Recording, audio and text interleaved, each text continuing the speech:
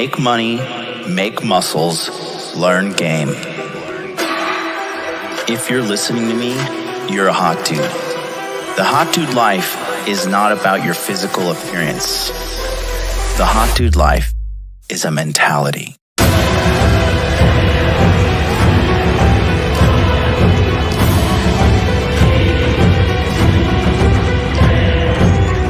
The Hot Dude Army is a global network, and the Hot Dude Army is everywhere.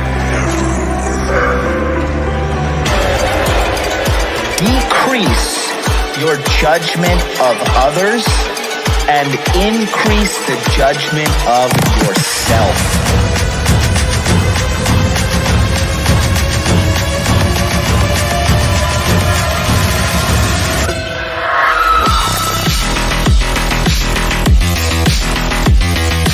So you belong to the streets, huh? 100%.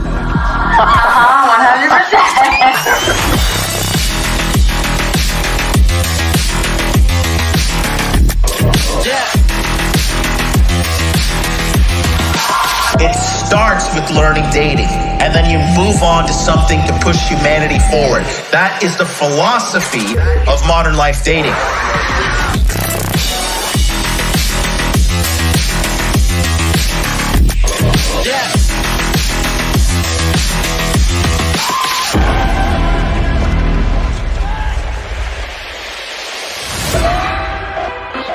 This is a textbook example of really good game.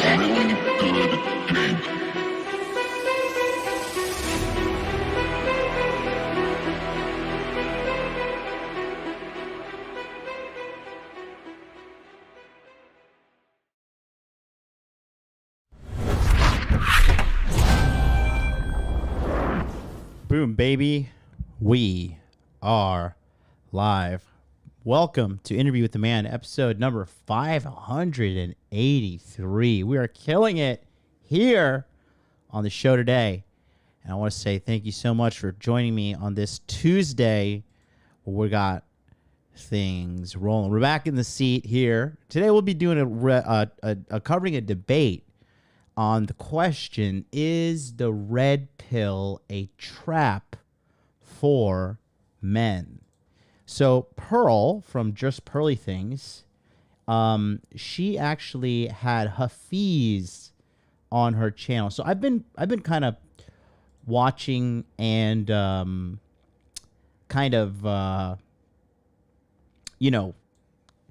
giving some objective criticism about Hafiz.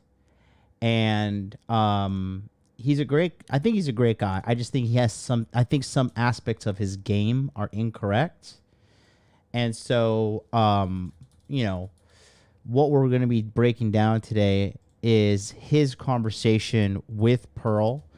And again, you guys, it's very clear what my message is, right? My message for guys is the core four: make money, make muscles, learn game, hold frame. Okay. We're going to be adjusting. Look at this thing. Look at this.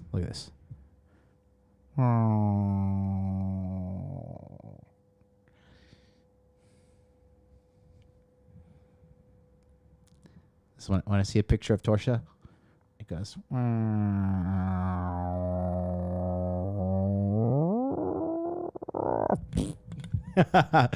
going to be fixing that here this week. I'm going to get a new microphone because honestly this arm is blocking frame and my message is blocked and it's driving me crazy. We're gonna get the stand mic here, and anyways, but yeah, we are gonna be talking about their perspective on things. So and let me know if you guys can hear me with the mic kind of not like, this is like perfectionist MLD, like this needs to be right here, one fist perfectly erect. My thing is this, right? So, I think Pearl and Allie get a lot of criticism for being like women in the red pill space, but it's like men are electing to watch them. They're not in here like, grifting for views and stuff like that. It's It's just they're putting out content and people are watching it. And that's capitalism. If you don't like it, I mean, you really just need to grow up. But my thing is this. I've had personal talks with Allie. And, you know, I watch what Pearl has to say. And the thing is, women are limited with their perspective on the male struggle. And women are very limited in what guys need to do to become the man that other women want to sleep with. That's where they're limited. And they're both young. I think Pearl's like 25, 26. Allie is 27, 28. So, you know, your boy MLD here, Top G MLD, on December 2nd, I'm going to be 37. So, you know, self-made, multi-million-dollar earner, global traveler, you know, 250 plus lay count. I think I've done a pretty decent job as a man so far because of the, you know, the aspects of money, muscles, game, frame, right? It's funny, man, because like as you get older, your perceptions of success kind of change and evolve. Like for me, to be honest with you guys, like even though, you know, I've made a few $1 million in my life, I have my mentor is worth like 9 figures. I text Andrew Tate weekly, and some of my other mentors like Brandon Carter, he's a multi-millionaire as well. And so in my mind, to be very honest with you guys, I'm going to be very honest. This is not me like faking or humble bragging or something, but like I really don't feel that special. I don't feel that rich. I don't feel that fantastic, right? In the sense of like being equal to like my colleague, because a lot of my mentors is I consistently surround myself mentally, because I'm obviously in Tokyo, but like mentally, and I have a mentor here locally, with people who are smarter than me and more financially successful than me. So I'm understanding like all the facets it takes to become a successful man. And I just think that by me becoming the actual high value man that women talk about, you know, I offer more value in that sense. And this is not a value off or whatever, but I'm just saying that I think for guys that watch female content creators, you got to be careful because they really don't fully understand the man side of things. They just don't get it, right? And so, oh, Allie's here. Hey, what's up, sweetheart? Yeah, so like I said, you know, and Allie and me are cool, man. Allie is like, I FaceTime Allie. I talk to her. Like, I've met her husband. He's like a cool guy. He's a very cool guy. And I don't like people easily, but I really like her husband. And, you know, I just think that the criticism that they are getting is unwarranted. Now, that being said, like, the criticism that I give Torsha, that's for sure, because Torsha is like a shit person in real life. Like, I've met her, I've sized her up, and I've watched her, and you know, she really doesn't. I mean, she's just Rollo's groupie, and Rollo is just keeping that around for God knows what. But anyways, long story short, we're just gonna go into today's video. This is gonna be a long breakdown, but there's a lot of value in this video, and actually, Allie was the one who recommended this video to me, and she said, you know, you gotta do a breakdown. And Allie always gives me really good recommendations. She's a really good YouTuber. She obviously has like 100,000 something subs. She's gone viral. So, you know, she never gives me bad recommendation. So, but I just think that the criticism they get is a little bit too unwarranted. So anyways, we're going to just jump right into it today. But it's just funny to see, like, you know, the girls getting part of this, because I said this in 2019, for you guys who have been watching since then. I said, it is inevitable that the red pill will go mainstream because the red pill is truth, okay? You can't keep lying. Like, that's, you guys don't get it. In the age of truth, we live in the age of truth now, where people are looking for truth now more than ever, okay? And actually, you know, funnily enough, I was just lurking on Twitter the other day, and Allie made a really good point. And she said, Men are leaving the West and going east to find women. Men from the East are not going west to find women. Like, there is clearly a America problem with women. And the reason for that is this. It's feminism. And not feminism in the sense like women's rights and blah, blah, blah.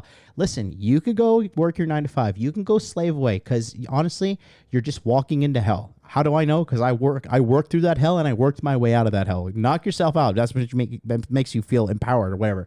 But it won't. So that's a phenomenon that a lot of people don't seem to realize. And the backbone of it is feminism. And then the other side is this too. Women are easier to manipulate and take their money from them in a sales sense, right? They're also easier to manipulate to take votes from them. And that's what has become. Women thought they were slaves, but now women actually are slaves. Women are deeply plugged into the matrix, and women are deeply unhappy now more than ever at any point in human history because they got tricked. They bought the lie. It's supposed to be the smartest sex, and you bought the lie. Who's really the smart one, right? I'm not going to turn this into like a woman bashing thing, but the corporate America, the marketing campaign people, and the politicians, they're all working together as with the banks. Who has the most debt in student loan debt? Women. Which, by the way, the student loan debt relief plan by Biden was just rejected by the Supreme Court, which is really funny. Who's the fattest people in human history? American women, right? Where is this body positivity campaign coming up with? It's started with Dove. Who's Dove's primary demographic? Women, right? They just came out with some data too. The largest voting bloc for the Democratic Party is unmarried single women. Does it all make sense, or do I sound like Alex Jones, huh? Oh no, don't listen to the guy. Don't listen to the guy wearing his beanie indoors. Somebody said Tim Pool. Let me say something. Tim Pool does not wear $1,000 Louis Vuitton beanie. I'm just saying, okay? I'm just saying. Anyways, I feel like I look good today. No, I look good every day. But anyways, let's go into it today. Shall we? Let's just get a breakdown. Shout out to all my members in the chat. Shout out to Tracy Douglas. What is up? Shout out to my little friend who I love just when she sends me messages. Milagros. God bless you, sweetie.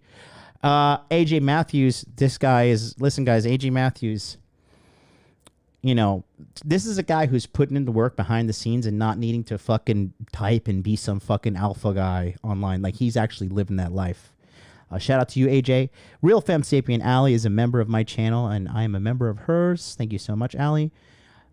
She says, no, it sounds rough, but when my husband tells me about his 20s, brutal, but I'm glad I didn't have to do all that. Yeah, we gotta, you know, it's funny too, because I was at like this university party on, I got invited. I have a student here in Tokyo. He's a good kid. And he's like, hey, do you want to like come out to this college party? He's like, it's in this private location and there's like 200 people here and like all the girls are 20 to 25. I was like, I guess I'll go. And it was so funny because I put on a jacket when I went there because I just wanted to look good. I had a Prada undershirt on, like just a white crew shirt, V-neck. Love their V-necks. Love Prada shirts. Honestly, they fit so well. I like I'm leaning towards the Italian designers lately.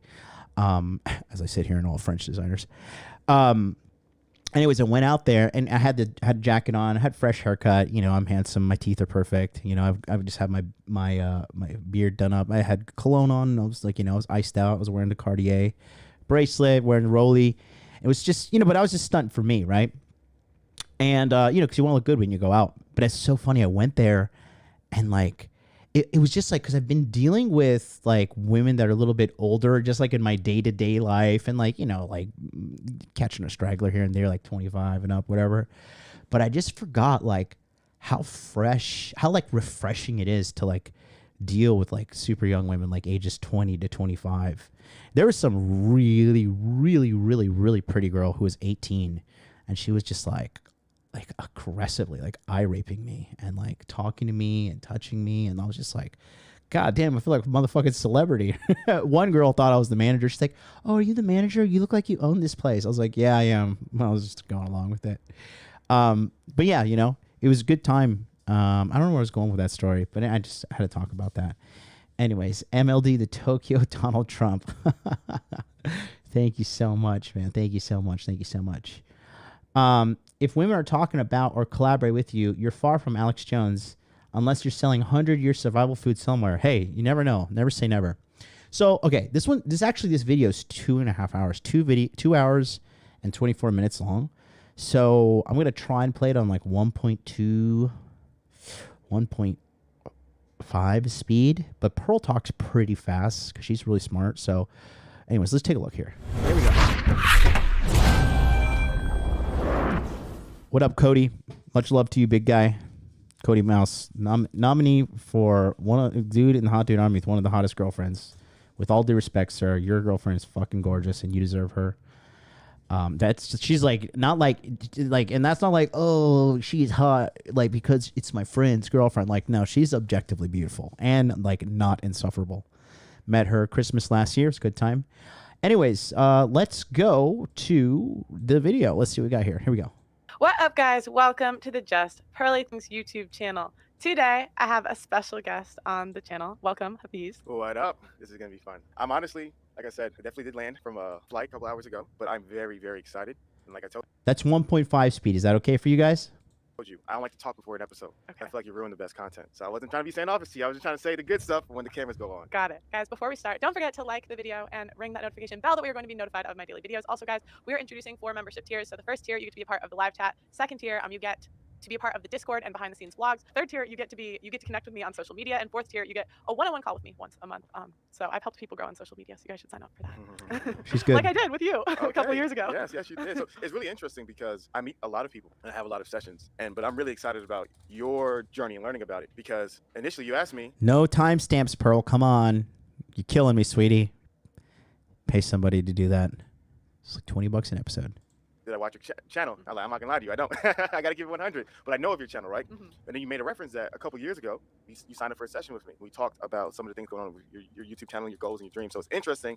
I think it's like what 2-3 years later. Yeah, I think it's like 2 years ago. Yeah, roughly. 2 years. Yeah, about 2020. Yeah, around that period of time. So I think it's really interesting to see where you've grown, what you believe, and how does that flesh out into the world today. Yeah, because at the time you guys were one of the only like reasonably priced like consultations. So I was like, oh, I gotta sign up for that. Back in those days. So to start, could you tell them a little bit about your channel? Cool. Yeah. So my name is Hafiz. I started a YouTube channel with four of my good friends called the Roommates back in 2016.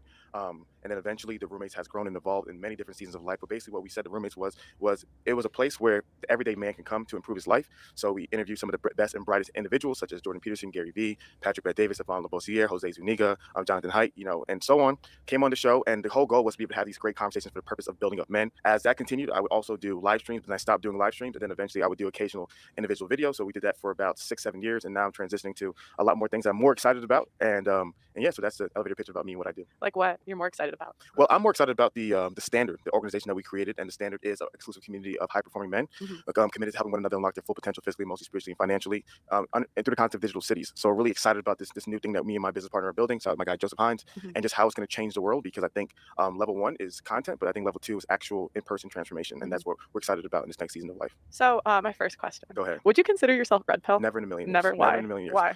I think to me, first and foremost, I think I don't subscribe to any man-made ideology. Okay. Because I think a lot of these He's leaning right into the Jesus talk. Let's go. ideologies put you in a box. So I do subscribe to religion, and people can argue whether that's man-made or not. That's going to be a great conversation, great debate. You get a guy like Sam Harris and Jordan Peterson had a great debate about that. But in regards to man-made ideologies, I don't really subscribe to them as much. And I don't like to identify myself with something that somebody else has conjured up with their own personal opinion. And so I think in regards to the red pill is a very interesting space, a lot of interesting characters there. And I think the biggest challenge to me is the phrase that they use is that all we're doing is trying to share the truth about fill in the blank, right? And to me, it's very, very arrogant as a human being to say, I myself am the orator of the truth. I know the truth. My studies are the accurate studies. My ideas are the accurate ideas. I am the only individual who knows these things. And so to me, that ideology seems very cult-like, in my opinion. If you believe in them, they give you praise words like, oh, yo, you're red-pilled, you're an alpha male, right? And if you disagree with them, they give you the curse words, right? You are blue-pilled, you are a beta male, right? Are you talking about like the comments section? I'm just talking about the idea of the philosophy, right? So the people who subscribe to the worldview are red-pill individuals, right? Their minds have been opened up to the truth, right? The people who disagree with their ideas are considered blue-pill, right? You have rejected the truth, i.e. the Matrix, right? The guy in the Matrix, he said, I want to go back in the machine, even though I know it, I want to go back in the machine. So to me, that seems very cult-like in regards to the ideology. And so there's a lot of different reasons why I don't subscribe to it. I mean, isn't Christianity a cult, like by definition? I think I'm right. But those are the few things. I just cannot hold myself to an ideology that a certain individual or individuals are communicating without understanding the fullness of those ideas. Yeah, because they would say it's a praxeology. Oh, Carlos says Hafiz is gay. No, I don't think Hafiz is gay. Not an ideology. Yeah, it's very easy to use words like that, but then you break down what does that mean? Yeah, so my question to you is like, what specifically do you disagree with? Great question. So when people say things like, okay, we're not an ideology, we're praxeology, right? You have to ask yourself, are you teaching any ideas? Like, is there any principles that your belief system is teaching? Because every human being's belief system teaches an ideas, right? And so for me, when I see that there are certain ideas and premises that are being taught, therefore you cannot simply say we are not an ideology. There's no ideals that represent the things that we believe. And so an example of what are some of the things I disagree with, I think I primarily disagree with a lot of times the descriptions of marriage and just how they analyze and describe marriage in today's world. I think I disagree with the analysis of male-female nature. I think if you were to read a book like The Evolution of Desire by Dr. David Buss, he's a world-leading expert on human evolutionary psychology in regards to mating, and he's fantastic. Buss School of Psychology is amazing. And you actually read a person who's like a world-renowned expert on this topic, and you hear about all the nuance. And I love Dr. Buss because Dr. Buss understands the nuance and the cross-cultural studies and so much data. And you were to read some of the more red pill, doctrinal books, you'll be like, wow, like it's literally like reading Dr. Seuss and reading something like Hamlet. It's like night and day difference. And so to me, I think I acknowledge that a lot of their ideas are truthful, like any ideology, right? Or whatever the heck word they're using nowadays to convince people that's not ideology. Yes, those things there's truthfulness in it, but there's a whole lot of lies and a whole lot of information that is not statistically accurate. And that's why I've always recommended people to read books like The Evolution of Desire by Dr. David Buss, and then simply read whatever red pill literature that you want and juxtapose those two ideas, and you'd be extremely astonished at the differences. Well, it's just because everything you're saying is very broad. Yeah. So you even said like their teachings on marriage, because like from my understanding of red pill is that they're not anti-marriage or pro-marriage, they're anti-marriage as it is today and the way the laws are today. And do you disagree with that? We're not anti-marriage as men, okay? Not as red pill. I'm not part of the red pill community. I am my community. I am part of the money muscles game frame community, okay? I will shame you if you're not working to make yourself a better man. That's my cult. You want to put me in a cult? I'm in the cult of money muscles game frame, okay? And yeah, I just from my perspective, I always say it. I do think that marriage, in the sense of a man eventually finding a girl and settling down, is the right way. Okay? That is what I believe in. Okay? Finding a good woman and settling down. It's a lie that you're gonna be infinite. Oh, excuse me. It's a lie that you're going to be infinite alpha and always picking up girls and always doing, getting hot young girls at all times and stuff. No, dude, that's not real.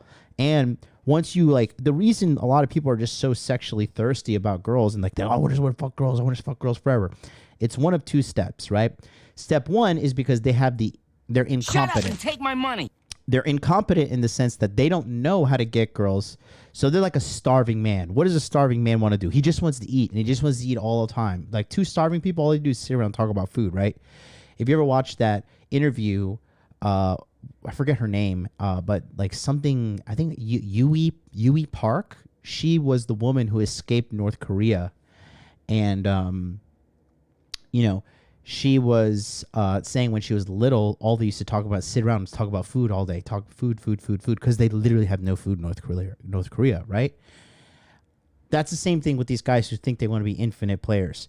People who propagate this kind of lifestyle behind the scenes, I know a lot of these people. A lot of these people are addicted to drugs. A lot of these people have mental illnesses.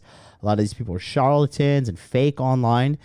They're women that they attract to, that they're like, oh, I'm going to be a player forever. But like, you're dating some 45-year-old grandma. Like, what, dude, like, whip out the wheelchair and let's go to fucking Golden Corral for the senior discount. What are you talking about? There's incongruency there. And it's not the way. I'm telling you guys, I have slept with 250 plus women. I have been with women all around the world. I am literally an international multi-million-dollar playboy. And I'm telling you, at the end of the day, all that womanizing, all that shit ain't worth nothing if you go home to an empty house with no one to love you. Okay? That's true. And It's a lie. This infinite alpha. I'm going to be a player forever. I'm just going to keep, and I'm going to keep. No, dude, it doesn't work out like that. And you're going to waste your life. Because a lot of these guys in their later 40s and shit like that, right? The thing is this. These dudes' lives are not together. They don't have their money together. They're still making fucking fuck all money. You know, they still have to like worry about like something's cost. Bro, when I walk into Louis Vuitton and I'm feeling something, I'm just buying and put my card down. Yeah, I'm the fucking man. You know why? Because I've made myself a man that doesn't really need to look at prices when I shop like that. Okay? Look at that. Mark, my man Mark is in the house. Mark, I hope you saw my videos of me hitting the aqua bag today on Instagram. Go ahead and give me some feedback, Mark, because you're a killer yourself. This is a great guy. This is a gentleman in his early 60s. Looks fantastic. Looks like he's in his fucking 40s. And he says, this is true. I've been there. You realize all the women you've had never really had anything. Yeah. You know, it's better, in my opinion, to get the womanizing out of your life, go through what I call the red pill gluttony stage, fuck all the girls, get it all out of your system, but eventually it does get bored. Like for me, I really am bored. A girl, the only thing that really, really, really excites me these days, and when I see a particularly beautiful woman to my standards, okay, and I'm very particular. If her girl's like hairline starts back too far, I'm like, ugh, get this fucking Klingon away from me. All right, like I'm very particular with what I like. I like girls with thick lips, not too thick, but definitely no little, pencil thin lips. Okay, I don't like girls with jiggly arms. I don't like girls with small boobs. Okay, I have a very particular body type that I like, but when I find it, I'm like, damn, I like this. But it's so few and far between that's the only thing that can really like arouse me to go and chase the chick, because I got it out of my system straight up. Okay, so that's the thing. I do think that when it comes to marriage, I think marriage is a good thing, but I think the marriage contract in a legal sense is a bad thing. I think a man should get with a woman. If he wants to have kids, have a family, because that's why America is in shambles, because families are in shambles. Why are families in shambles? No-fault divorce. Who put the no-fault divorce together? I don't know. Maybe you should look it up. Maybe you should look up what kind of people made no-fault divorce a thing. Think about who is truly running the divorce industry. $1 billion industry. Okay? Meanwhile, the bedrock of America's foundation is being eroded away. Because you have no families, you have no nation. Okay? Now, am I saying like, oh, just man up and get married, man up, blah, blah, blah. No, I'm not saying that. But you need to protect yourself legally, know the laws, and work your way around it, or you're going to be a victim and suffer, period. So I'm gonna give you an example, and I'm excited because I'm really excited about the way you're processing this. Yeah. So let's go into marriage. So here's a fundamental challenge. Okay. So red pill is very broad. Okay. Very broad, right? Really? I don't think so, actually. You don't think so? No. So do you think a person like Alpha Male Strategies teaches the same exact ideas as Coach Greg Adams? I know more. Coach Greg Adams is a little. Alpha Male Strategies is an alpha male, an actual real life alpha male. Coach Greg Adams is just a regular guy. Period. So no, they don't even fucking, comparing those two is like comparing men's basketball to women's basketball. More about Alpha Male Strategies than Coach Greg Adams. I haven't watched a lot of Coach Greg. AMS, he's like, the fuck these hoes to sleep. Yeah, but he's evolved. That's old school AMS. I don't know.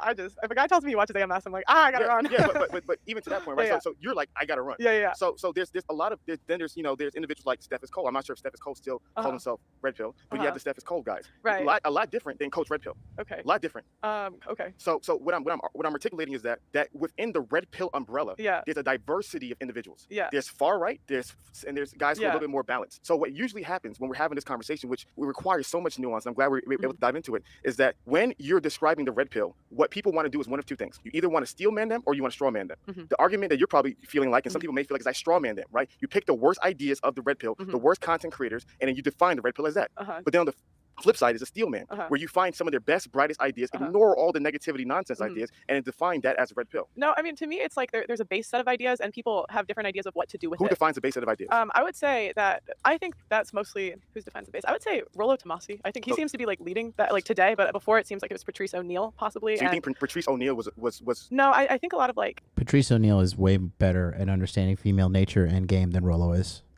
And that's not like me taking a shot at Rollo or whatever, but you can't even compare the two. Rollo was picking up chicks in the fucking 80s, guys. Okay? Women evolve. The game evolves. Women in the 80s, 90s, 70s, it's fucking easy. Because they were normal. They weren't fucking mentally diseased. But Rollo has the most reach with his book, and the majority dudes are painfully fucking blue-pilled. So when they read his book, for me, reading his book, I fell asleep because I couldn't even finish it because I was just like, I already know all this shit. This is fucking boring. But I guess like for that, I'm me. You know, I'm obviously a fucking outlier towards the side of excellence compared to the average guy, right? I'm on the far right of the bell curve when the majority of people are in the middle or far left, right?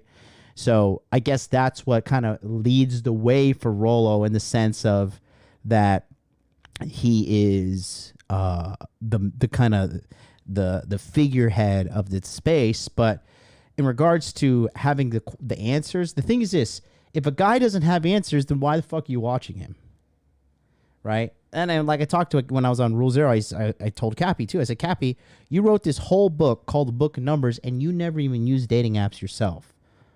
You know, that's like a man writing a book on his experiences or of his perceptions and understanding of pregnancy, and he's never been pregnant himself. Just kind of like where it makes no logical sense. But hey, here we are.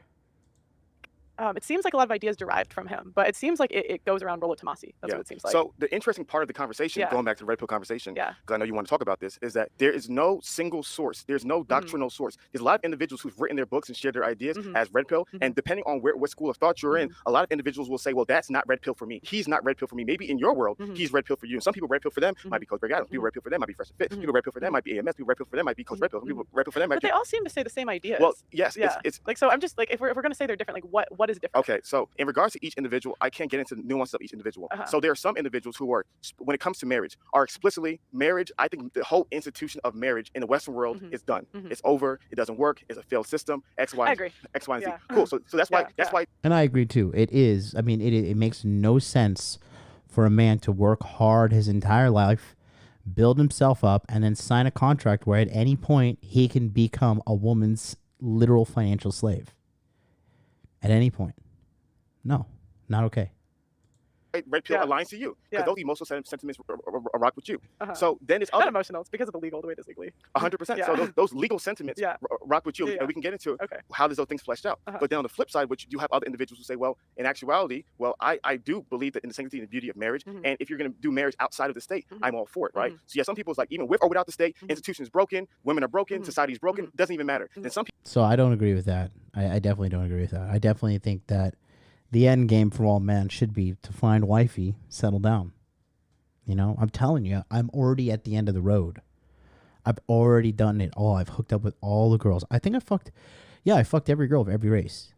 Black, white, Spanish, Asian, Indian. Done it all. Not every country, but definitely every race.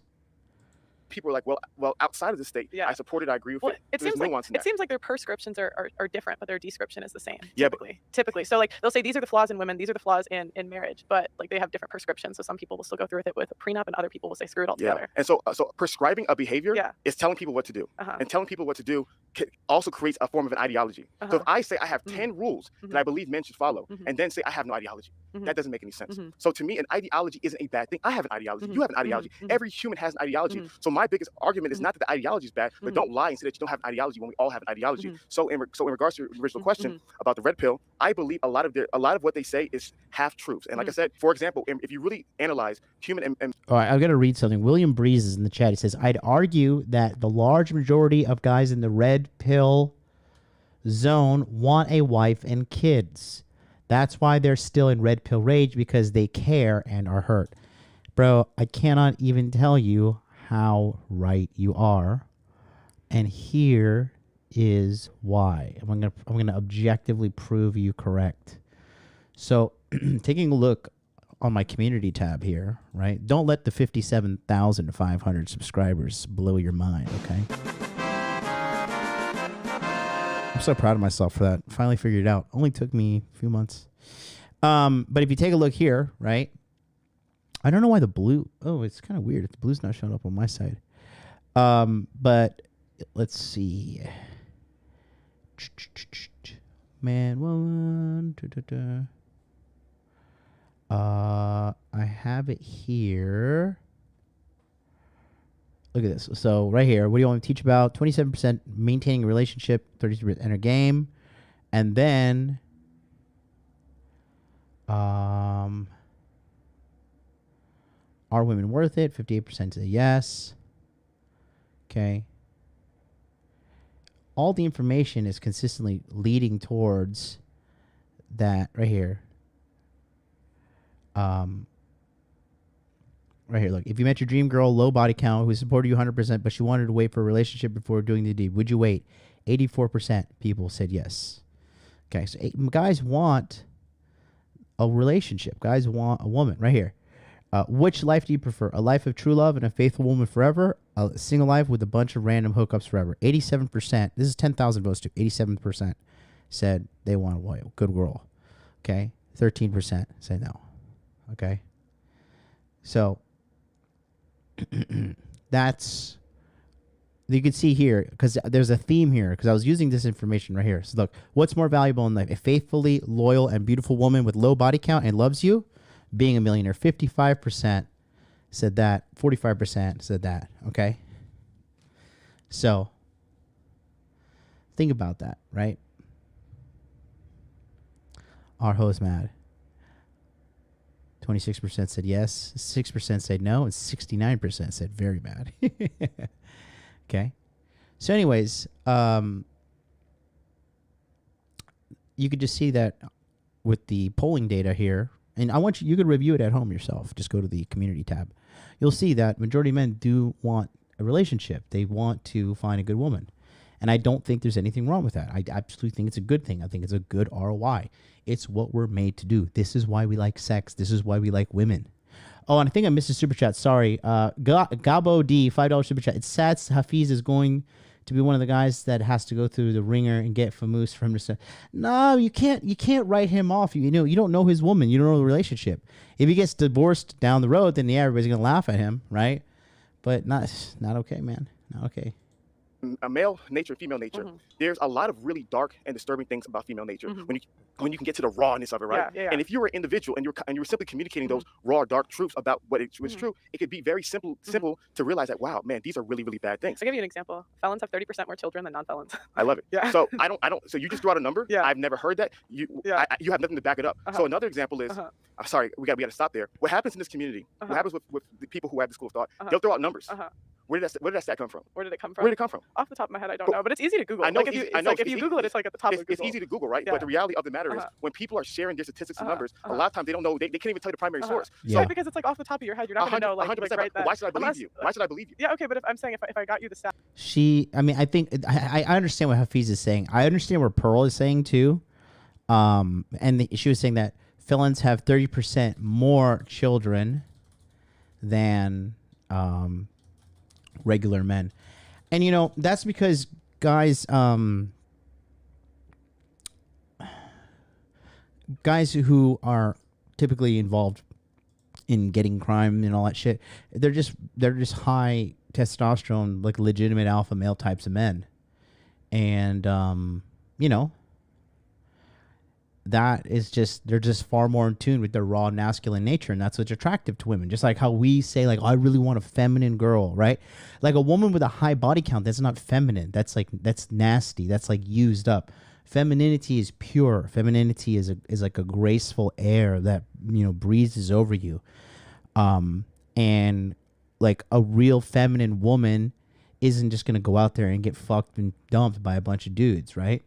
So we guys naturally want a more feminine woman. And it's the same thing for women. Women want a raw, masculine male. And that's exactly what's happening here. I could look it up now. I know you can look. You can take the time. You can pause the episode. You can look it up. But my point is that a lot of times in this community, they'll throw statistics and data at you. You're not privy to statistics and data. Some of it is true. Some of it is false. Right. That can go into some of the truths and false as well. And so because you're not able to simply look things up, you're in a conversation where you're like, okay, I'm gonna give this person the benefit of the doubt. But if the data is simply skewed by sheer numbers, it can totally dispel whether this person's communicating the truth or not. Yeah, but it's easy to just like Google it. I know, but what I'm saying is, listen carefully. If you and I are having a podcast conversation and you have 15 data points that justify your worldview, but you don't know the source, you know the primary, secondary source, we could stop this episode, and every time you pull up numbers, we could look at it. You can look them up. You can pull them up. You can show it to me. But that's going to take too long. So usually in conversations like this, you're not able to do so. So therefore, what you're forced to do in these conversations is whenever someone gives you a statistic, the individual's called to believe it. And I've seen that happen myself because I'm a data person as well. You've consumed my content, so you know some of it. I'm a data person myself. So when I share data, there's times where I'm like, oh well, that number was wrong. But because we're in the middle of a conversation, people simply believe me. And so to me, which is fine. Then you just update it. I know, but in the midst of the conversation, when we're having these conversations and when we're sharing all these data, a lot of people will spew data and numbers that they don't even, it could be truly false. I understand. Sometimes misinformation happens. 100%. And it's not perfect. I'm not saying you're trying to deceive me, but what I'm saying is that there has to be a level of accountability when we're saying this is the truth. So for one of the things that I've been improving on in regards to my speech is that if I share a number, if I really don't know the primary source or I'm not willing to pull it up immediately, right, I'll say, well, you know, I think this is the number, or I'm not sure this is the number. But what happens is when you say 110%, this is true. The divorce rate in America is 50%. It is true. And then you share these explicit narrative, and then when you simply analyze them and break them down, you realize that's not the case. Yeah, but then you switch it. But I don't think it's wrong to just say a number. It's nothing wrong. And then I look it up and it's right. Like I've looked that up before. But that's not what I think. You're getting lost. You're getting lost in the specific point. I'm talking about the meta point. The meta point is that when people are communicating statistics, the audience is totally dependent upon the orator. And if that person says, I am the bearer of the truth, a lot of times in the midst of a conversation, a lot of people communicate numbers that may or may not be true. So my biggest thing is that when a lot of these individuals are communicating numbers, I'm the kind of person where I'm like, hey, let's stop, let's analyze them, and let's see whether they're true or not. Is there a common? So, and I think the thing with Hafiz, I don't know how old he is. Does anybody know how old Hafiz is? This is the biggest problem with him right here. He doesn't understand the real truth right here. Okay. Hafiz, how the hell did that happen? Hafiz doesn't get it that like this. Okay. He's up here for sure. He's up here, and the average person and the average red pill creator is probably somewhere over here in their thought system, right? And he's trying. He wants some sort of like, how can I say? I guess he wants some kind of auditing happening, but the thing is, it's not going to happen, and that's why, like, for me, like, okay, I have gone through this kind of stage that Hafiz is in, this frustration state, because he's a purist and he does have a good heart and he does mean well. That's for sure. But he has to embrace the reality that, again, like, guys, this is the piece of data that has truly changed my life in recent history. I just got to bring it up here again. This is real. Literally 50% of people are fucking morons. They are fucking idiots. They're mouth-breathing morons. They're having children. They're driving cars. They're operating forklifts. And they're like the gremlins. They're out to ruin your life sooner than later. Okay? So I am okay being here. I have been completely okay with residing here. And I reside here financially, right? I'm in beyond top 1%. Right, intellectually, my last time I took an IQ, I was 127. So technically, I'm part of this 14%. But if you factor in my EQ and all my fucking street smarts, bro, I'm a motherfucking genius, right? And I used to get frustrated because people didn't see the world the same way as me. But then I realized it's a gift because I have an advantage. Like when I tell people to help me do things, and these people are like, they give up, or they like try for like a week or 2 weeks, and then they ghost and they disappear. And I'm like, what about this fucking thing I told you I need help with that you promised me you'd help me out with? Oh, well, I was posting on Instagram and So you have accepted the truth. So again, he just needs to embrace that. Now, I don't know if it's because my YouTube show sucks, or like I'm just a shitty live stream person or whatever, right? But my kind of long form content here my thinking is that like it's never really going to amass a super large audience, and that could, I mean, theoretically that is broken thinking, right? But the reality is, because I tell guys to do the hard thing. I tell these guys, make money, make muscles, learn game, hold frame. Dude, it is hard, guys. It is hard to do this shit. It is hard. Okay? But the other alternative in this life is suffering. So what's your choice going to be? You know what I mean?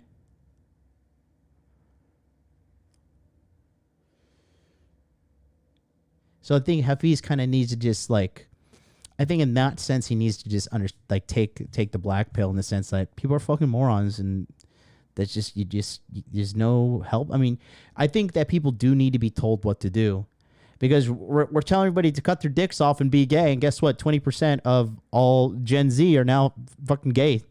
There's some kind of homosexual, queer, non-binary, transgender, fucking LMNOP, whatever the hell they are, right? Back in my day, we had two genders, man and woman, right? But the same way, people are sheep. We've all realized that due to the recent corona pandemic, right? So why don't we just tell people to do better? Why don't we just tell people focus on health and fitness and, you know, doing right things? Oh, because the people in charge are fucking sick and they don't want an empowered community. So you got to let the people, you got to let the weaklings, the betas, the blue pill people, you got to let them just walk off the fucking cliff. You know, let them, like I tell people, don't save anybody. Save yourself. You want to save people? Save yourself. Okay? Period. Thank you, Milagros. The darkest night says, life is suffering. I know. Life is suffering. There is no God, and then you're going to die and disappear into eternal black death forever. It's going to happen too. You can't avoid it. And your mom and dad are going to die first.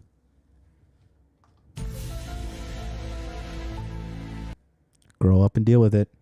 Talking point that isn't true that you're thinking of? I think one of the biggest conversations that is not discussed is how marriage has changed from the 90s till today. Okay, go on. If you look up the divorce rates, divorce rates have been decreasing from the 1990s until today. There's a lot of different studies and a lot of different analyzations. Go on. A lot of different. So are you listening or are you trying to talk?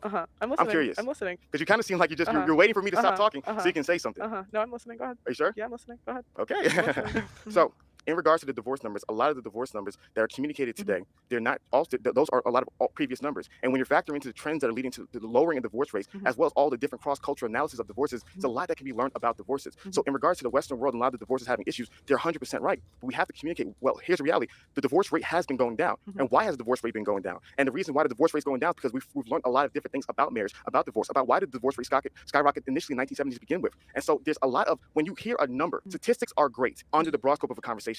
But when you're really trying to dive deeper into what's going on in today's society, statistics tell you a story, right? So once you understand the story behind the number, then you can understand why the number is practical. So in my question is, so one of the biggest things that we've worked on is that if we're going to give a number, we want to also tell the story behind the number and how is that beneficial to improving the lives of people today. And so to me, that's one of my different points of view, is that if you're simply holding on to any worldview and the worldview is communicating certain things that may or not be true or may not be painting the whole picture, is this for the purpose of benefiting society or is it for the purpose of perpetuating a narrative? Wouldn't you say that the divorce rate's going down because people aren't getting married as much? So think about it right this. Let's talk about divorce rate is by percentage. So let's do some numbers, because you seem like a very analytical girl. Let's talk about some numbers. So if the system of marriage is broken, right, and 1,000 people get married. Oh, I see. The rate would still be. I see. Okay. I see. So let's do it for the people, right? Remember, the red pill argument is the system is broken. So that means anyone who engages in this institution, whether or not you do it, it's broken. It's not going to work. It's going to lead to a 50% divorce rate. So if 1,000 people get married, therefore it should be 50% divorce rate. But then if 900 people get divorced, and 10 years later, instead of the 1,000 10 years ago, now 900 people get married, and that divorce rate is 40,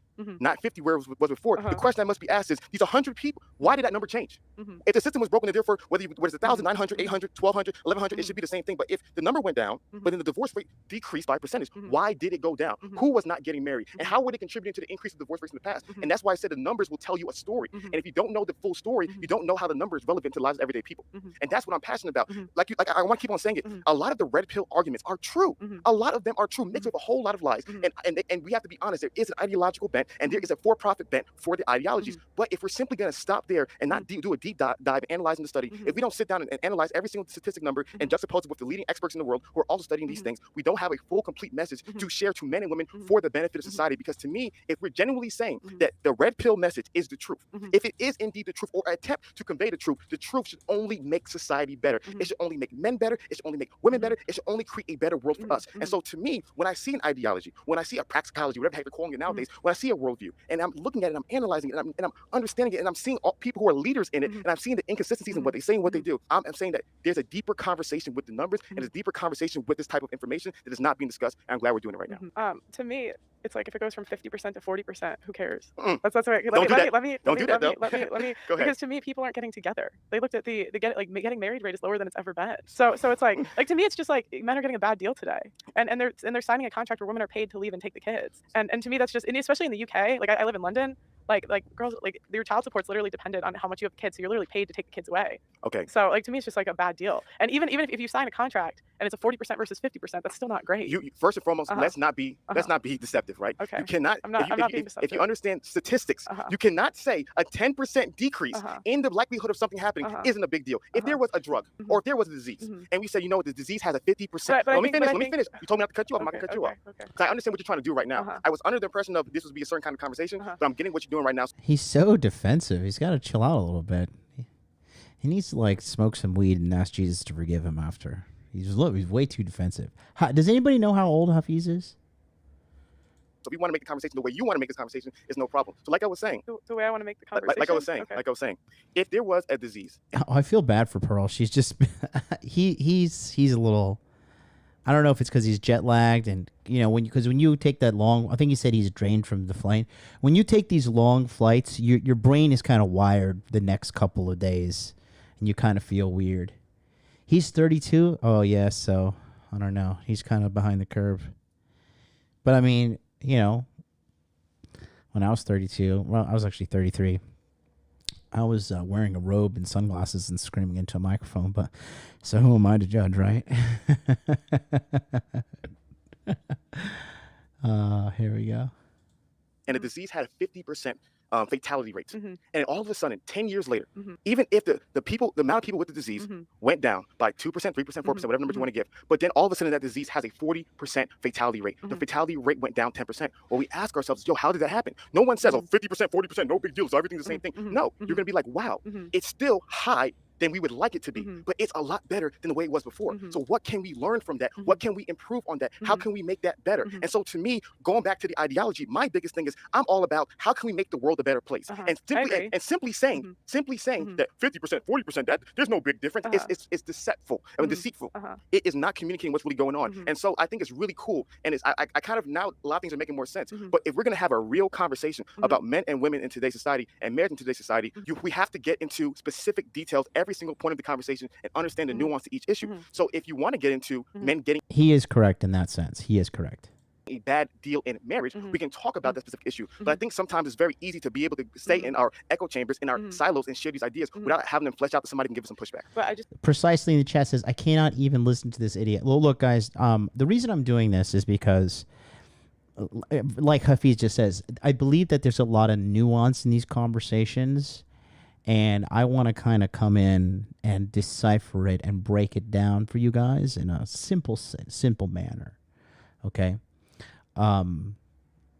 Because it's important. Because remember, my channel is an education channel, and I want you guys to learn, okay? You know what my biggest problem with this business is? It's customer retention, and you know it's why? Is because I cure people, I heal people, I heal them, and they move on. And they get out and they go and have a happy life. They go out and sleep with a bunch of women. They make a bunch of money and they don't come back. And I don't want them to come back. Go out there. I did my job. Go, I'm happy. This is a solution-oriented channel and a solution-oriented business I'm running here. A lot of these people want to keep you in the ringer, keep you in. Oh, I gotta just buy the next boot camp, buy this next that, right? And it's my biggest problem as a business is customer retention. But is that really a problem? I don't care. I go to sleep with a clear conscience every night, knowing that I'm not doing anything wrong. I'm not doing anybody dirty. I'm not costing people millions of dollars. I'm not fucking being unethical or lacking integrity. I'm 1,000% a good person. So I know that. And I think, you know, I think Hafiz's heart is right. I would love to talk to the guy. I gotta shoot him an invitation to come on over. Just think like you're missing the point. Like the point is that the laws don't favor men today. Like the point is it 50% or 40%? That's not the point. The point is that like right now it's a contract that women are paid to leave. And so if she's like, that's it. Just right there. Like solid W. Right there. Boom. She's right. She's 1,000% right. Here's how you change the situation today. Legalize prostitution in America and fucking get rid of these shitty ass divorce laws. Every woman, okay? I'm telling you this, bro. Every woman feels safe knowing that she could fucking divorce her man. Even if she's feeling like, you know, in that kind of, I want to flip the fucking chessboard kind of moment. They all feel safe in the sense that, well, you know what? Worst comes to worst, I can divorce him. I can divorce him and get financed for the whole thing. They know they already won. They know it's a solid W. And bad women, corrupt women, evil women, which, again, going back to this, like, guess what, guys? This applies to women, too. Women are on this bell curve, and 50% of women are fucking morons.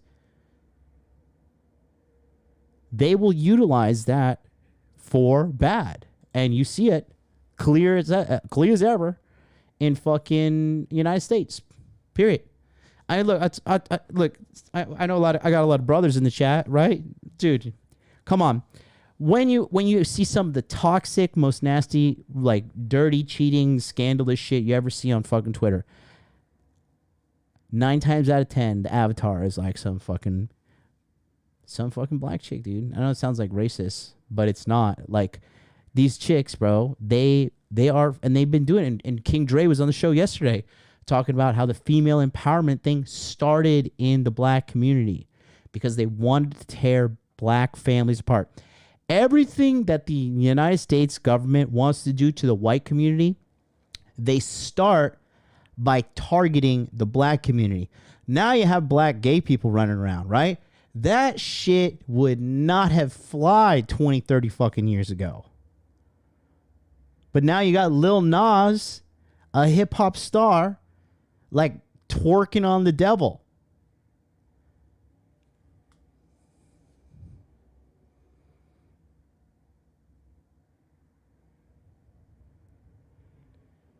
Look, and my brothers in the chat, you know, are right there.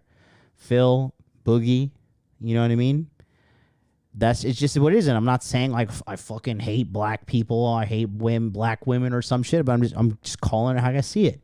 And Pearl is right. There are women that will use the system for their advantage. And I don't care if they pretend to be a good girl or whatever. Every woman considers that as a safety option in their mind, no matter what. And you're not going to tell me otherwise. I have too much life experience to know that, right? Honestly speaking, bro, women need to be protected from themselves and giving them giving them the upper hand in society. Yeah, let me know how's it working out for you guys. How's that working out in America? If that's the way the laws are set up, I understand why men are walking away. Like, I understand why they wouldn't push marriage. So here's the deal. So let's play your game. I love to play your. No, see, he's clearly wrong here, and he's like doesn't even acknowledge it. So let's go. I'm digging the Miami Dolphins teal suit though. I like that. Game. I'm not trying to like. It's not. I'm sorry. Okay. I'm playing. I'm having fun. Okay. Oh, wait, you're content creator. We're having fun. We're having fun. What's wrong with him? He's kind of acting really weird, actually. This is like Choto KY, man. Like Japanese call this like a guy who can't read the air. This is so, and I'm not attacking this guy, but in my opinion, Hafiz is definitely not an alpha male, in the sense like he's just too. He's too emotional. He's too caught up in his feelings and shit. And honestly, that kind of person, you know, they're easy to dupe into believing in Jesus as well. So, yeah. Fine, come on. Are we good? Yeah, we're okay, good. we're having fun. Game is just a word. Okay, We're having fun. Guys, we're having fun. This is content. We have lights. We have people here. We're having a good time. Yeah. Don't take anything personal. Yeah. Some of the pepper soup might be too spicy. We're just having fun. No, I know. Go ahead. Cool. So let's play your game. Okay. Let's say the system is all the way effed up. Yeah. Men are getting screwed left and right. What do we do now? I think you change the laws. Like, honestly, actually, I'd like to run for an office someday. I'd like to actually try to change the laws. I love what you just said. Yeah. I love what you just said. My question to you, you're very smart. When we said we should change the laws, Yeah. how many people are getting into law? How many people are doing content to be able to change the laws? Or versus how many people are doing content simply complaining about the laws, in your personal opinion? All feelings, no facts. Shout out to Andrew Schultz. What % of people are actually trying to change the laws? Versus people complaining about the laws. All feelings, no facts. No, there's no analytics. There's no logical data for this. I know. I don't know. I've met a lot of men's rights activists. They actually have a really. Have you ever talked to that community at all? Yeah, of course. I've seen the Red Pill documentary. No, familiar with... not even that. Like, they have whole groups. I don't know. Like, that's my. You couldn't take. You're a smart woman. You have no educated guess in the world. I don't think you're gonna like my answer. No, I know. I feel like there really aren't that many content creators in the red pill space. Like, I think it's a generally small space on YouTube. So if I had to guess, there's probably more lawyers trying to change the laws. Okay. So or like lawyers that like defend men and that sort of thing. I love it. Yeah. I love it. There's more lawyers. Yeah. My biggest thing is, let's say the laws are broken. Does he know the answer though? So just so you guys know, this is I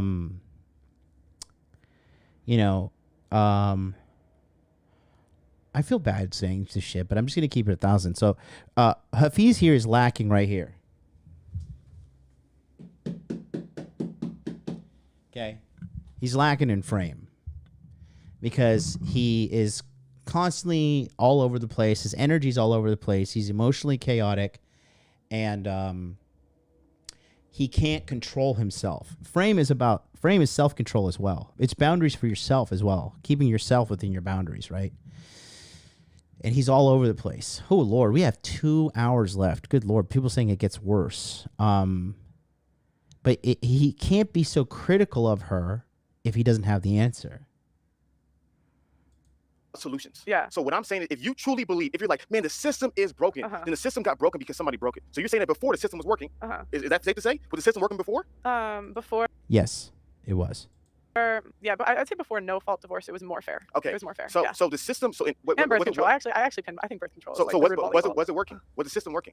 Yes. It was more fair before, I would say. Okay. So she said it was working before. Said it was more fair. Was it working? If it's broken now, it must have been working before. Yeah, it would. Or was it always broken? It would seem like that. Yes. I'm asking you the right question. Was it broken? If you're telling me right now it's broken, those are your words. You said the system is broken right now. So therefore, if the toy was broken today, does that mean the toy was not broken yesterday? Well, because what I'm thinking is there's like multiple points that I would pinpoint that started to like cause the decline of relationships in the West. So it's like you could say no fault divorce, but like then I would also argue that birth control contributed. I would argue like that the beginning of feminism. I don't believe in like first wave, second wave, third wave. Like I think there's multiple things, but I would say before it was more fair. Does that make sense? Okay, so we'll stay in your lane. Yeah. I love what you brought up because no fault divorce in 1970s changed everything. Yeah. I keep on forgetting the name of the birth control. It's Envoyed in 1950s. I forgot the name of the first birth control in 1950s. It changed the whole entire game, right? But you primarily said the system today is broken to not benefit men. Yeah. Right. Yes. And so. So my argument is that if you had a community of guys who are investing all their money, all their energy, we're getting into law, we're supporting these people, we're putting these people on our platform, and we're putting these champions who are going to go into Congress and going to go into the local places. That's a good idea. You should do that. No, let's stop. Let's stop right here. Yeah. You said it was a good idea, right? Yeah. Why aren't those people doing it? Because you're the one who told me they believe the system is broken. That's what you told me. So therefore, if they believe it's broken, why are they not doing everything in their power to fix the system? Well, I think from their point of view, it's more powerful for men to walk away because like women need an incentive for the laws to change. Okay. So if men walk away from relationships, I mean, I could think of like 10 girls off the top of my head that are mad because they won't get a ring. Okay. You know. So here's the reality. Yeah. Do you really believe? Do you like? I'm talking about solutions here. Yeah. So you're saying the better solution is for men to walk away from relationship. That's a better solution for society. No, that's not my point of view. I said I think that's a lot of their point of view. But you know red pill more than I do. You're the one that teaching me earlier. I'm saying that's their point of view. Who's there? I would say that's like the MGTOW group. Okay, the MGTOW. Yeah, the MGTOW. So do you believe that's a good solution? Do I believe that's a good solution? It could be. I don't know. I'm not claiming I have all the answers. Of course you don't. So they're both all over the place. Like he's making her answer a question that he didn't even ask. She said the way to fix it all is to change the divorce laws. I would love to talk to this guy. I want to try to get him on the channel. Would you guys watch that? I would watch it. You don't have an answer. Just talk. So I have a couple solutions. I have a couple ideas. I'll tell you. I'll tell you. The first idea I have, I'm going to start a wife school. I love it. Yeah, so we're going to turn 304s into wives. Let's stop. That's my first idea. Can we stop right there? Okay. You want to go through all the ideas? No. You asked me. I'll tell you. I want to talk about that one. Don't forget that one. I want to talk to you about that one. Yeah, I got you. I got you. My second idea is I'd like to run for an office someday because I feel like in order the laws to change for men, women have to do it. So if this was Pearl's world, I'd get rid of birth control. I'd ban it, but that'll never happen. A lot of men won't like that. A lot of the men, that's my guy right here. He said, hell no. He said, don't get rid of that, baby. Yeah, if this is Pearl's world, I'd ban birth control. I think that's the root of all evil. And I'd actually go further. I'd go further. Go ahead. I'm kind of extreme. Say it. I don't think women should know. Huh? I don't think women should vote. Lord Jesus, keep on going. No, women, you can't vote. No birth control. Keep it going. I know, because it's always freedom without responsibility. And I so, love like, it. the Women reason should not vote. Pearly said it herself. I'll tell you why, though. I'll tell you why. Because it's freedom without responsibility. And before this. women, like I believe in consequences for your decision. So the men know if they vote someone batshit crazy into power, you guys get drafted. We don't. Women decide elections. We're 55% of the population. I think if we want to vote, equally draft us. Y'all want equality. And personally, I don't want to get drafted, so I'll be in the kitchen. She said, "Women, no voting." Let's go. I want more solutions. Keep it going. Yeah. This is my world. That'll never happen though. Keep it going. I love this. Yeah, that's it. That's all I got. Okay, so you want to start with wife school? Let's start with wife school. Man, we've gotten so deep in the conversation. I'm really excited. I hope we have a lot of time today because I really want to dive into everything that you want to go to. Yeah. I'm being honest with you, bro. Here is my only criticism of female content creators such as yourself. Okay. If I'm being 100% honest with you, I don't want to ever say anything behind your back, which I won't say to your face. I feel like you guys are pandering. I feel like you guys are pandering to a certain community of men who freaking it's Pornhub, OnlyFans, red pill female content creators are all that gets them going. That gets them excited, right? So it's not pandering. It's no, he doesn't know what he's talking about. Look, dude, bro. Okay. Let's just see this real quick, and I'm going to dispel him right now. 30 seconds on the clock. What is the fastest growing red pill channel on YouTube right now? I'm asking you guys in the chat. 30 seconds on the clock. Let's go. Let's see. Let's get a little interaction going on. Who do you think is the fastest growing YouTube channel for red pill content creator? Okay. We got Fresh and Fit.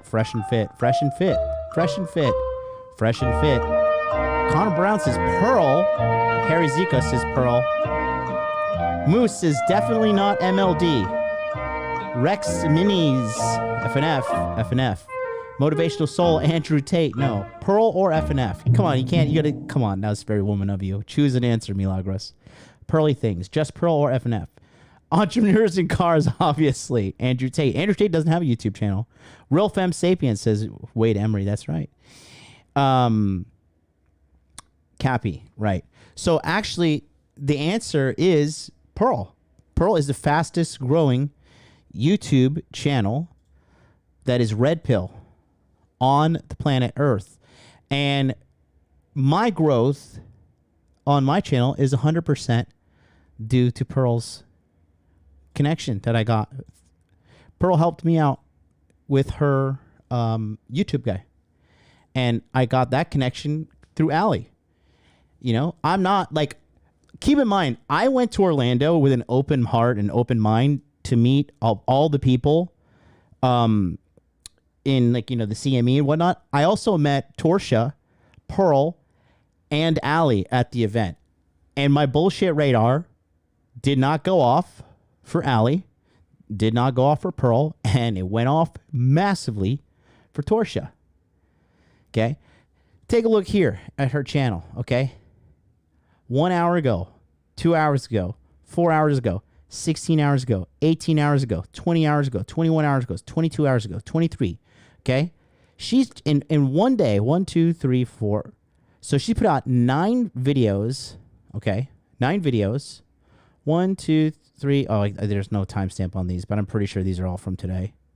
Pearl is a beast. Okay? Pearl puts out like 19 to 20 pieces of content per day. Okay? She's working with somebody very, very smart who is helping her out with all of the marketing.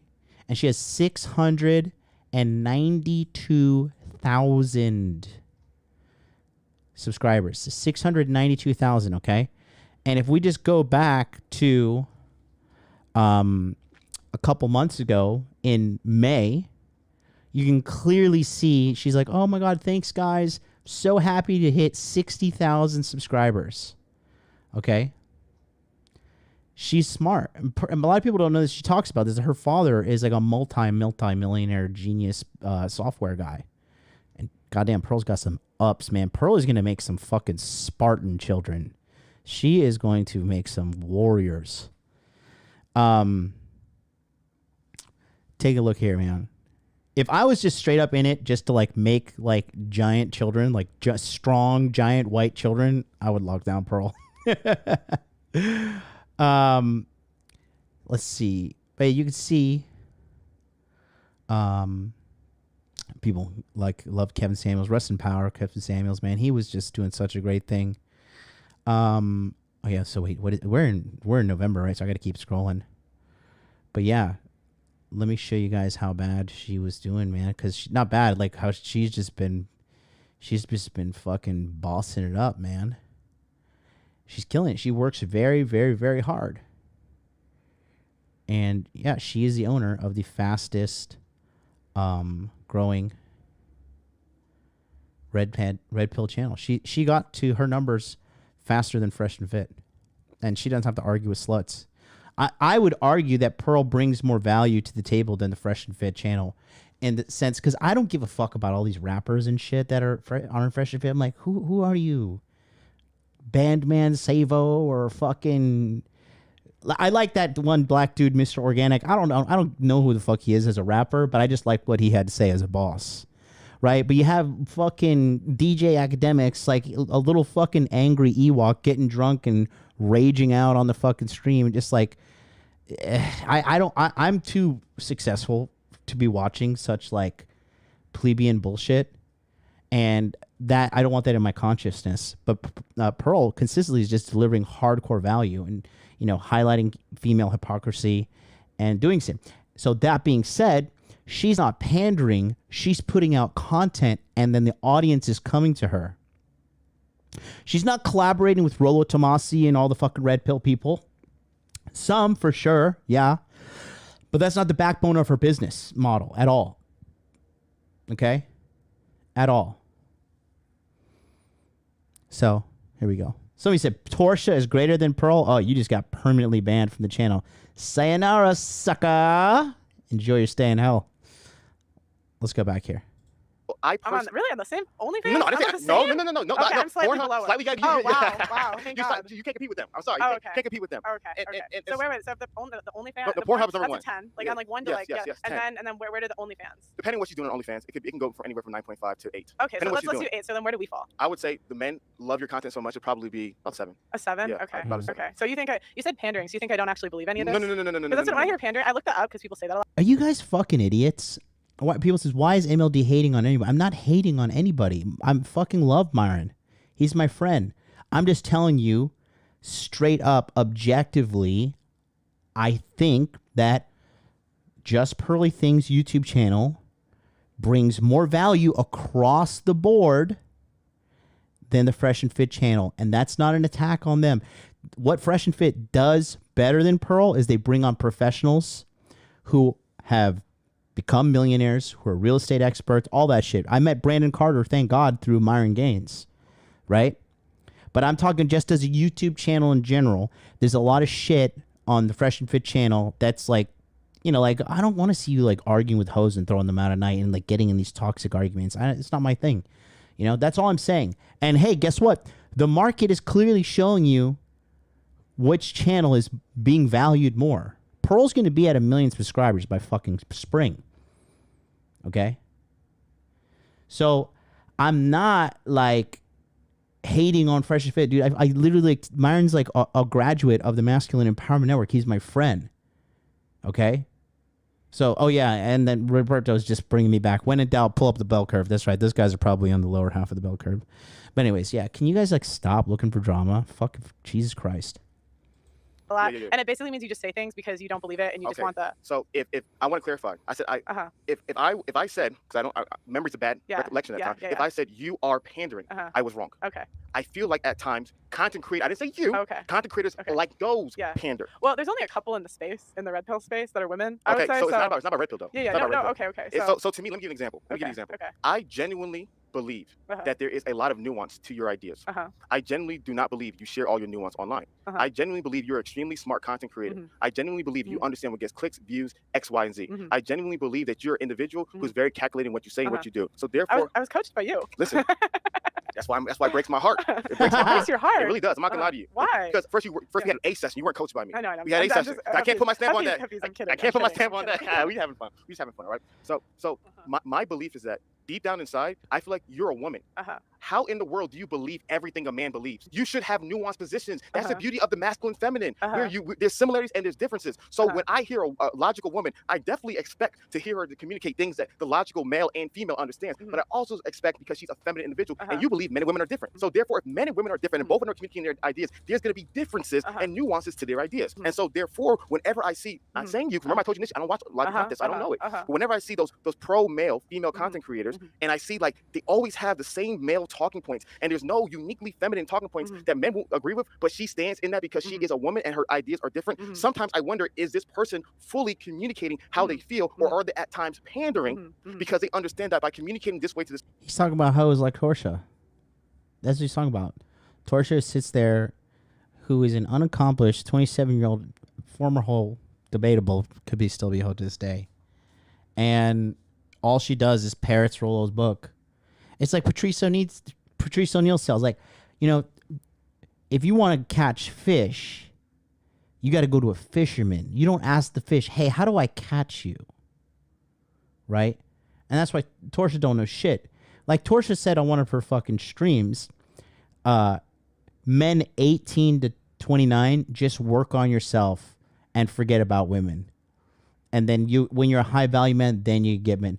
Then you get women. I was like, okay, so you're basically telling dudes to fucking be simps. Like, you just outed yourself as the fucking whore that you are. Think about that for a second. What a dumb bitch. Are you kidding me? That's the problem with red pill content creators that are females in that sense. They don't understand. Like, bro, 18 to like 25, all you want to do is have sex. That's like all you want to do is just like fuck and fuck and fuck and fuck. Right? Women get hornier later in life because their estrogen drops and their testosterone goes up. But that's like the irony of God. Is like your pussy's only really good from like 18 to like 29 if you take care of yourself, right? But guys are like horny as shit. You can't even think, dude. Honestly, when I was young, I was like fucking jerking off like 6 times a day sometimes. Like when it couldn't fully get pussy like I can get now. I was like fucking beating my dick like it owed me money. I just couldn't focus and shit, you know, because you're just so horny all the time. Thank God I learned game, and then like, you know, I had girls over. Like I always had a rotation with minimum 2 girls, but like 2 to 5 girls coming over, and just bum, you know. Come on, and she don't get it, you know. This audience, I'm able to do better. Not saying you're doing so. I don't want you to get mad at me, bro. I don't know your intention. I don't know you. I'm just communicating. So when you brought up do you want to respond to that? I was leading to the wife school point. Oh, to the wife school. Yeah, I was just gonna say that I think it's more having like a father presence in our lives. Most of us. Bingo. What do you mean? What about my mom? Do you have a motherly presence as well? Yeah, I do. Shout out Jen. You calling your mom by your first name? What are you doing, girl? Yeah, shout out Jen. Respect. That's a white girl stuff. Boy, I call mama Jen. Girl, what the heck? No. I mean, it's like I don't know. It's funny because I would say naturally, if I take a personality test, it says I'm very left. It says I'm very liberal. So a lot of people think I'm more like left when they first meet me. But like my dad was just always there to like dispel everything. He doesn't believe in the voting thing though. He thinks I took that too far. Shut up, Pop. And I'm not picking on you.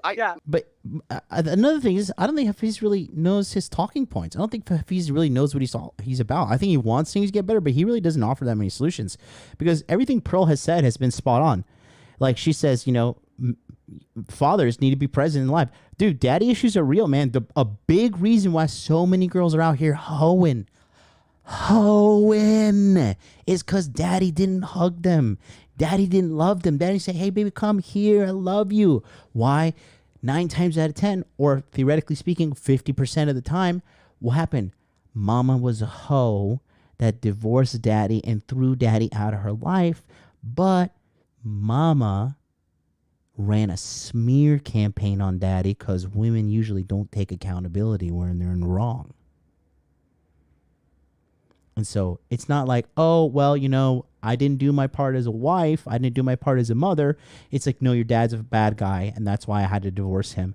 And this is why I'm fucking Juan, the fucking maintenance guy for now. You know? And the kids grow up all fucked up in the head because of the mother's doing. Because in America, they've stripped the men of power. The ultimate thing a man can do in this life is have a family and lead it to be a good, functional economic unit for society. That's the truth.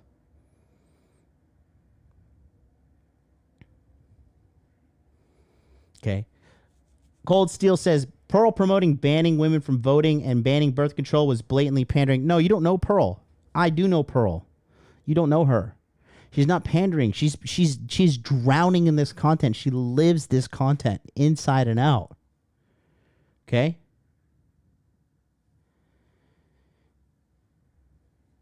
You're right, Sergio. Sergio, did you see me hitting the aqua bag today? I'm trying to be like you, big guy. Let me, because you made the wife school. I truly believe women like you. This is why I wanted to talk to you. I wanted to say this to you personally. I don't want to do it. I want to say it to you personally because I think you make great content. Women like you have the power to change everything. You made a point in this. You said you believe women can make a change. I truly believe you are so correct. Women such as yourself, wield so much power to make a true, lasting change in this society. Women such as yourself have so much power and ability to make a true, lasting change in this world. Yeah, I agree. And so to me, my biggest thing is that I want women such as yourself living out your full potential and your full skill sets to be able to truly transform the world. And so to me, when you made the wife school reference, I was like, man, I'm glad you went there. Yeah. Because the first reason it was, are you married? No. So that's why I need wife school. That's why I'm putting it together. No. I agree with Hafiz there. Like, she can't be. That's like me putting together, like, oh, Deca Millionaire School. Like, here's how to be worth $10 million, and I'm not worth $10 million. You know, Pearl doesn't have the experience of being a long-term girlfriend, let alone a wife. So she's really got to focus on her, in my opinion. Allie can start wife school. Allie's married. Allie's happily married. Happily married and pregnant. And a homemaker. Allie's a feminine girl, man. Allie is legitimately like a decent feminine girl. Like, I don't think... I've met her. I talk to her on the phone. Like, she fucking texts me all the time. I text her all the time. Like, she's like a legitimate feminine, decent girl. So, like, you gotta be qualified. I don't think... I'm not saying like Pearl's a hoe or anything like that, because she's definitely not. Pearl's a good kid, too. I talked to her on the phone. But I do think you need to be qualified. That's like me starting husband school. I'm like, motherfucker, you're not even married. No. Let me look. Yeah. If you really want to help women, I can tell you exactly what to do that will be able to help women. Here's the reality. When it comes to male content, this is not important. They actually think this is a sign of weakness, but this is not important. They don't give a dang if you're married or not. Men don't care. All men care is, can you have sex? Can you get laid? If you are a man and you can show and prove to people that you can have sex with other women, other men will respect you. I'm not making the rules. That is what happens in male content. So male content creators don't have to be married for other men to respect them. If they show some receipts, they show girls on yachts, they show girls on parties, they show whatever it may be, other guys will respect them and listen to them because that is the litmus test for success. And men, not my rules is what's going on in today's world. Women is different. Women respect this. Women listen to this. When you're able to be like, yo, you women, you can either be like this, like me, or be like the streets. When you're able to do stuff like that. You're not familiar with my content. I don't really give advice, but okay, I know, but go ahead. you said wife school. Yeah, but it's not taught by me. It's not taught by me. Who's gonna build a wife school? Yeah, I'll put see if you let me give the elevator. Go ahead, before you critique the idea. Please. So that's what I was thinking. I was like, oh, you know what we should do? We should bring in like wives from around the world that actually are married and are actually in those positions. And you could like go through different classes for like how to dress like a wife, how to cook like a wife, how to clean like a wife, like all the things that like wives have. And that's what I was thinking. I was like, well, I can't teach it. I'm not a wife. And I was like, but I'm like really good at bringing people together. And I would ask someone to do something that I'm not willing to do. I love it. Yeah. Here's Bingo. I mean, I was the one that told Allie to start her show, Wife Life, and then, you know, she had all those wives on stream and stuff. And I think that's kind of like the opposite of like the Cappy, you know, the Aaron Clary, the fucking Coach Greg Adams, refocusing on the gloom and doom and the shittiness. Like, you gotta show people the good. You gotta show people what's possible, because whatever you put in front of people, that's most likely what they're gonna become like, right? I'm reading this book right now called The Expectation Effect, and they gave people a placebo during a study, right? And so you guys probably know what I'm going to say, but I'm gonna blow your mind here. So a placebo is a sugar pill. It's a pill that actually does nothing, right? And they told the people, oh, this pill is going to cure your headaches. People that had chronic headaches, right? And guess what happened? A large percentage of the people who took the fucking placebo, guess what?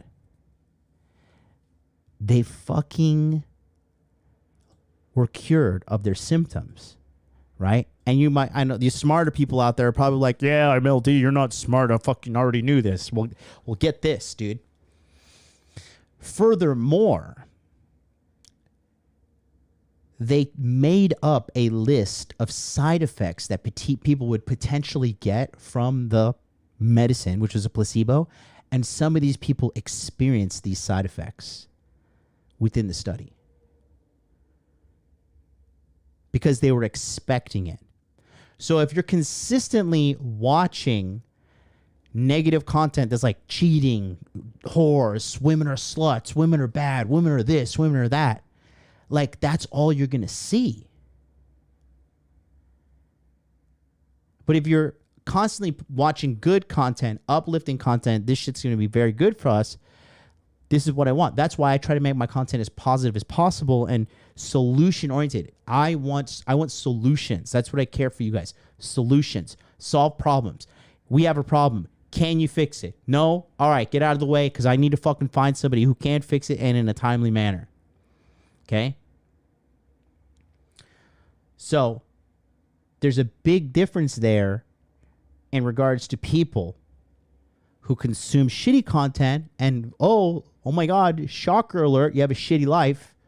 And we watch good content and you have a good life. I hope that my content uplifts you guys and makes you feel energized. I hope that wherever you are right now, because I'm just a guy in Tokyo, right? I'm just living my life trying to do my best.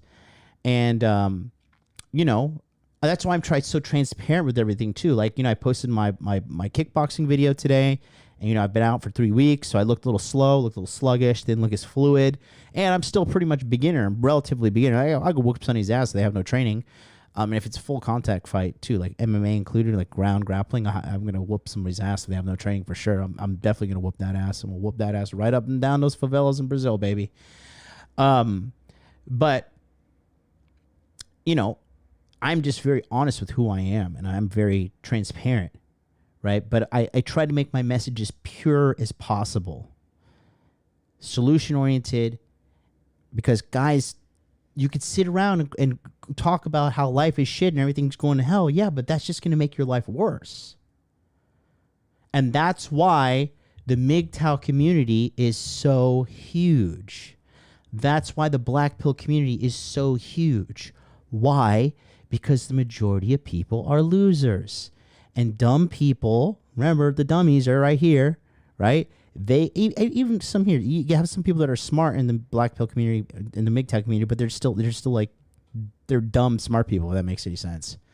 Like you ever see iRobot with Will Smith? He's like, you know, you're the dumbest smart person I've ever met, and it's so true. But these people gravitate towards this negativity. They gravitate towards the toxic content.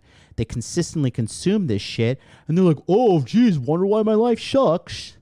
How many of you guys, honestly, how many of you guys have watched some red pill content talking about women cheating or whatever, and then gone and accused of your woman of cheating or did a little snooping around after that? I've done it, and I'm fucking me. And I'll never forget this. And it's honestly, it's not something that I'm very happy about. But I'll be honest with you. So in 2017, I was just like constantly consuming red pill content. This was before I went live with the show. I was still making my own videos and stuff. And I was at a high stress job. And this was when Wonder Woman came out. And I remember I was watching, you know, and this is going to sound bad, but I'm not dissing him. But I was watching some Donovan Sharp content. And it was like, you know, top 10 reasons your woman's cheating on you or blah, blah, blah, some shit like that. And I remember like, I was like accusing Miss MLD of like doing some kind of unfaithful thing. And I remember like we were standing in front of the movie theater in Roppongi Hills and we were about to go see Wonder Woman. And I was like kind of yelling at her, not screaming, yelling, but I was just like, you know, my mind was so fucked up and poisoned at the time with all that fucking shit content. And I'm accusing her of cheating, and all she's doing is just standing there crying and like crying there and like, I'm not doing anything. I don't know why you're mad at me. And then I had to like get a hold of myself and be like, and then like I stopped. It was like I fucking came out of a trance and I was just like, oh my fucking God, like what am I doing, dude? And I felt so terrible. I remember I bought her like a large popcorn and a large orange juice because she always loves to, drink orange juice at the movie theater. And I got her huge popcorn. And I just remember like feeling like shit during that movie. And she was still holding my hand and, she still loved me and everything. But because I was like so like just like brainwashed by watching that toxic content that like I hurt somebody that I loved. And you got to be careful with what you put into your mind. Like, you're not as independent of a free thinker as you are. You are absolutely impressionable. And you got to be careful what you consume, man. Because he talks about that in the Bible. In the ancient texts, they're talking about thousands and thousands of years ago. Whatever you put into your mind, you're going to perceive as reality. Right? So, there's that. Give me a second. I got to go to the bathroom, but don't forget we are running monthly coaching. Come on down. Sign up. Take a look here. Today's episode, we're going to get right back to that, but I want to tell you about a new coaching program that I have called the Money Muscles Game Monthly. What this is a coaching program dedicated to helping you get your dating and money right as soon as possible. If you want more women in your life and you want more money in your life, this is the coaching program for you. It's a very simple program. On the second and fourth Sunday of every month, we start a live group coaching session on Zoom at 9 p.m. Eastern Standard Time. This allows you to network with other men on the same journey of self-improvement as you. It provides access to millionaire mindset training from me and a group that will keep you accountable throughout the year. If you're having trouble with your dating life, girls are flaking, you're not getting matches on apps, you're not being able to keep girls around, I can help you with that. If you're not happy with your job, you're not happy with your career, you're not happy with the promotions you're getting or the direction of your skill set in general when it comes to money, I can help you. I have taken myself from poverty to the upper echelons of financial success. I can do the same thing for you. In addition to that, you get access to a Telegram chat, so you have direct access to all members, and you guys can kind of keep tabs on what's happening in regards to advancing yourself in dating and also advancing yourself in financial aspects of life. The Telegram chat is going to be highly moderated, so there's not going to be a lot of nonsense being put in there, spam, complaining, none of that.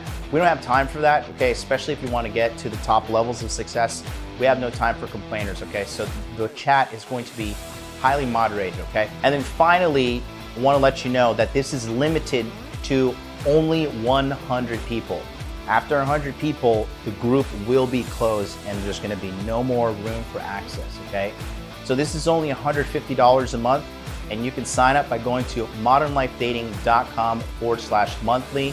This sold out last year at 150 members, so we're actually reducing it because I just can't give myself away to people so much. I'm getting busier, but if you want this premium access to me, go to modernlifedating.com/monthly. Sign up today. You're gonna get an email sending you the Telegram link to join, and then the Zoom links will be sent out through Telegram so everybody is alerted in a timely manner. Thanks so much, and let's get back to today's video.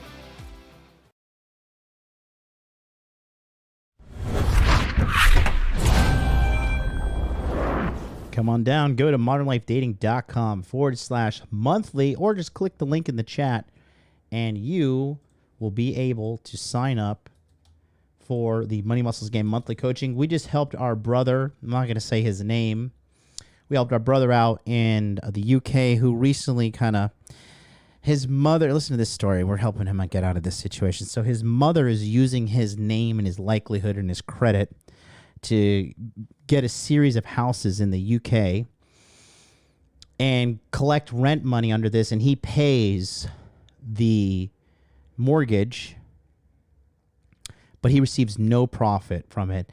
And one of the houses, his mother makes him live in it, and his mother is a hoarder. And the house is filled with mold, and it's disgusting. He sent us photos. He's coughing. He's getting sick.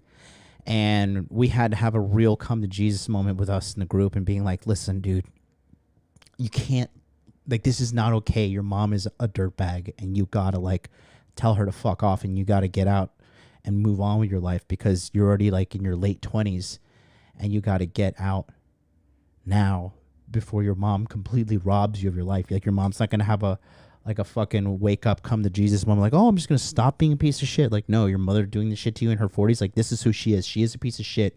You need to accept it, and you need to move on. So that's kind of work we're doing in the Money Muscles Game monthly. You get a Telegram chat, and you get twice a month coaching with me in the community. It's a great place. We have great guys in there. A lot of people in the chat are part of that as well. And it's only $150 a month, man. Where else can you go get a multi-millionaire to coach you for $150 a month? You let me know, because I'll sign up. Let's go back to the video. Here's what I was going to, because you're actually saying the same thing. Literally, what you described is one of my ideas. Yeah. You called it Wife School, I called it Wife Academy. Okay. And it'd be an amazing show. I actually gave it to somebody. This is a free game. I gave it to somebody, but you said it already. I'm going to give it to the people. This Wife Academy would be a podcast where a woman who's married brings in other women who's married and talks to them about what does it mean to be a wife. Because the school is cool. I already told Ali to do that with Wife Life. You're late, Hafiz. You are late. I already told Ali to for you guys to know, real femme sapien is Ali, and she's already doing that with her show, Wife Life. She had a panel of wives. She had like 9-10 wives on there with her one time. With the school, how many people can be in the school? 100, 200, 300, 1,000 is limited. But well, it would be filmed, so it's like, I love it. Yeah, So let's say, you know, it's gonna be filmed. So in this Wife Academy, the fundamental challenge is if you were gonna start the Wife Academy, the people want to know, did it work for you? That's the challenge with the women, because you are the face. Yeah, you are the face. That's the whole the whole idea is like I'd be going through wife school and I'd be giving feedback each round. So I'd be like, all right, I'll try this week, I'll try that, you know. So it's like, I love it. So because it reminds me of Anna Bay, School of Affluence. Yeah. Familiar with her? No, I don't know what that is. So it's Anna Bay, School of Affluence. She was she created a very popular YouTube channel for women, teaching women how to be affluent, how to marry men in high society, this, that, and the third. Yeah. So her information was, like you said, very biographical. As Gary Vee says, document, don't create. I'm not there yet. I'm documenting the journey. And then eventually she gets married, gets all types of credibility. So you're 100% right. If you're going to go that route, where it's like, hey, guys, I'm not there yet. I need to learn. I need to grow. I need to improve. Here are these expert women. But the point that I was bringing up was that the true power in it, when you go bananas, is when you're like, yo, I went through wife school and I got married. Yeah. Because you're the face of it. You're the one bringing everybody together. You are the face. No matter what, you can bring some amazing women onto Wife School, Wife Academy, whatever you call it, but you're going to be the face. But when you're able to come in that room and be like, yo, ladies, welcome to Wife School episode 1. I'm your host, Just Pearly. And ladies. I said I'm going through it. No, I'm talking about in the future. Yeah. You can't, how many times you going to Wife School? If you, No. What, season 1. I'm talking season 1. I'm talking season 7 right now. I didn't know you're talking about season 7. I was talking about, we got to do 1 before 7. Okay, I'm giving season 7 right now. Okay, I'm viewing season 7. This is how season 7 is going to begin.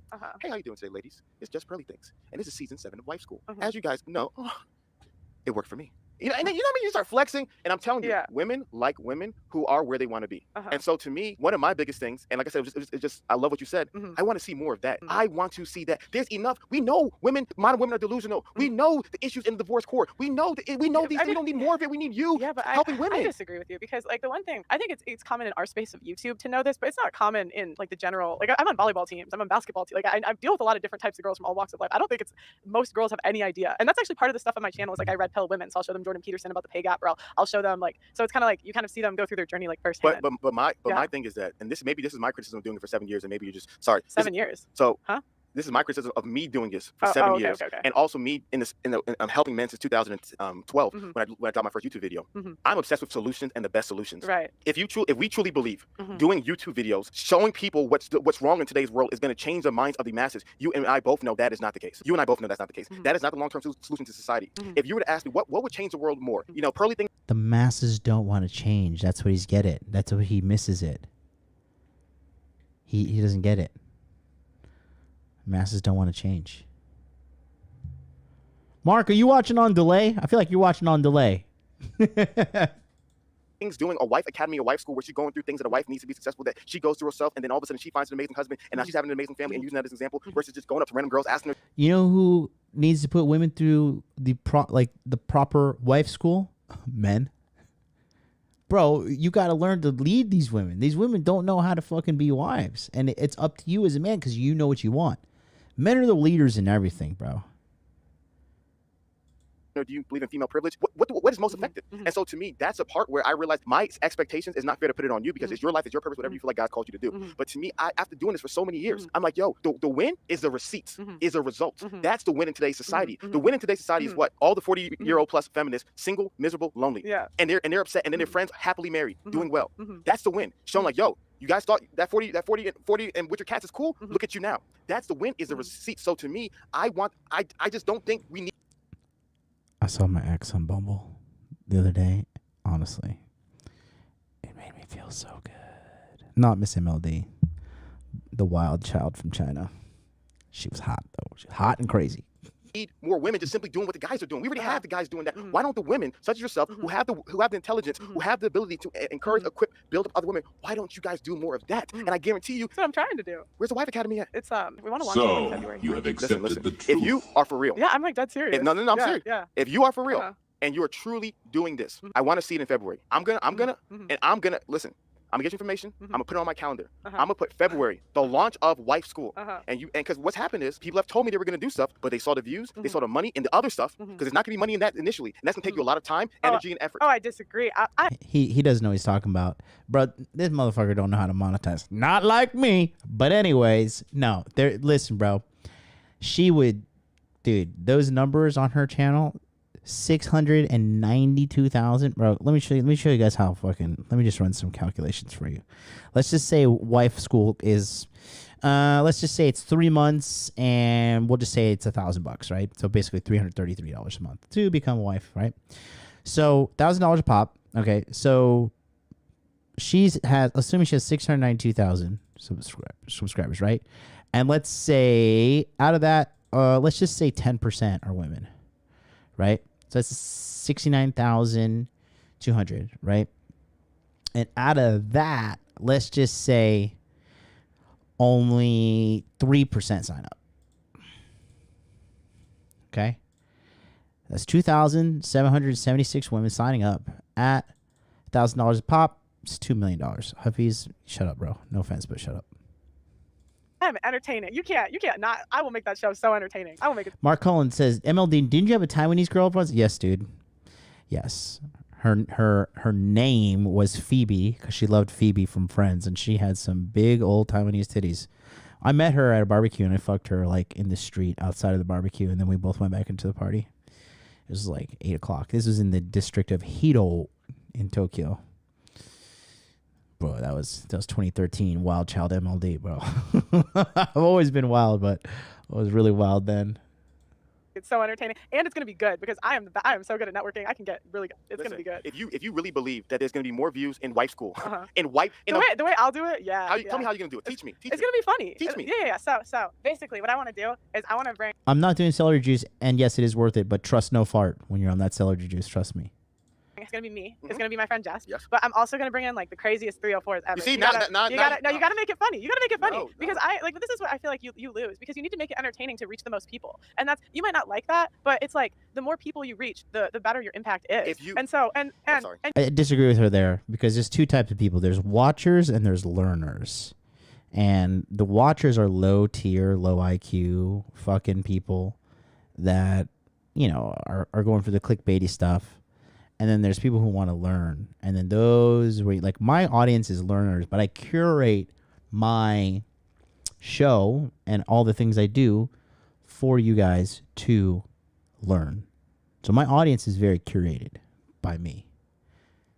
And you don't know if those girls could be saved. You have no idea. Here's the reality. You're 100% right. If you want to sell the most juice, maximum Kool-Aid, minimum medicine, and there's a balance. There's a balance. But you're 100% true. The less medicine and the more Kool-Aid, the more people will buy it. But then on the flip side, you get to the point where you're like, I want to reach the masses. I want to sell my drink to the masses. And you realize that the best way to sell your drink to the masses is do what? Give them straight Kool-Aid. Not saying you're giving them straight Kool-Aid, but you're losing me on this analogy. I need you to dumb it down slightly. So there's this phrase about putting the medicine in the Kool-Aid. The Kool-Aid is a drink. Okay. That African Americans consume in two major flavors. I know what Kool-Aid is. Oh, you know Kool-Aid. I know what Kool-Aid is. So there's purple.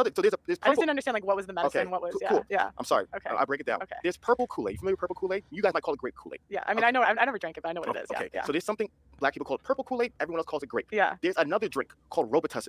It looks very, very similar. It's good for your coughs. It's good for colds. It's good for flus. What ends up happening is that when you want your children to drink the Robitussin, have you ever drank Robitussin before? No. You never drank Robitussin? I don't know what that is. Have you guys drank This is why my people know. My people know. That's why this analogy is last. I was like, I don't even know what he's talking about. Robitussin is cough syrup. Okay, cough syrup. Have you ever drank cough syrup before when you had a sore throat or had coughs? Yeah. Okay, you drank. I didn't know the name of it. It might have been. Yeah. So when you drink cough syrup, did it taste good or did it taste bad? It tasted bad. Exactly. Cough syrup tastes bad. So you put the cough syrup in the Kool-Aid. Yeah. So they can drink drink it, Yeah. and so they can get the medicinal flavors, Yeah. but then they'll be able to digest it. Yeah. Here's a problem. It waters it down, right? Here's a problem. That eventually you realize that if you really, really, really want them to drink the juice, you have to remove the cough syrup. So it's this idea of you're right. You're 100% right. The more entertaining things are, the more views it gets. And I know this. You said this is why you lose. No, I knew this. You didn't meet me because of you didn't meet me back in 2010 just because we were just simply just giving straight facts. A lot of people met me in 2020 because of my live stream. When I was doing the live stream with the pepper soup and all that stuff, I understand how it worked. Kevin Samuels talked a lot to me about those things that he was doing as well. So I 100% know it works. But what I've also learned is that it comes a time and a place where you realize that the people, all they want is the sugar. You fed them sugar. All they want is the sugar. They want no medicinal value. And if you're truly trying to give them medicine, sometimes you got to give them the most. You got to find that balance. And that balance is not pure entertainment. So if you are truly, which is why I'm doing the school. But when you say it's got to be both. When you said you're trying to bring 30, whatever that red pill word is, 304, whatever the heck it is. If you're trying to bring are you like that? That's entertainment. You're not even serious. Yeah. If you really want, what's wrong with being entertaining? It's not. What's wrong with that? There's nothing wrong with being entertaining. Yeah. But if you are trying to help women become better, and you're telling me you can get 10 hoes from down off Crenshaw to be on the show, who is the show for? Men or for women? You can't save hoes. You can't help them. Stop playing this game. No, The only reason you're bringing those. You keep accusing me of playing games. Game is a word. Pearly, where are you from? Where are you from? Where are you from? Well, I'm from Chicago suburbs. Oh my gosh. Yeah. You don't know none of the lingo. You know what's going on? You've been in the UK for too long. Oh man, Hafiz is really annoying on this interview. Brandon M says Robitussin isn't a black thing. It's arguable. It's arguable. Chris Rock had a stand up when he's talking about, when in doubt, when you're sick as a black guy growing up. I drank Robitussin because we were poor growing up too. He's like, well, you got a cold? Robitussin. You got a fever? Robitussin. Got AIDS? Robitussin. Oh, it's just words, girl. No, I know. You're having a good time. You okay? Yeah, I'm having okay. a good time. Yeah, I'm having a good time. You need a break? Tussin is 100% of black things. It's the A boogie. No, I'm okay. Okay, we're having fun. Game's just a word. Yeah, I understand. You good? Yeah, I'm good. Guys, we're having fun. Yeah. So like I was saying, if you want to maximize helping, he's like so fucking like, he doesn't get it. He doesn't get how awkward he is. I don't think he gets it. He lacks a certain amount of awareness of himself. And at 32-year-old, you know what this guy needs to do? This guy needs to smoke some fucking weed, like existential crisis weed. You know what I mean? And he needs to maybe even do some like mushrooms or something and get a real grip on himself. Women. And you're telling me you're going to do a show with the worst possible women, the most disrespectful. Rude. Me. I'm going on the show. Me. No, I didn't say just you. And my friend Jess. Her, Jess, 10 hoes. What is going on? Yeah. What is, you gotta make it entertaining. No. You gotta make it entertaining. Listen, I wouldn't mind. Let me clarify. If you had one. I got to check the comment section. I'm going to let this play, but. Okay. 2 hoes. Or should I limit it? I can make it 3 hoes. If Does that make it better? If you're having a few of them, but don't tell me the show is and you having all hoes. Stop it. I said 2. Nah, you said 2. No. I said me and Jess. That's 2 that aren't. And all the 304s. Yeah. We're gonna bring that 304 to wife school. They needed the most. No, they needed the most. Listen, here's the reality. Yeah. When it comes to teaching, and I was a teacher. Yeah. You're gonna be a teacher in wife school. No.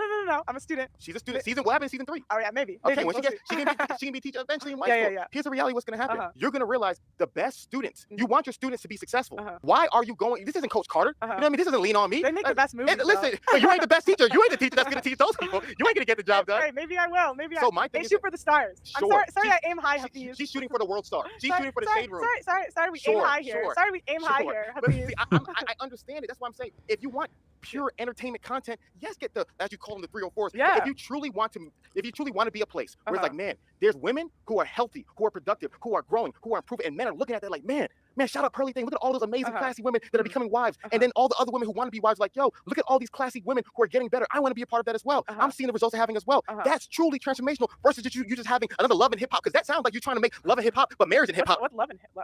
What's that? Stop it. I'm done with you now. I'm done with you now. I'm done with you now. You gotta keep making these references. I don't know. I'm done with you now. And now I know what game we're playing. But so to me, lots of games here. I love it. We're having fun. This is fun. That's my thing. Red pill content called for what it is. It's fun. When you were serious, do you think Kevin Samuels made an impact? Do you think he was trying to make solutions? And Kevin Samuels was definitely not red pill. You wouldn't say? No. Really? No. No.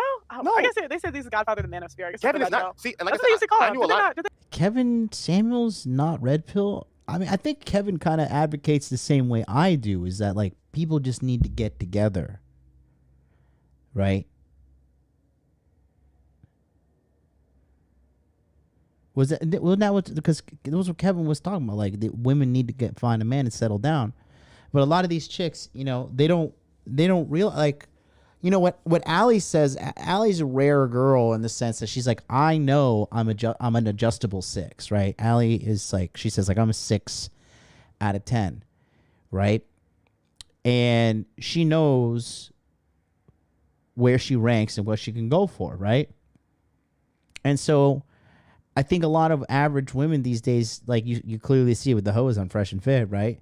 That they just fucking, they're literally delusional in what they think they can get. But I think it's just they're kind of dumb too. Like, I think how dumb you were when you were 19, 20, 21, 22, 23, 24, right? But they're out there getting pumped and dumped up and down. By the time she's like 24, you know, she's already slept with like fucking 20 to 30 dudes. Okay. Pearl calls herself a 5. I think Pearl is getting hotter because she's losing weight. And I think when her makeup's done nice, she has a very pretty face. You know, she's doing what she needs to do. She's a big girl. You know, it's like she's a tall Pearl is like taller than me. I think she's like 6. I think Pearl's like 6'1" or something. Pearl is fucking huge, man. But let her do her thing, you know? Who cares? But I think the good thing about Pearl and the good thing about Allie is like you can have a conversation with them. You can talk to them, and they're just kind of like normal, regular girls. You know what I mean? And that's the problem nowadays is like girls are not like Pearl and fucking Allie. And the big reason for this all in America is fat women. See, a fat woman will make a 6 feel like she's an 8. And that's because the woman is just fucking fat, right? She's artificially inflating the value of these 6s. Like, that's like if every car in the world, like let's just say 8 out of 10 cars,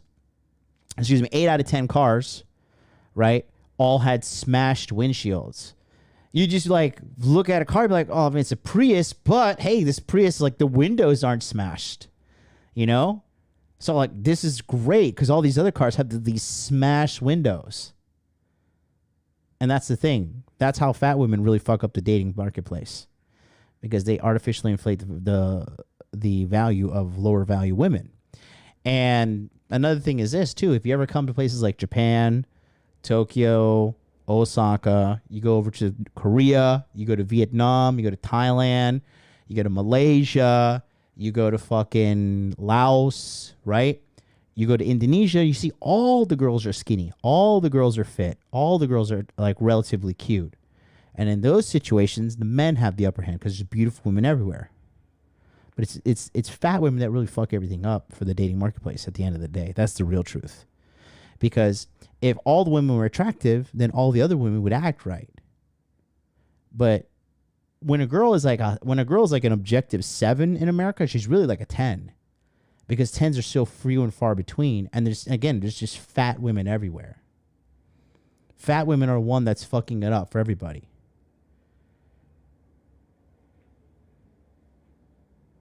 They not call him a godfather of the manosphere? Ooh, but that's different than red pill. Oh, okay. Manosphere and red pill is different. Yeah, I guess, yeah. You know what I mean?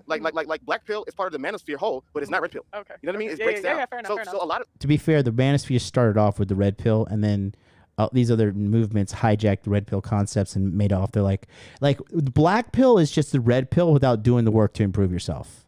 That's what it is. And all the people in the black pill community are fucking losers. and the reason why I always go hard on the red pill stuff, I knew a lot of the people, the ones I respect personally. I knew them personally. I knew some of the best content creators for men personally on my phone right now. Yeah, but can I make the point with Kevin Samuels? I don't think he would have reached as many people or had as much of an impact if he did not make it entertaining. I don't think if he was like, let me talk to the reasonable women on my show, I'll have as much of an impact. And I honestly think that Kevin Samuels changed like more lives than anyone in the red pill, like in the manosphere. I think like he had the greatest impact out of everyone. Except maybe Andrew Tate was a little bit more. Here's the reality. Yeah. You are such a smart woman, and this is the nuance of it. Yeah. You're 100% right. And Kevin has said it himself. If I did not provide the entertainment, the masses would not listen because the masses want the entertainment. But what Kevin Samuels would also talk about is how he was refining the message, as Andrew Tate is talking about, as they're refining the message to be able to better help the masses. But then you see it becomes challenging, right? You then have a challenge because then you get a certain stigma on the message. We understand that's a little bit of locker room talk, a little bit of entertainment. But what happens is it becomes a little bit more difficult. So what I'm saying is that every generation needs to do it better, right? If we're saying, okay, he was able to maximize reaching the masses, but then the message got lost because of the entertainment, because of certain things. So my biggest thing is that, okay, Do you think his message got lost, Kevin Samuels? I think Kevin Samuels' message got lost to a lot of people, and I think Kevin Samuels was intentionally doing things to improve it. And that's why I respect Kevin so much, because Kevin grew. Same with Andrew Tate. They understood that, therefore, when you're talking to the masses of people versus 1,000 people, 5,000 people, they understood these things, and they continue to improve. Well, of course, you improve at your craft over time, yes. Yeah, but Well, the big reason Kevin Samuels got big was he was engaging in, conflict with women, arguing with women. But Kevin Samuels, I personally think, and this is my personal theory, I think they killed Kevin Samuels, because the last thing they need is a black male leader that is getting universally respected and put in hip-hop music videos, and he's a sophisticated, intelligent, good-looking black man who's talking sense. And I don't know, anytime somebody just dies of a heart attack, I don't know, suspect. It's suspect. But what Kevin Samuels said, man, he was making an impact. He was absolutely making an impact. And I think he got big because, he was putting women in their place in a good way. Like, bitch, you're average at best. That black girl with like fucking in her 30s, she's like, oh, I make 6 figures, right? It was funny because some of these kids at the fucking, at the event that I went to on Saturday, their kids are like 20, 25. I was talking to this one girl. She was fucking gorgeous, She was 18. And she was like, oh my God, you're like, I think you're rich. I was like, yeah. I was like, what does rich mean to you? Like, how much money is rich? She's like, oh, $100,000 a year. She's like, I definitely think you make $100,000 a year. And I was laughing because I was like, God, if I fucking made $100,000 a year, I'd fucking blow my brains out. Like, what a failure. No disrespect to anybody else, but the comparison for myself versus the other person out there is it's different. There's a different grading scale. So it's just like if you were to judge my boxing versus Floyd Mayweather, you'd be like, does this fucking brown guy fucking have like cerebral palsy? What's he doing to that fucking aqua bag, right? And it's just there are levels into this thing.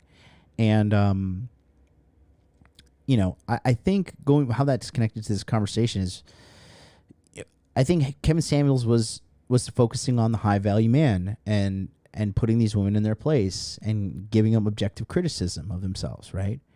So when you're a girl and you're like, oh, I make $100,000 a year, like when a girl tells me how much she makes, like, I don't care. You know what my version of a woman who makes $100,000 a year is? Sub 5 body count. If you're a woman with sub 5 body count and you're under the age of 30, bruh, now you're 6 figures in my eyes. Now you're 6 figures. Okay? That's what men care about. You love and respect your father, and your mother also loves and respects your father as well. And you guys grow up and you have fucking dinner every day at nighttime, and you sit down together at the table and talk and spend family time together. Now you're a millionaire in my eyes. But that girl's like, I make 6 figures. And blah, blah, blah. She had a huge forehead. She really looked like a fucking Klingon. He's like, ma'am, you are average at best. Okay? At best. And honestly, that chick was like fucking 4 out of 10. Anyways, let's continue. Rest in power, Kevin Samuels. Yeah. But you asked me, did the message get lost? Did it get lost to everybody? Of course not. Yeah. But what they understood, which is why they grew, because there is a better way of doing things. I've grown, right? And so to me, what I'm communicating to you is that if you're going to do content, you should look at the people before you and don't just simply try to get the most attention, because a lot of times people play this altruistic game. Like, I just want to help. No, you want views, you want attention, you want followers, you want dollars. You can't deny that. And to deny that is being facetious. There is a benefit of being the most entertaining, popping YouTube channel. There is a selfish benefit. None of us are perfect from it. But my biggest thing is that when you realize, you know what, I truly want to impact the most individuals. And if I'm going to do that, bringing the most ratchet girls on a show called Wife Academy. Do you know a show called Charm School on VH1? Yeah, or Bad Girls Club? That's what you're trying to do. Charm School? Someone, when I was I don't like how he's shitting all over her idea. explaining this idea, somebody told me about Charm Yeah, School. or Bad Girls Club. That's exactly what you're trying to do. Yeah. Like, that to me is like, yo, that's just pure VH1 reality show garbage. If you're truly trying to make a change, find teachable women. There's a whole community of teachable women in today's world who want to learn, who want to grow, who want to be better wives. But why to don't me, you it's focus on them? because if you make it the most entertaining show, then you get the people that actually want to learn. No, that's because it hits, because you hit the most people, so the one it resonates with. It's not just going to be, like I told you, I'm going to be doing it Here's too. the reality. Yeah. You and I both understand audience capture. So I definitely disagree with Pearl in the sense, like, having toxic, entertaining women or whatever is going to make it valuable. Like, you really can't, like for me, doing my channel here, I'm going to be very honest with you guys. Here's the deal. Now, I could be wrong, okay? But, like, a big reason why I left Rule Zero and shit was because, like, they're always complaining about, you know, the gynocentric social order, and we're all going to be fucking thrown into Nazi feminist gulags, and they're going to cut our dicks off. Shut up and take my money. We're all fucked. Everything's fucked. And it's like, no, look at the data. Things are getting better. But it's like, why? Because that gets more views. The fucking, we got to spurg out to the fucking, oh, everything's terrible. You know? And then, like, I'm like asking myself, like, why am I showing up every Saturday for this shit? And, like, talking with guys about the current dating marketplace who are not even in the current dating marketplace. Like, what? Like, because you have more followers than me, that your opinion is more valid than mine? The robot dogs are coming. Yeah, you know? So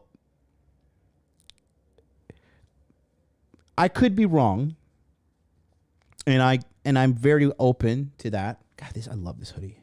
It looks so good. I could be wrong, right? But I would rather have an army of 300 motherfucking gangster ass Spartans than 1,000 Persian shitheads. You know what I mean? In the sense of, I would rather curate my message, because I could be more entertaining. And listen, sometimes I do the clickbaity shit because it's part of the game, right? But I get edified in my soul doing stuff like this, content like this, breaking this stuff down. When I'm breaking down body language, when I'm breaking down relationship dynamics, like when I broke down the situation with Trillstein, and I said, watch, this girl's going to get caught up in the fucking spotlight, and she's going to leave his ass, and the ugly girl's going to stay with him. Guess where we are? Exactly what happened, right? It's fucking Kobe Bryant with that whoosh. Okay? And that's the thing. I would rather have... Because the thing is this too, right? What I'm pushing is the message of becoming a high-value man. Money, muscles, game, frame. That's what I'm pushing, right? And guess what? The majority of people are not going to be able to hang. The majority of people will not be able to do what I'm telling you to do. Why? Bell curve. Happy when they're blue pill conditioning. Happy being plugged into the matrix. Okay? So, Marky with $5 super chat. I give so much credit to Kevin Samuels. I went from working, landscaping, barely making anything, lonely. Now I've got a CDL job, money, and a lady. Look at that. Congratulations, Marky. Thank you for the $5 super chat. I've been going for 2 hours, and I've gotten $10 in donations. That's how you know I'm not in this for the money.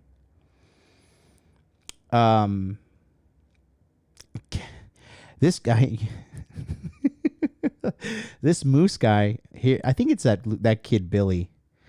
But he says Kevin Samuels is a loser, just like MLD. Look at this guy. So think about like again. I'm gonna use this guy in the chat as a live example, right? Because I'm gonna stimulate his dopamine right there. Okay. And this guy is making YouTube YouTube account after YouTube account. Like, I'm permanently banning him. My mods are permanently thank you, Cody. They're permanently banning him.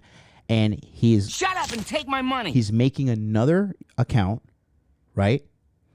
And then he's coming in here and he's still talking shit. So he's opening the tab. He's remaking the shit. Think about if he applied that tenacity to not being an ugly, little, sexless loser that he is. Because that's what he is in real life. He's obviously mentally diseased. And that's the kind of guy you got to beat. That's the guy you got to outperform. That's the guy you got to fucking get the girl from. That's the guy who, when he walks onto the car lot or walks onto the sales floor or whatever the case may be, you got to take all his money. Doesn't that put a smile on your face? I love losers. Losers make me happy.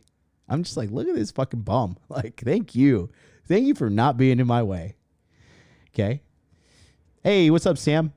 Atlas Shrugged, 199 Super Chat says MLD equal Frieza, Rule 0 equal Ginyu Force. You're almost correct. MLD equal Vegeta. Okay.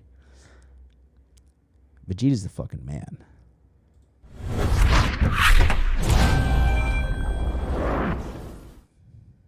Let's go back to the video. Yeah. Let's keep it 100 because either you're oblivious to how YouTube works or you're being utterly delusional in front of your people, which I don't believe you're delusional. I believe you're very smart women. So I hope it's not that you're oblivious to this is how it works. There is audience capture. Here, perfect example. If I am going to make Chick-fil-A, what kind of food do I want? I want chicken. My mindset going here is I want chicken. If Chick-fil-A starts serving seafood. Oh, Double X, $20 Super Chat. Solid content. Thank you so much, man. Thank you. Appreciate that. Appreciate that. Really do. No, like I said, I mean, it's 1:10 a.m., you know. Daylight savings time pushes the show to start at 11 p.m. in Tokyo. But I made this episode and I've been meaning to break it down because I just want to show you guys, like, this is a guy who, again, like, I think Hafiz brings a lot of good value to the table, but he needs to curate his message as well. And he really just needs to leave Jesus out of it all because people weren't here to talk about Jesus. We're here to get fucking answers to our problems. Okay. I don't want seafood from Chick-fil-A. So Chick-fil-A has captured an audience that wants these things. So for content creators, if your primary form of content is, let's say, playing video games, you're like, you know what, I'm going to do video game content to be able to reach the masses. And all of a sudden, I'm going to then teach my rocket science on the side. But it wouldn't just be hoes. That's what I'm telling you. I'm doing it too. I'm the main character on my channel. No. I'm the main character. Yes, I am. You literally just said it's you, your friend, and a bunch of hoes. You're not being serious. Let's stop playing this game. This is why it's not a game. This is why the red pill people, you guys are acting dumb. You know what you're doing. You know you're doing this for the views and the likes. Stop playing these games. I have 100% said it is going to be an entertaining show. You're bringing hoes who don't want to learn. Come on. How do you know they don't want to learn? You said the biggest thing of all. Stop it, please. He's really making a fool out of himself now. I don't know. Like, I don't know. This is a very weird. Like, this is total lack of social awareness. This is like girls do not want to be around guys like this at all. I mean, I don't know. His wife must be a very caring and loving person, but we'll see. I mean, I don't know, but this is really cringe. You can trick the people in there. You're not tricking me. I'm not tricking anybody. Why do you keep like accusing me of things? Yeah, he does keep on saying, "Why are you playing games? Why are you doing this? Why are you doing that?" Just very weird. Just very, very weird behavior from him. Extremely weird, actually. He was a virgin before marriage. Was he really? Vinny says that in chat. And it's just like, yeah, okay. Are you? Is this too much for you? No, I can calm down. No, I'm good. I thought we were having fun. Okay. You want entertainment, right? You want views. Okay. You're the one who said you want entertainment. Okay. Now I'm giving you entertainment. Okay. You want entertainment? Having a good time. He's really, really like creepily weird.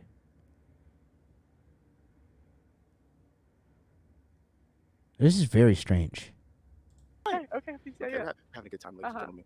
My point is that this is like a fucking cokehead. Like when like a person's like coked out of their mind, like we're having a good time. We're having a good time, aren't we? Yeah, we're having a good time. Hey man, you want to do another line? Hey, I want to do another. Let's do another line. Like, dude, like fucking chill out, dude. Understand that you have to provide entertainment, and when you make things stale like broccoli, nobody's gonna want it. I understand that. But what I'm saying is that if you're telling me the biggest issue that's destroying society is the point that you brought up about the issues between marriage, and you believe your solution is an academy for women, why won't you get the women who want to actually learn? Why won't you get the healthy, positive women that want to learn? The way I think about it is I'm gonna have more screen time anyway, and then you get like it's like you always want a contrast of personalities when you're trying to make it funny, and so it's like is it funny or is it to be helped? I think you can do both, and maybe you feel like it can only be one. No. Maybe can you let me? You keep cutting me off. It's my channel. It's actually my channel today. It's my channel today. It's not like, and it's like so weird. Like just like this is like creepy weird. Mark Daniels is in the chat. He said, I believe he's taking out his anger at women on her, some kind of underlying subconscious anger he's got. That's sense, Mark. Because he keeps on vilifying her and she's just like sitting there. And keep in mind, Pearl's like a kid, man. I think Pearl's like 25. She's a fucking kid. I think you can be entertaining and helpful at the same time. I just think you reach the most people through entertainment. And I feel like if you have an entertaining and you have one character that's actually trying to learn or two characters that are actually trying to learn, it's like they're trying to overtake like the world of hoes. And it's like then you can see the progression. And I feel like you'll still have people that want to learn that'll sign up. But that's just my think about it. What so Michael I'm going to have more screen time than the other girls because it's my show. So here's a question. Yeah. Season 3, you end up getting married. You're no longer on the show because you obviously can't be. No, sorry, you can't be in this school multiple seasons. Are you getting kept back? No. I mean, what happened season 2? Oh, you're right. Yeah, then I would host. You're right. Yeah, think about it. You can't. If you are in Marriage Academy for 7 years in a row, they're like, yo, something's wrong with this chick right here. How's she in this 7 years in a row? So after season 1, then we coach. Yeah. Now you're gonna be coaching. Yeah. Who's all gonna be in the audience? Who's gonna be in the audience? Who's gonna be the students now? Well, it's kind of like a show. Like it would be you would have a mix. It would be a mix. 50-50, 90-10. I don't know. I'm just trying to get season 1 out. Okay. I really haven't thought about season 2, 3, 4, and you keep trying to like hammer me out the details. I thought honestly, you told me this. You had a plan. I thought you had a plan. I thought you had when people for season 1 year, 3 year, 5 year. Not really. Honestly, this whole content creation thing, I've just kind of like done the best I can. I don't really think I had, to be fair. Like, I know. Yeah, but it's like it works out pretty well. I'm almost at 500K. Subscribe. Honestly, that to me, if I'm being real, I know a lot of you guys love those numbers. To me, those numbers don't mean anything. Okay. Because it's about genuinely what are you out to do? Because I think shut up and take my money on you. A lot of people. 5 euro from Jay. MLD spitting facts as usual. Thank you so much. Okay.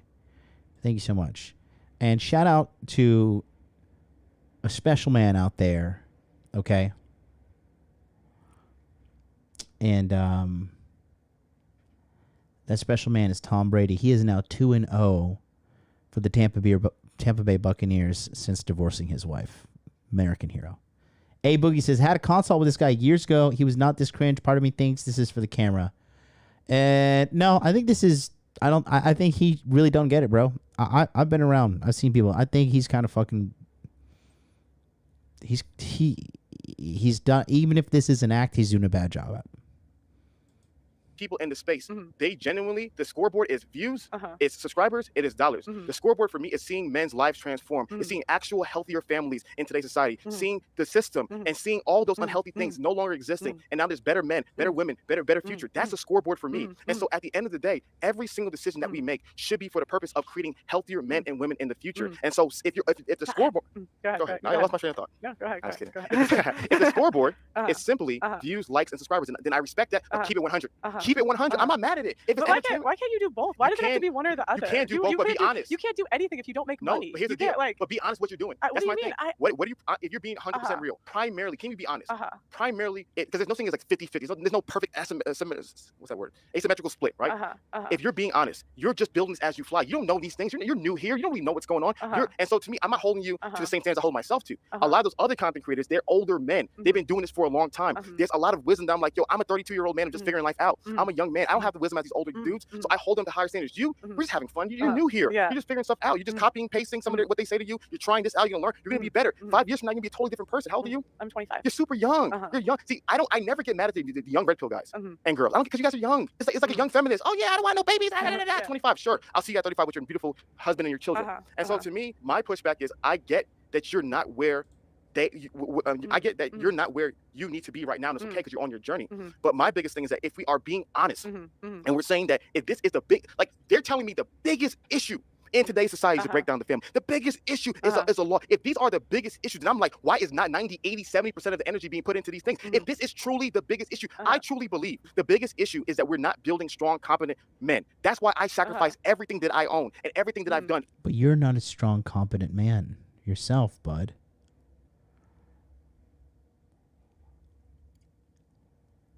Hafiz needs to come to the Masculine Empowerment Network. I'll get this guy's ass in fucking line. What up, Sebastian? To put all my energy into that. I'm, as Patrick David said, a true believer in what I'm communicating. And so to me, I just got to be honest. If you're simply doing this for fun, for views, for likes, you're just figuring things out, call it for what it is. But let's not play this game like we're these altruistic individuals who don't care about these other things when we do. And it waters down the content. I've never played a game where I pretend that I don't want to make money and get subscribers. Like, I want that too, but I just think you can do both. I think you can advocate for men and make money at it. I don't see the problem. And the reality, and I think you can start to build solutions and make money. Like, I think everything, like, you can't build anything without money. You can't build that, like, nothing. But if, no one's doing a charity here. If you're telling me my goal is to help men, and I need to make money, but the way I'm making money is hurting men, but I'm not hurting men. You don't. Who said you? I didn't say you, girl. Why are you taking this personally? No, but I'm like, why are you taking this personally? I'm not. Am I hitting a sore spot? Is this what bothers you at night? No, you're not hitting anything. Are you sure? Yeah.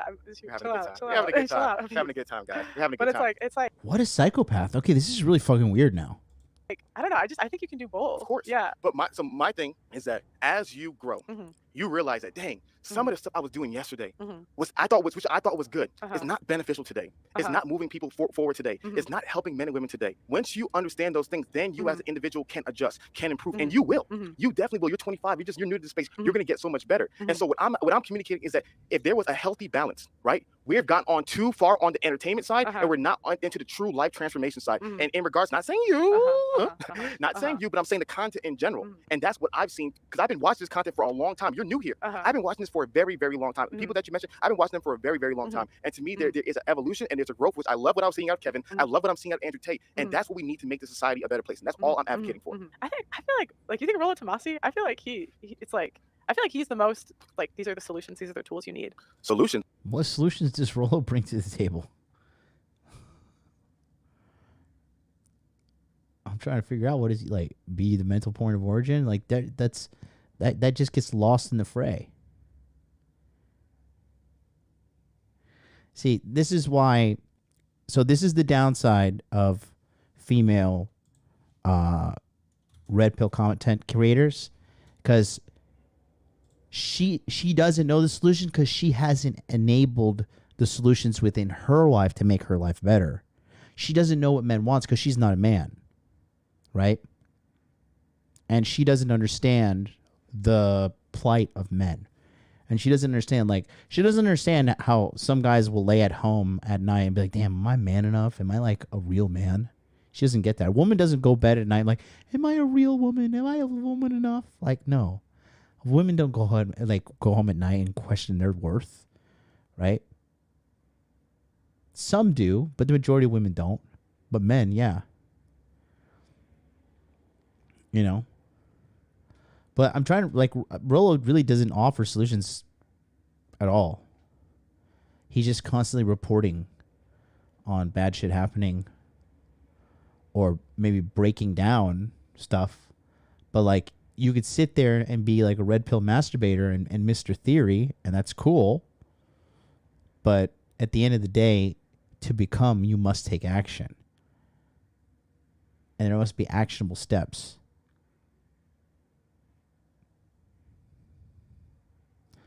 So this is where I disagree with Pearl.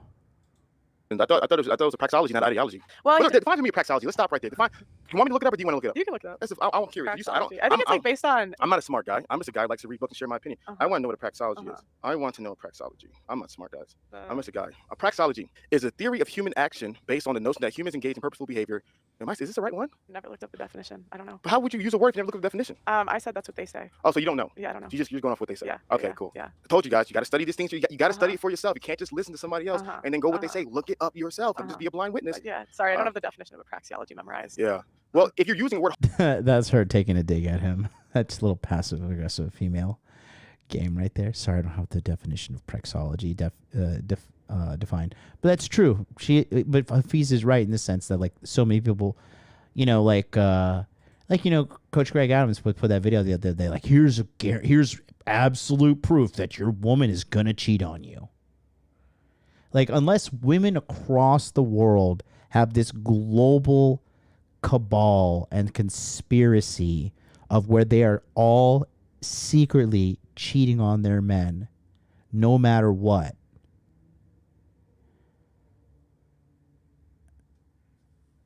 then how is that a valid claim?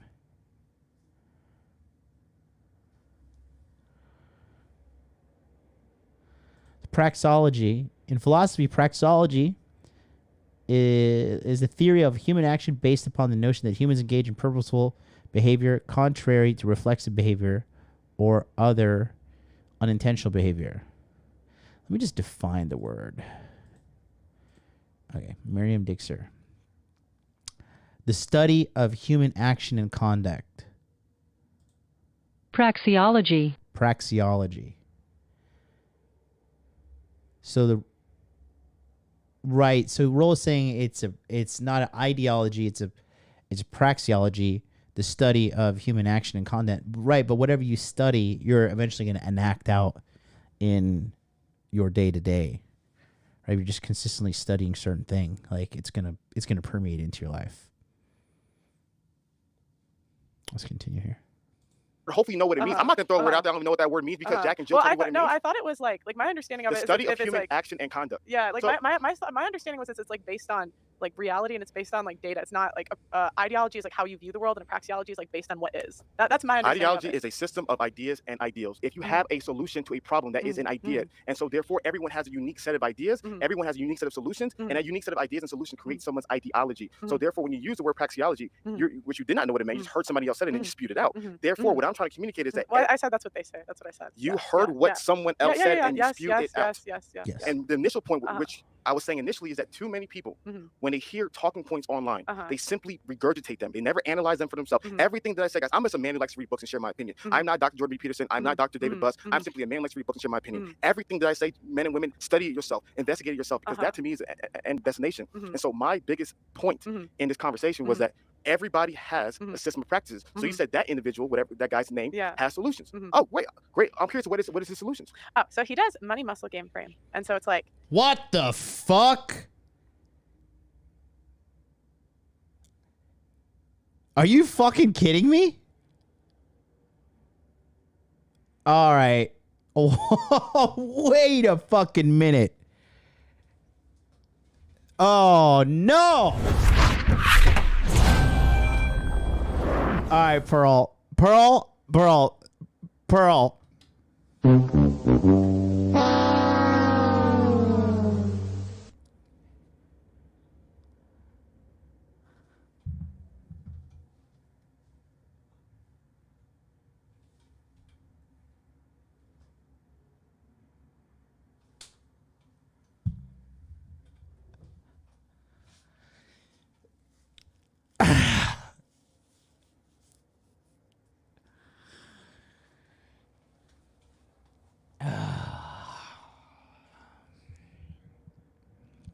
Wouldn't be the first time someone stole my stuff in this space. Well, and then Rollo did go on for Value Taming. He's like, well, money muscles game frame. And I was just like, bro, first of all, you butchered it. Okay. Second of all, money muscles game frame is my thing. Like, it's literally on the fucking wall. Rollo does not give you props for that. Of course he doesn't. Because he's not out here living this shit. He's not out here. I am the alpha. I am the omega. I am the beginning and the end when it comes to money muscles game frame. And again, I'm not in this for subscribers. I'm not in for followers and shit. I'm certainly not in this for clout like a lot of people are. I do not want clout, okay? What I want are asses in seats in front of me so I could change your fucking life. That's what I want. Okay? But Pearl's got to hold the big fat L on this one. Allie, what the fuck? How did you not tell me this part? How is this even happening? Allie, you got to let this woman know Money Muscles Game Frame is from yours truly. Huh. That's funny, bro. That's funny. Rollo Tomasi, Money Muscles Game Frame. Bro. Guys. Rollo Tomasi doesn't have $1 million award like yours truly, okay? No.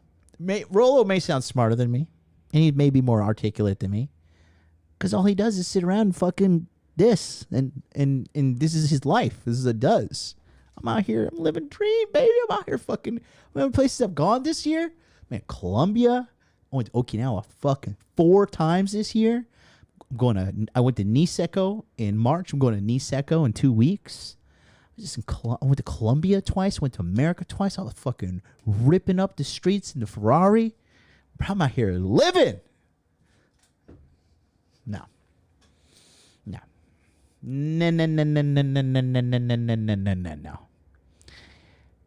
Make money, make muscles, learn game, hold frame. Money, muscles, game, frame. Okay? You don't believe me? Do I dare? Do I dare show you something right now? Would you guys like the ultimate receipt? Who wants the ultimate receipt? I'm going to show you something I bought today. Okay. You want to see something? I didn't even watch this. I always do cold reactions. But what the fuck, bro? Pearl, come on. Pearl, don't make me get your manager on the phone. I know your manager. That's insane. This is truly insane. Like, I'm at a loss for words, guys. I'm just totally sorry right now, but this is just... You got to give me a moment here, because I got to just show you. What in the blue fuck? Okay. So, let me show you. Okay.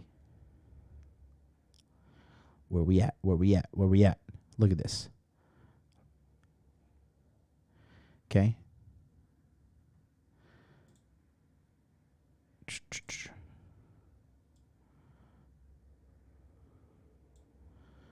Okay, here it is. I literally bought this today.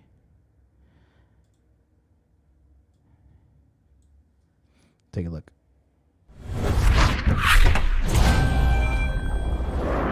Can you see that? MoneyMusclesGameFrame.com. Bought it for 1 year. Okay. That's mine. That's my baby. Can't believe this shit. Unbelievable. Give me a sec. I gotta use the bathroom. I'll be right back. We're going to get right back to that, but I wanted to quickly tell you about my one-on-one coaching service. If you need help with making money, making muscles, learning game, or holding frame, let me help you. I've been helping thousands of men over the past 5 years, and I'm very sure I can get you results as well. All you need to do is go to modernlifedating.com/coaching and book your session with me today. It's a private one-on-one session.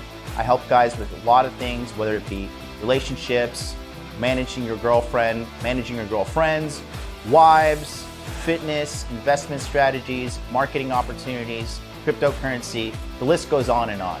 So if you just need a little bit of help and you don't know where to go next in life, I can help you out. Book a call with me today. Go to modernlifedating.com/coaching and let's help you out today. Thanks so much. Let's get back to today's episode.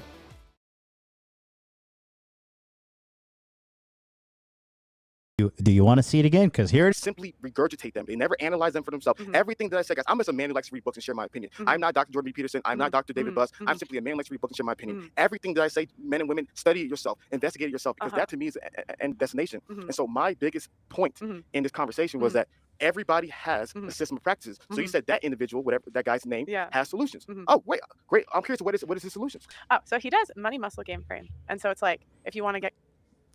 So here Pearl is saying Rollo Tomasi is the one pushing Money Muscle's game frame forward, which is hilarious. Come on, Pearl. This is fucking retarded of you. This is dumb.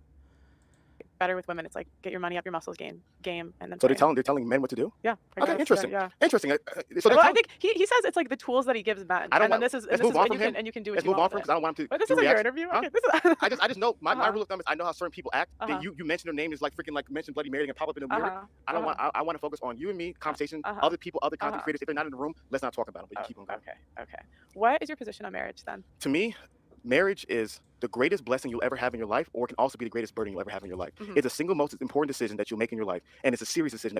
I truly believe marriage and family, the family is a foundation of society. If there is no family, the society is run by the state, and that's what nobody wants. I'm not sure your political views, but most people don't want a society that's run by the state. We don't want communism, we don't want socialism. We need strong, independent families leading strong, independent communities. And so I totally understand that marriage is a foundation of it, but at the same time, choose the wrong woman, worst burden ever. Choose the right woman, greatest blessing ever. What do you think about prenups? Did you get a prenup? No. No prenup? No. I totally agree. If you're a man, you want prenups. I'm not a money guy. There's other things that we talked about and we've obviously conversed with. Money's not important to me. Everybody's different. You know what I mean? And so if you're a man, you want a prenup, or you're a woman, you want a prenup, all power to be to it. One of the things me and my friends had a great conversation about prenups, and I said the reality of it is the state has rules if your marriage falls apart. So you should have rules yourself.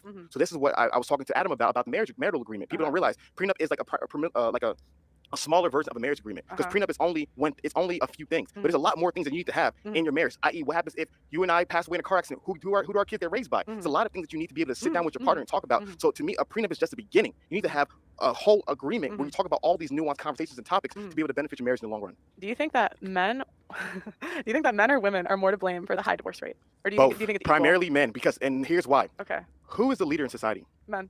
Well, actually, no, it's like women make 70 to 80% of consumer buying decisions. Who's the leader? I'm curious.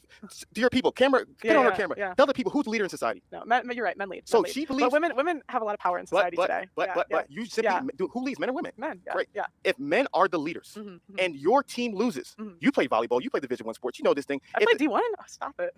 I wish. If you are the leader of your team, the team loses. What should the leader do? Whose fault is it then? When the quarterback loses the game, his receiver drops a touchdown. What does the quarterback say when the interviewer asks him, "Why did we lose the game?" He takes accountability. He says, even if there was something that other people did to contribute to the loss, the quarterback never throws the team under the bus, which is why Ron Rivera, the Redskins head coach, everybody got mad at him because he blamed Carson Wentz for losing. Is Carson Wentz playing good? Heck no, he's playing like Garbaggio. But the coach cannot go before the audience and say, "Oh, the reason we're losing because of him." You're the leader. Put that on your back. Are there things that women have done and feminism has done to contribute to the breakdown of society? 100,000%. But men, I thought we were the leaders. I thought we were in charge. How do we let this day happen? How do we let it get to this place? So me personally, I understand that if you're going to be the leader, you get the final say and you get the responsibility when the team loses. I actually kind of agree with that. Hey, we agree. Because I think women wanted a certain amount of power, and like men gave it to them. Like who developed birth control was men. But I do think like it's kind of on the women though too, because we asked for it, and so it's like if you're gonna ask for it, then you can't be mad at the consequences. And now, but the problem is now I think now women have more power than men. Like that's just we make 70 to 80% of consumer buying decisions, and we make up, and it's been proven that women decide elections. If you truly believe that the power, I feel like I'm Andrew Tate right now. The power in today's world. Is being held in the hands of women, you are deceiving yourself. You think the global elites are a bunch of women who are ruining the world? This is not Wonder Woman. See, I haven't gotten to the elite stage of red pill yet. Listen, the elites, that's like a term I haven't gotten there yet. If you think who's running the world are women, you do not understand the way the world works. Men run the world. Men have the power. Just because they give women a little bit of consumer spending goods to be able to shop on useless things on Amazon, just because they give individuals a right to vote occasionally, you think the men are not ruling this world? Yeah, maybe a small, a small percentage, but women, we're the ones that are bailed out of every bad decision we make. Who allows those rules? Why do they allow? But then at the same time, who elects those people? Women decide elections. You think it's a democracy? In the U.S., women decide elections. You think this is a democracy here? You think this is a free democracy where the people are choosing the leaders? Come on, you're too young for this. You don't think women decide elections? We make more. Do you really believe the power in the free world is being decided? They're letting people freely decide the elections. You think if they don't want somebody in power, they're not going to make sure this person's not going to be in power? My point of okay, so you're on the voter. I'm just having fun. Okay. No, I don't. You gotta get the red pill conspiracy. This is their red. I don't subscribe to the stealing elections and stuff. I didn't say stealing elections. Well, she is young.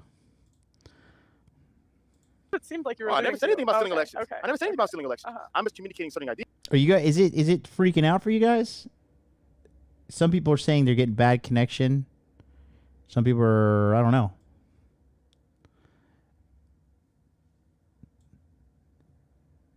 He's just having fun. He's having fun. Super weird, man. Yes. And so my point, when you asked me, you said, who is at fault? I cannot say I'm a man. So Pearl is a 25-year-old woman. We need to bring that into perspective here. Just because she has a YouTube channel that's growing, okay, that doesn't mean that she's good at sexual dynamics and understanding relationships. Pearl's not even in a relationship herself. Okay, Pearl is good at growing a YouTube channel. That's what Pearl's good at. Is she informed on certain things? Yeah, for sure, she is.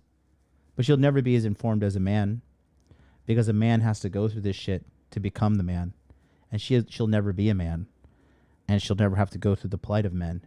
Just how I could never tell you what it feels like to be in my second trimester of pregnancy, ever. Eric says, if you think men are running the world, walk into divorce court, Hafiz. I'm just having fun. Yeah, but who put those laws into play? Think about that. Bro, come on. The fucking prime minister of the UK was a woman. She was prime minister for 44 days. Come on, guys. And men are the leaders. And then blame it. Do women have a responsibility to the destruction of society? Of course they do. But men are the leaders. It starts with us. A man had to make this a law. A man had to say this was okay. But the women elected them. I don't know. So you believe that the women are electing the men, and then the men are so you believe the women are the master puppeteers who are electing the political pundits to do their bidding.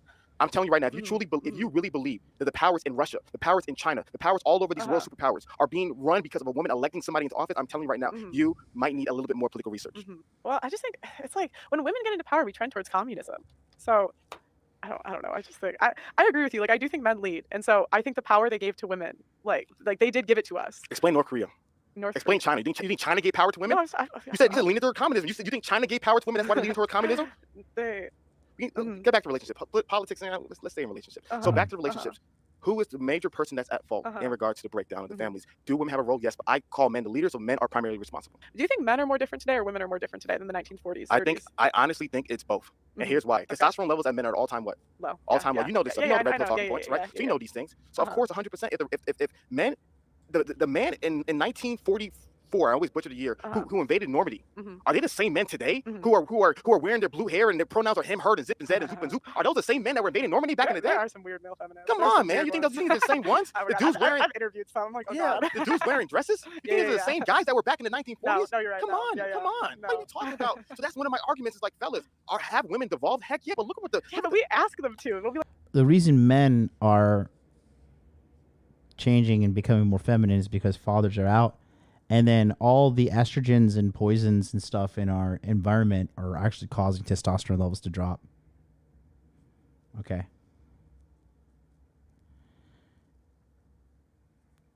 Did you get the Unplugged Alpha book from Richard Cooper? Hair of Istanbul, Richard Cooper. Yeah, I did the audio editing for his audiobook because his audio editor sucked and I found a bunch of mistakes in there and I did it all for free. But why did you listen? Man, you are in charge. You are the boss. Listen to women, right? Don't listen to somebody when they're telling you to do the wrong thing. As a leader, it's like use an example that people don't like. If I am the parent and my child told me I want cotton candy every day for the rest of my life. You say women are children? I told you I'm using an example, and we're gonna get people going. We are a little bit. We're having fun here. We're having fun. If you have a child and that child said they want cotton candy for every single day for the rest of their life, and you are the leader, you are in charge, and then that child says they want it, what do? Do you just simply say the child is crying not giving the cotton candy, or do you say I'm in charge, I'm the leader, what's best for you is this, you're not getting that nonsense, that foolishness? What do you say? I'm curious. You're smarter than me. Please teach the people. You should just give the kid whatever they want. I love it. Exactly. I'm just kidding. Just listen to the 4-year-old. Listen to the 4-year-old. So my point is that if you are the leader and you're responsible for somebody, you have to make the best decisions. And even if the decision makes them upset, you got to do what makes them healthy in the long run. So that's my personal opinion on these things. Do you think that polygamy could be a solution going forward? No, because polygamy would destabilize society. And this is what blows my mind about the red pill and the red pill. Some of the red pill guys always talking about how a high value man exercises options. Imagine that's how I started. It was because my dad's in that category, and I called him. I'm like, Dad, where are your hoes? You're supposed to have some. Oh Lord Jesus. I was so confused. I was like, I didn't grow up with it like this. Listen. This is a different world. We got to do a lot of. When they were explaining it, I was like, wow, this is very different than what you drank the Kool-Aid. You're fully in it. But hopefully by the end of today's you realize I don't agree with cheating. Okay. I've never said I agree with cheating. I just said you drank the Kool-Aid. No. Drank some. Doesn't that mean like then like I'm a part? Doesn't that mean that I have a different opinion on it? I thought that's what that meant when you said you drank the Kool-Aid. What I'm saying is that there's certain ideologies and beliefs that you have that when I hear you say them, I'm like, dang, I remember that video where somebody uttered that idea, and I'm like, man, did she copy and paste it or did she genuinely believe it? And so going back to the point. Well, if things make sense to me, if someone has a good argument, like why would I not repeat it? If I've researched it and I think it's a good argument. You've just seen some of the things you haven't researched. So my rule of thumb is like the definition of a praxeology. 100%.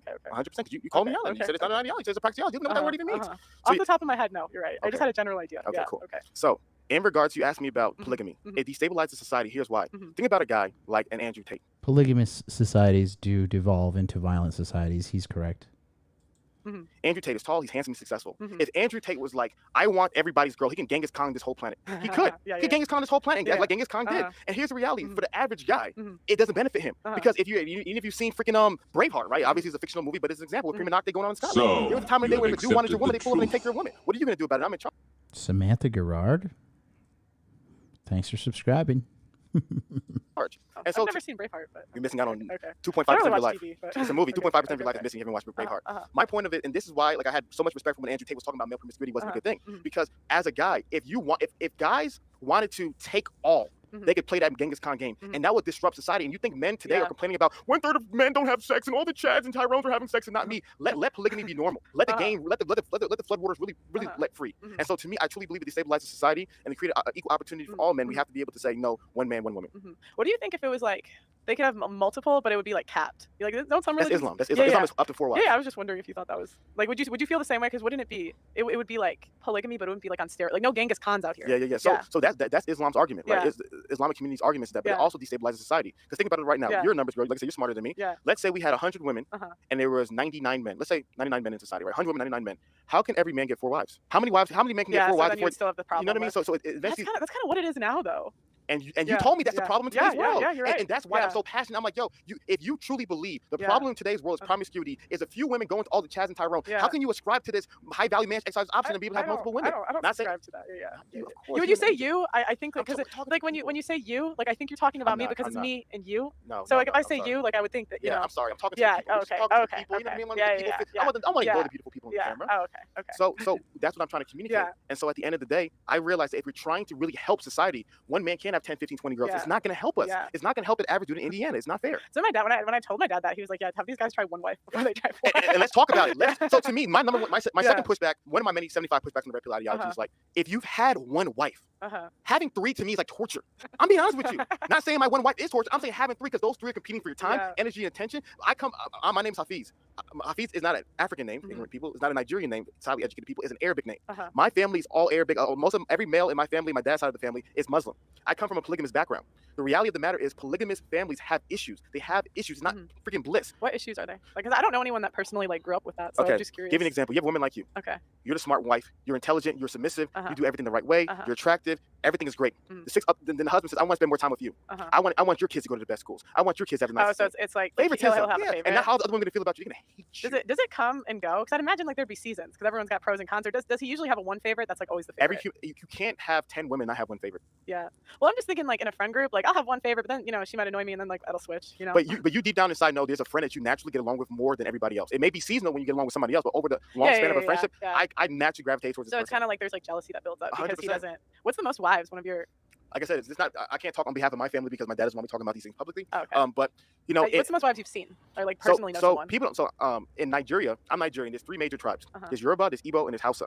Most Nigerian that you meet in the Western world are Yoruba and Igbo. I met Igbo. You rarely meet Hausa. You will never. They stay in Nigeria. Hausas are predominantly Muslims. Those guys, 20. 25, 30, like those, they will keep on taking, but some of them, like the religion holds them back. But you got to think about it. The religion caps them at 4, but how many people really follow their religion all the way? You know what I mean? Like Christianity said you shouldn't have sex until marriage. Who really is going to stop? Okay, because I live in London, and so like there's a lot of, I've had so many Nigerians on my, I feel like Nigerian people just really like to share their opinions. Like, I don't know why. It's our culture. Especially Igbos. I don't know. I don't understand the tribes. I don't know the background. This is just, I've had so many Igbos. Am I saying it right? On my show, and they're all, but I forgot where I was going with that. You were saying that I was making a point about having multiple wives. About the Nigerian uncle. That's always that. They always say like be careful of the Nigerian uncle because it's in London. Because what'll happen is they're like he'll spoil. Like this is what they said. Like because I've heard him reference this mysterious Nigerian uncle that he'll spoil you and whatever, but he has a whole family. 100%. That's what they do. So unfortunately, part of the culture is polygamous culture. So to the original question, it destabilizes society, and that's why I'm just like, if you're really trying to help men, you know that you need to tell, hey man, you guys need one. Then so the other guys can have more. Think about it, like you said, you want to incentivize women, incentivize what you want to see more. If the women realize that, hey, you're not going to be so-and-so's side chick, you're not going to be so-and-so's 4th or 5th wife, you're going to have to lower your standards. It will change them. Like you said, it will change them. But if every woman knows, I can be future number 17, I can be so-and-so number 15, like then it's going to continue to create this issue that we're having in today's world. Yeah, it's just like my thing is, I feel like you can't change like certain things that just are. And I always say, I don't feel bad for a single girl that got cheated on by a pro athlete. Neither do I. I don't have a bit of sympathy. Neither do I. I don't, like, you knew what you signed up for. 100%. Like, come on. Or rapper. Seriously. Like, you have that freaking, Jason Derulo? Of course. His, like, baby Come mom. on. She's, like, going on Come live, on. like, crying, like, oh, he cheated. I'm like, he's humping girls on stage. What did you expect? Even Adam Levine is like, really? He's Adam Levine in Maroon 5. Yeah, What do you but it's like, expect? I'm not going to say what they should and shouldn't do, because it's like, they work to get to that point, you Here's know? my And so I can't change the way the world just, like, is. You know, and so when you have someone that's like good looking, they have clout, because I would say like most of the millionaires, like the rich people I know, were kind of nerds. Like nerds aren't really I mean, I know Bill Gates was on his wild shit, but like, but like, so like, that's why I would say the community I was in like wasn't that big with that. But I'm like, yeah, if you want to be a part of that lifestyle, that just kind of comes with it. And I'm not here to tell them what to do or tell them how to live their life, but it's just like, ladies, if you go for that type of guy, that's what comes with it. Here's my pushback to you. Yeah. I agree with you, but to a point. The men can't lie. My problem with Adam, I don't know his whole story. Is that if they lied, I'm not saying he did it. Yeah. My thing is that if you are that kind of guy, you should let her know up front. Because I play college football. A lot of my friends play in the NFL. The men are not masculine enough to look at the woman in the eyes and be like, I'm gonna have others. I'm gonna be on tour. I'm gonna be in different cities. There will be others. I will never no babies, no whatever the rules that they have for their infidelities. But my problem is when the guys lie. I agree with you. That's the problem. You shouldn't lie. If you're an athlete, be 100. Say, yo, I'm gonna be on tour. I'm gonna do my thing. If you want it, you can say. If you don't, you can leave. But even. And this is where both of them wrong, because Hafiz obviously has only slept with his wife, and then Pearl here doesn't know what the fuck is going on, because women just don't like to be lied to. They don't want to know they're being lied to. They want to be lied to, but they don't want to know they're being lied to. Okay? How do I know? Watch Oprah. Watch Dr. Oz. Read Twilight. Read fucking 50 Shades of Grey.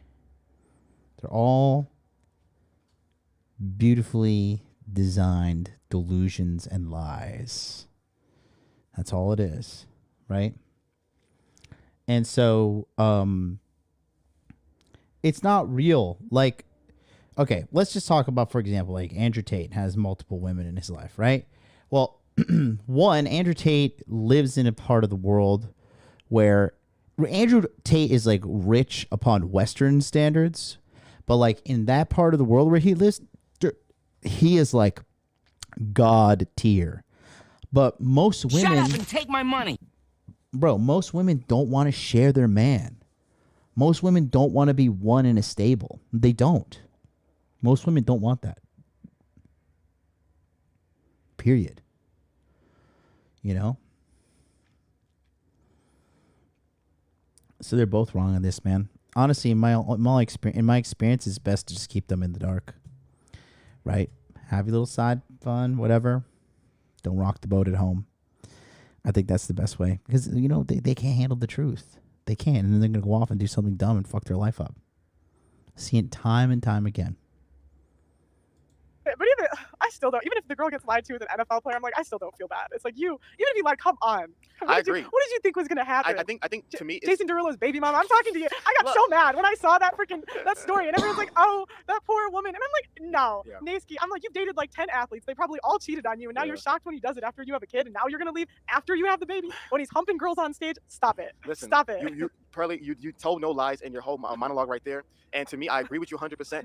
And my rule of thumb is, a man, you got to be honest, and you got to have it on contract. You're an athlete. You make them sign NDAs. You're an artist. These girls sign NDAs. I agree. You got to have that. Guys are reckless. I'm like, yo, what are you reckless. doing? Make them sign these why contracts. You're fucking Instagram models without NDAs? Are you stupid? Why are you using your account? Are you dumb?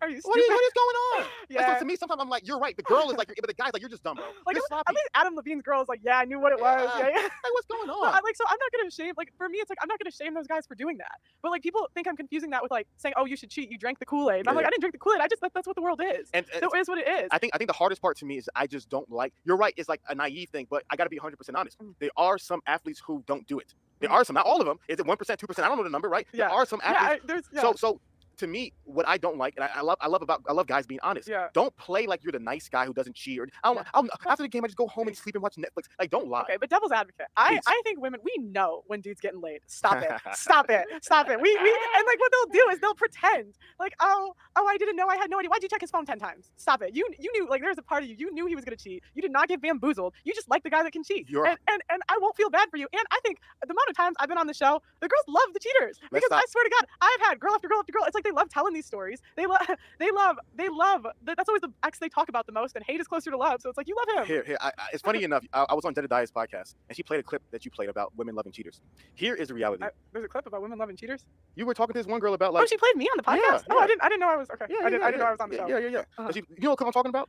I talk for 16 hours a week. Okay. She don't know. Yeah. Anyway, so she's playing a clip of you that you're talking about how women love cheaters.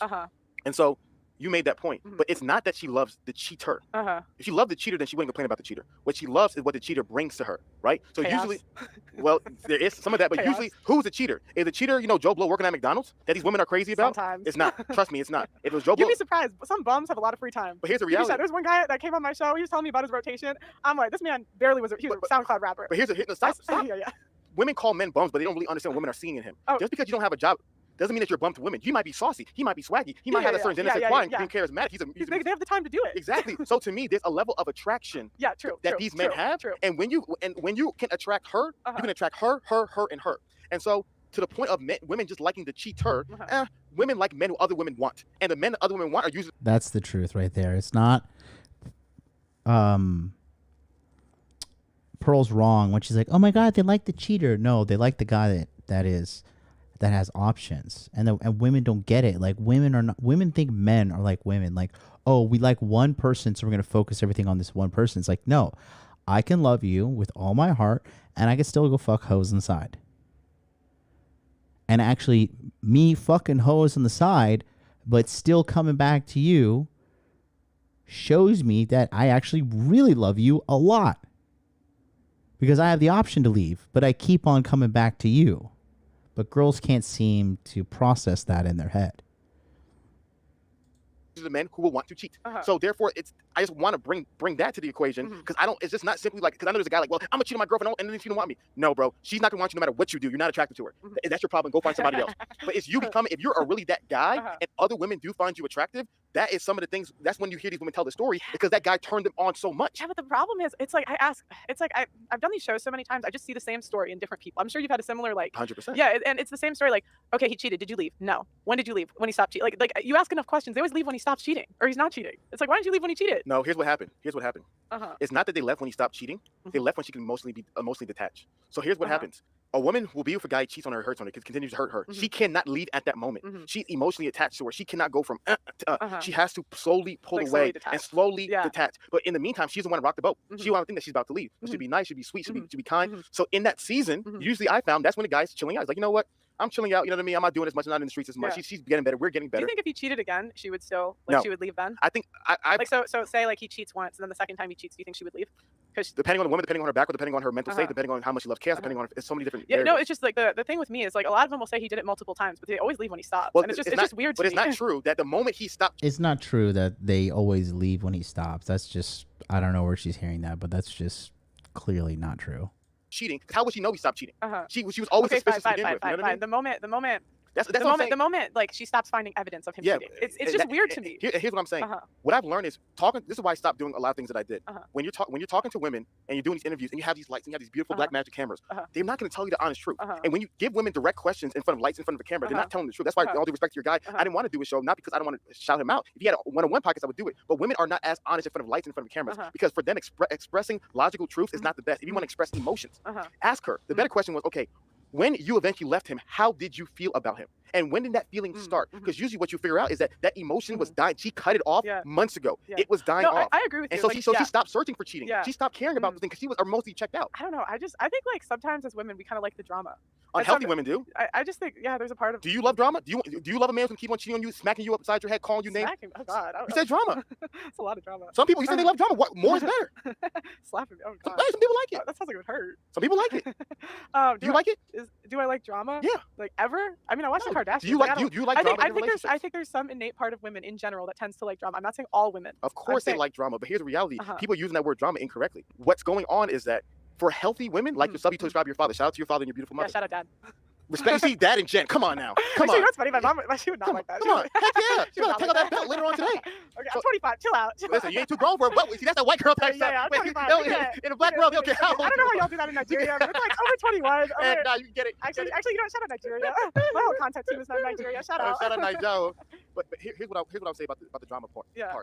He's right though. When it's unhealthy women that like drama, healthy women, they want a peaceful, calm life. You know what I mean?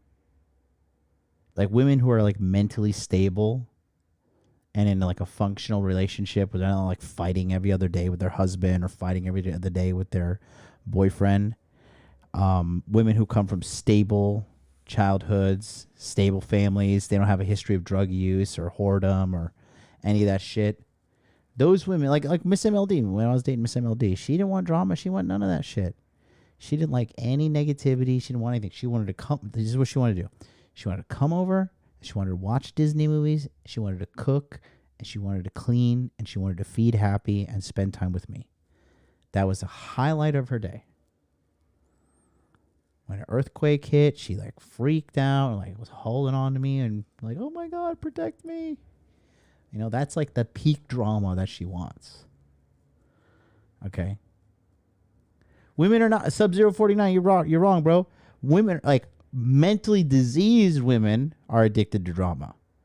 Like women that are trouble like drama. And again, are you gonna make me do it? I feel like you're gonna make me do it because you haven't learned your lesson. I'm doing it. Okay.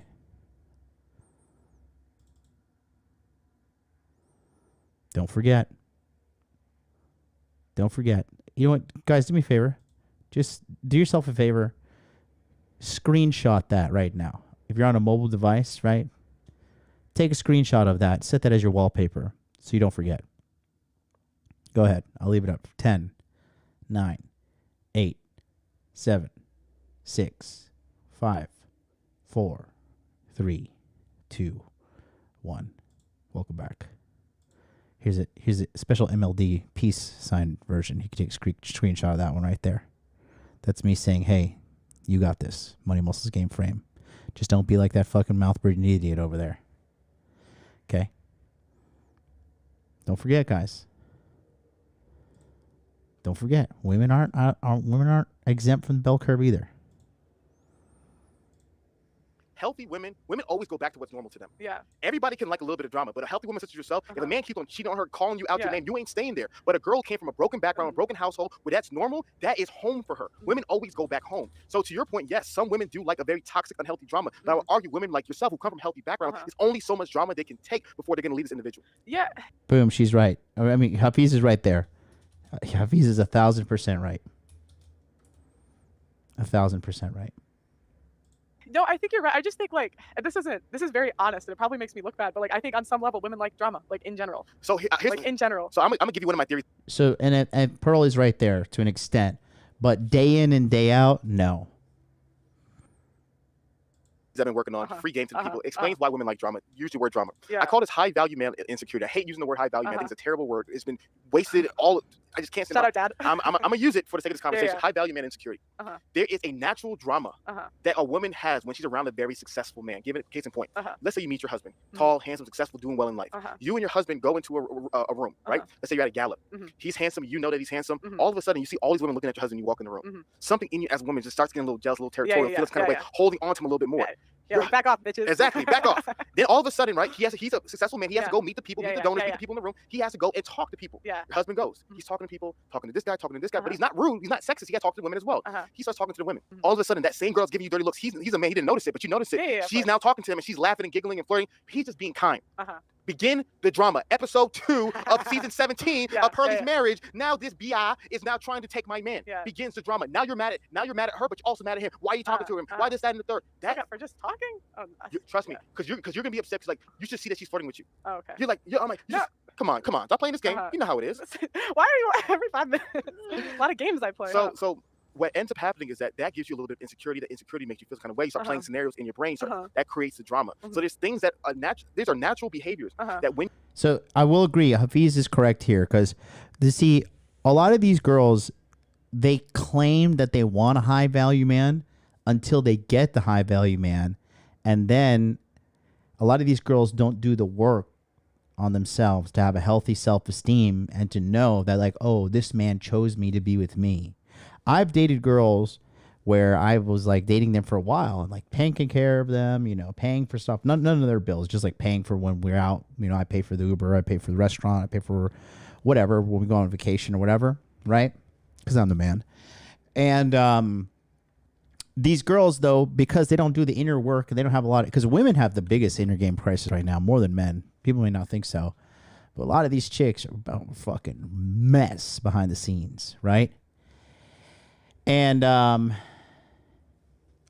you know, sorry, I'm answering this. Yes, pass the spell. Just sign up now, and I'll send you the email.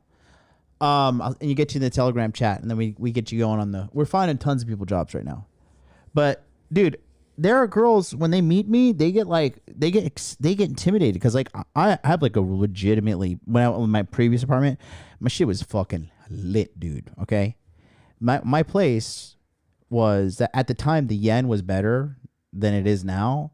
At the time I moved into my place is $3,800 a month for rent.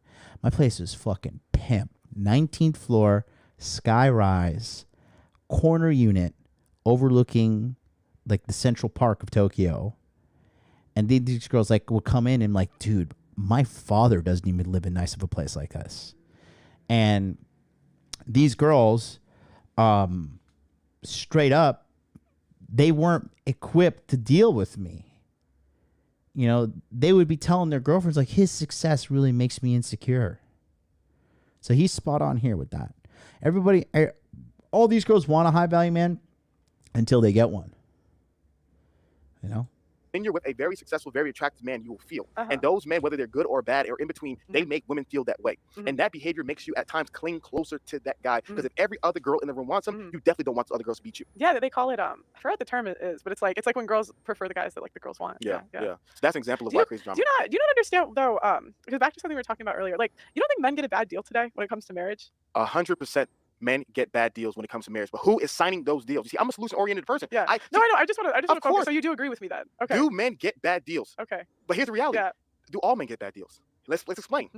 So one of the conversations that people have is about the prenup. Yeah. You're in UK, you know this. And correct me if I'm wrong, because I don't know this off the top of my head. So I don't know this study. Yeah. Maybe you know this better than I do. I saw a study where it said women from 20 to 29 in UK are starting to out-earn men. Have you seen that study before? Yeah, I've heard that in major. I actually didn't hear about that one, but I heard it in major cities. In the major cities, cool. Yeah. So at Google, women were out-earning. Yes, I love it. So think about that. So there are some men right now who are dating women who out-earn them. It's safe to say. Yes. So if that guy gets married to that woman and they get divorced, they don't sign a prenup, who's winning that deal? The person with less money. So for some guys, it is a good deal. Well, but men only win 13% of alimony cases. I didn't say alimony. Okay. Alimony is a totally different thing because that's a rare occasion. Think about it. To get like, you want to go down to that. I mean, but like even if we did like the way it would be split up, do you really think men are going to get the bad or the women are going to get the bad end of the deal? If you're dating a doctor, I knew a guy right now dating a doctor making $410,000 a year. This guy's an audio engineer making about $50,000 a year.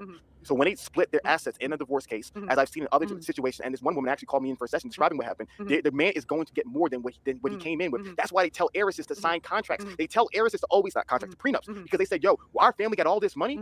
We don't want that man coming in and taking it. So in some cases, yes. I'm not saying it's most. I'm not saying it's all. In some cases, yes. And so therefore, there are some situations where men are getting better deals. If you are a guy and most girls and you can't get sex consistently, and all of a sudden you find a girl and you convince a girl to want to be with you, even though she's not really happy, and you're getting sex occasionally, you are getting the better deal because in the free market you couldn't get sex consistently. So for some guys, the sex that they're getting, they could not get that in the free market. And so one of my listen.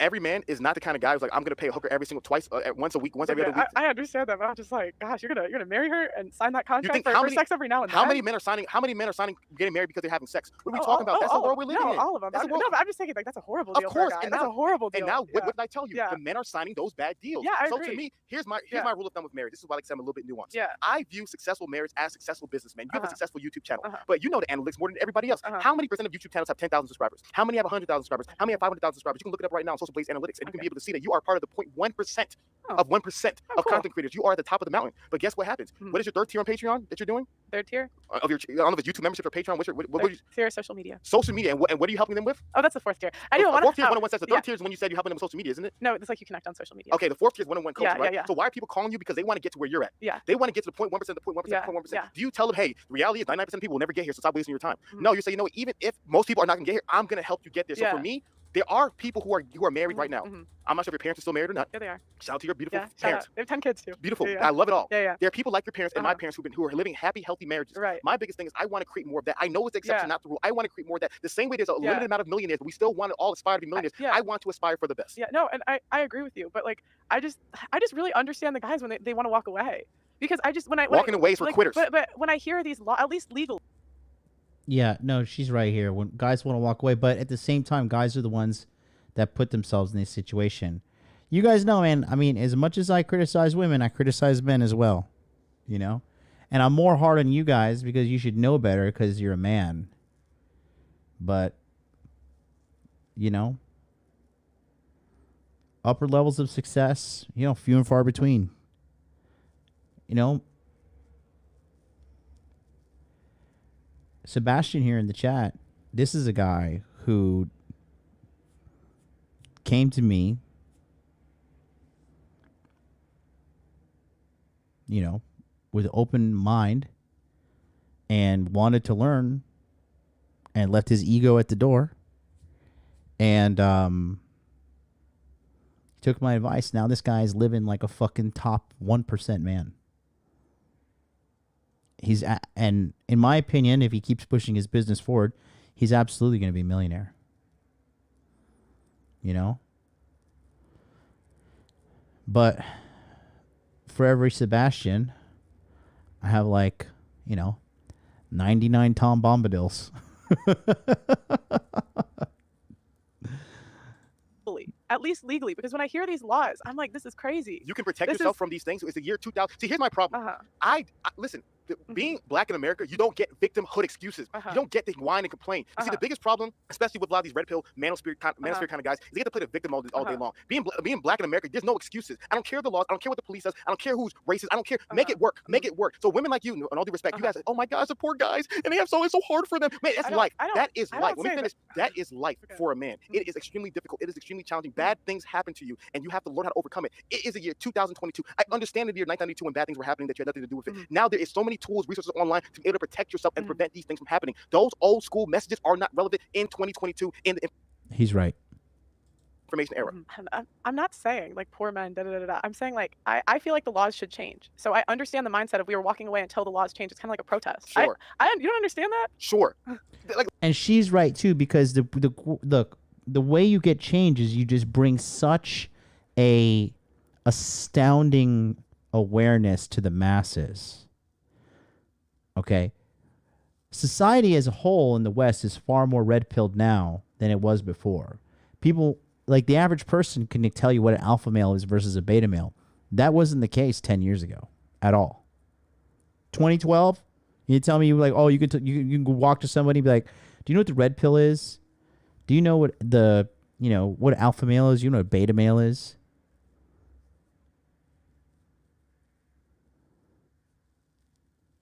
Let's be honest. Let's stop playing this game. What kind of men are walking away?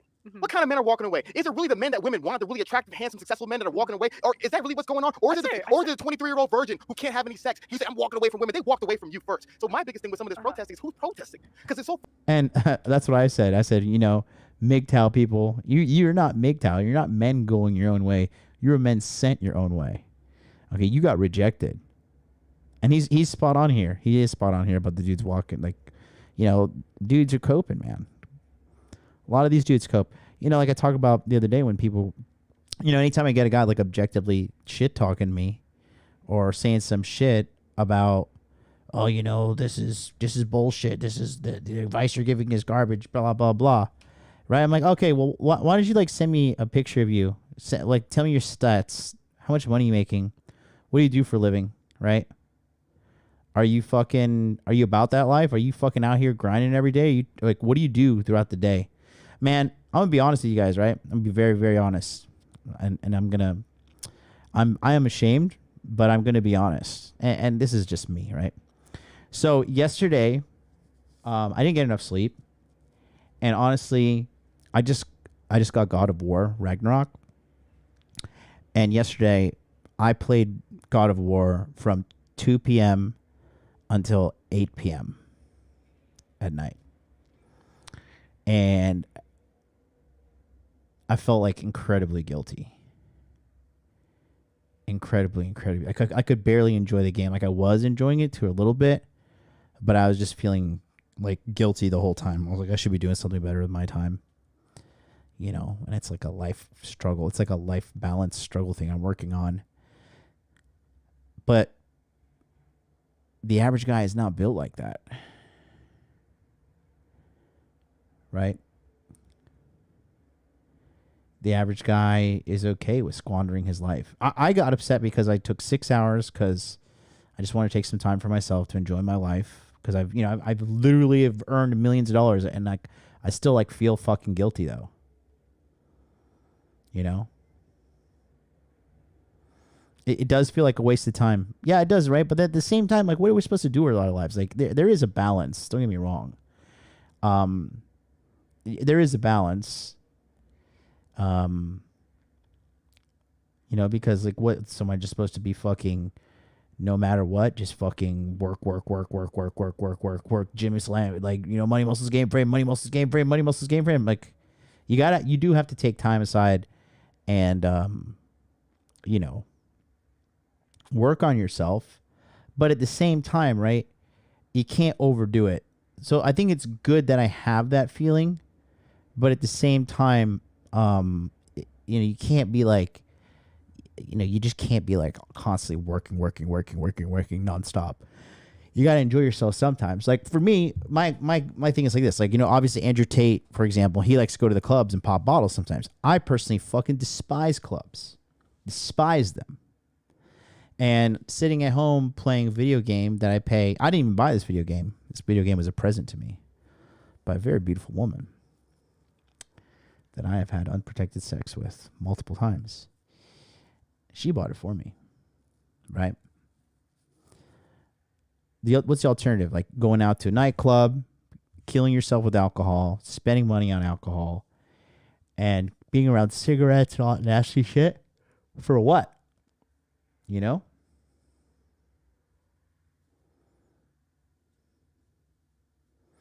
Yeah, Vader's perfectly says, yeah, I hate this manosphere. If you play video games and not working 90 plus hours a week, you're beta male sim.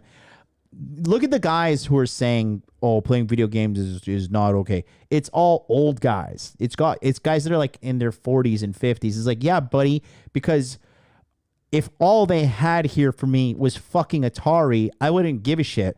But I got a fucking, you know, I got a GeForce, or sorry, I got a, what is my video card?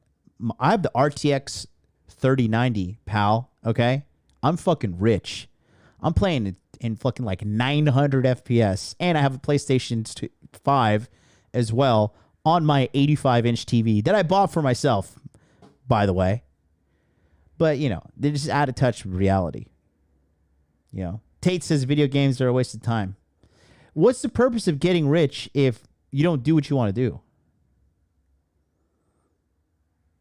I played video games all the way to my top here.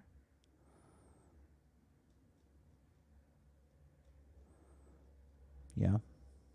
Come on now. There's got to be balance to this, though. Funny because what happens is you have all these guys on the internet saying, I don't do relationships. And I know them in person, and they have girlfriends, they have wives on the side. They don't tell people these things. No one's walking away but the foolish kids who are watching this content online. Those guys not walking away. You think they're living without women? You think they don't have a relationship? You think they don't have any kids? No, Come on.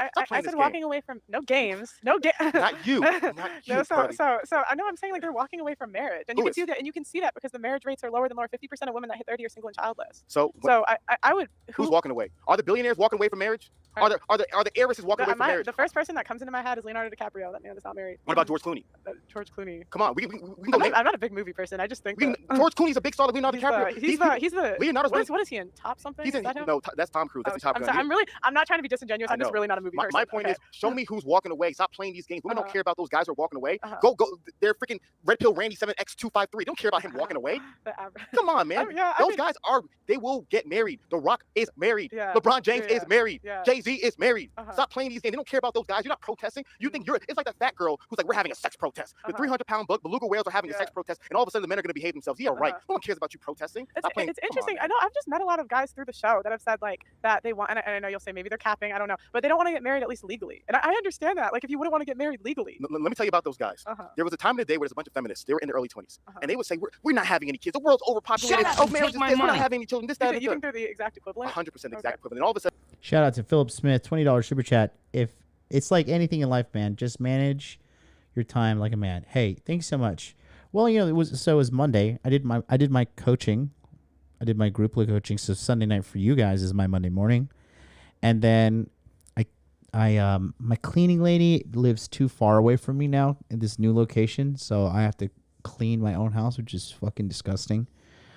Disgusting, not like I live disgusting, but disgusting that I have to waste my time doing housework. So I cleaned up a little bit. I don't have a dryer in this place. I only have a washer, so I had to walk to the fucking laundromat. Went and had a coffee. There's a cute girl that works at the coffee house behind me, so I was chatting her up. And then I just came back, and I was just like, yeah, I just feel like playing video games. But after I was done, I went to the gym, and then I did my show with Dre at night.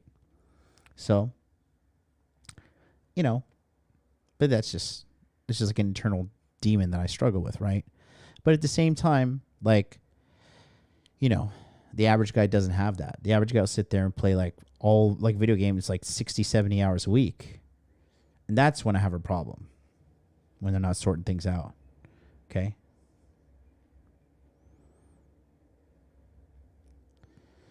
MLD, does driving suck in Japan? I don't know. I'll have to ask my Uber drivers. I don't drive over here. Kidding me? I drove once in Okinawa because this girl I was with was driving and she couldn't fucking parallel park and was holding us up. And I was like, just get out. Move. Let me do this. It's fucking hilarious. Here I am in. What else do I need? I emailed you, buddy. Passive spell. Check your email. Check your email. Email. Email. I gotta use the bathroom again. Be right back. Today's episode, we're gonna get right back to that, but I actually have an opportunity for somebody out there in the Hot Dude Army. We are looking for a social media ads expert. If you have experience in this niche, helping men get solid conversions from Facebook ads, Instagram ads, TikTok ads, LinkedIn, Google ads, and more, contact me today. However, I need you to pay attention to what I'm about to say. I only want to get contacted from people who have done $10,000 a month in revenue from these ad sources or above. I need an experienced person. This is a time-sensitive opportunity, and I know by putting this ad out, somebody will reach out to me.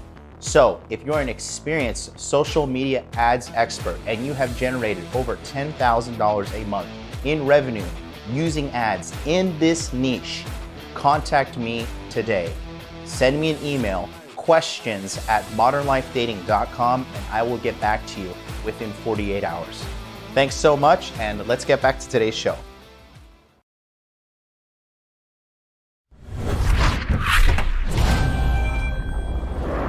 If you're a social media ads expert, holler at your boy.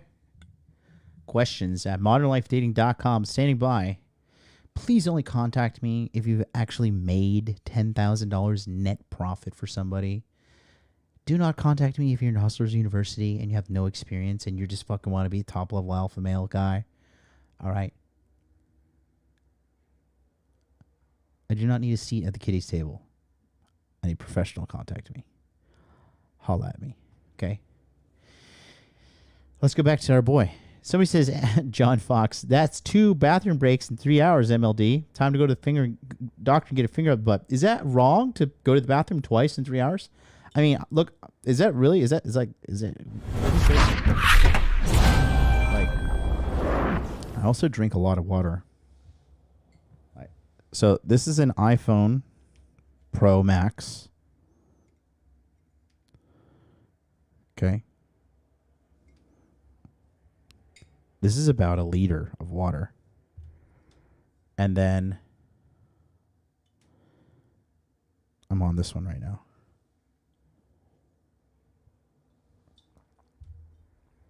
You know I'm a freak. I'm a health freak. Come on now.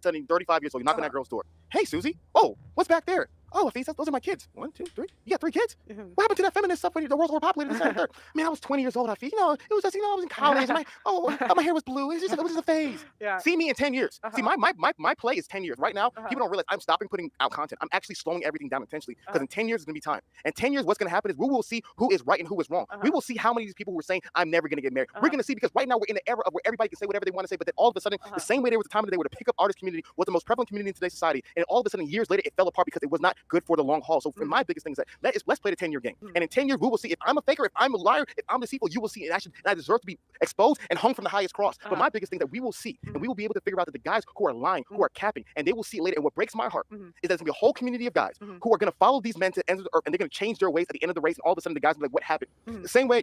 Just like Alan Roger Curry, who got married.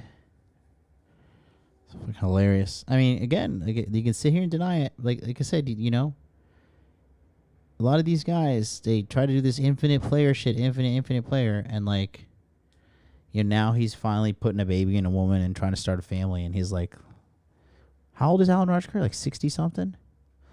And Alan Rogers just sitting around just like complaining, saying, he stole this from me and he stole that from me. He did this with me. I got one thing to claim to my name. Money Muscles Game Frame. Anybody says some shit like that, fucking stole it.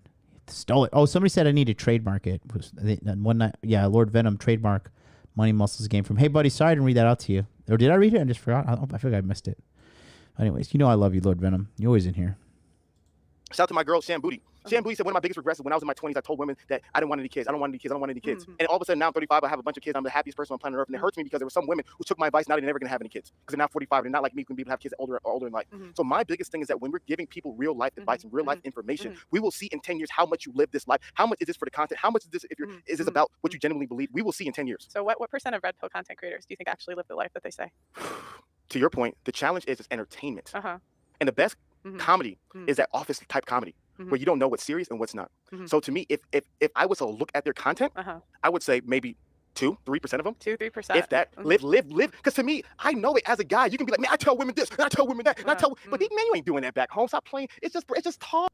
He's spot on. He is 1,000% right there. He is like 10,000% right there.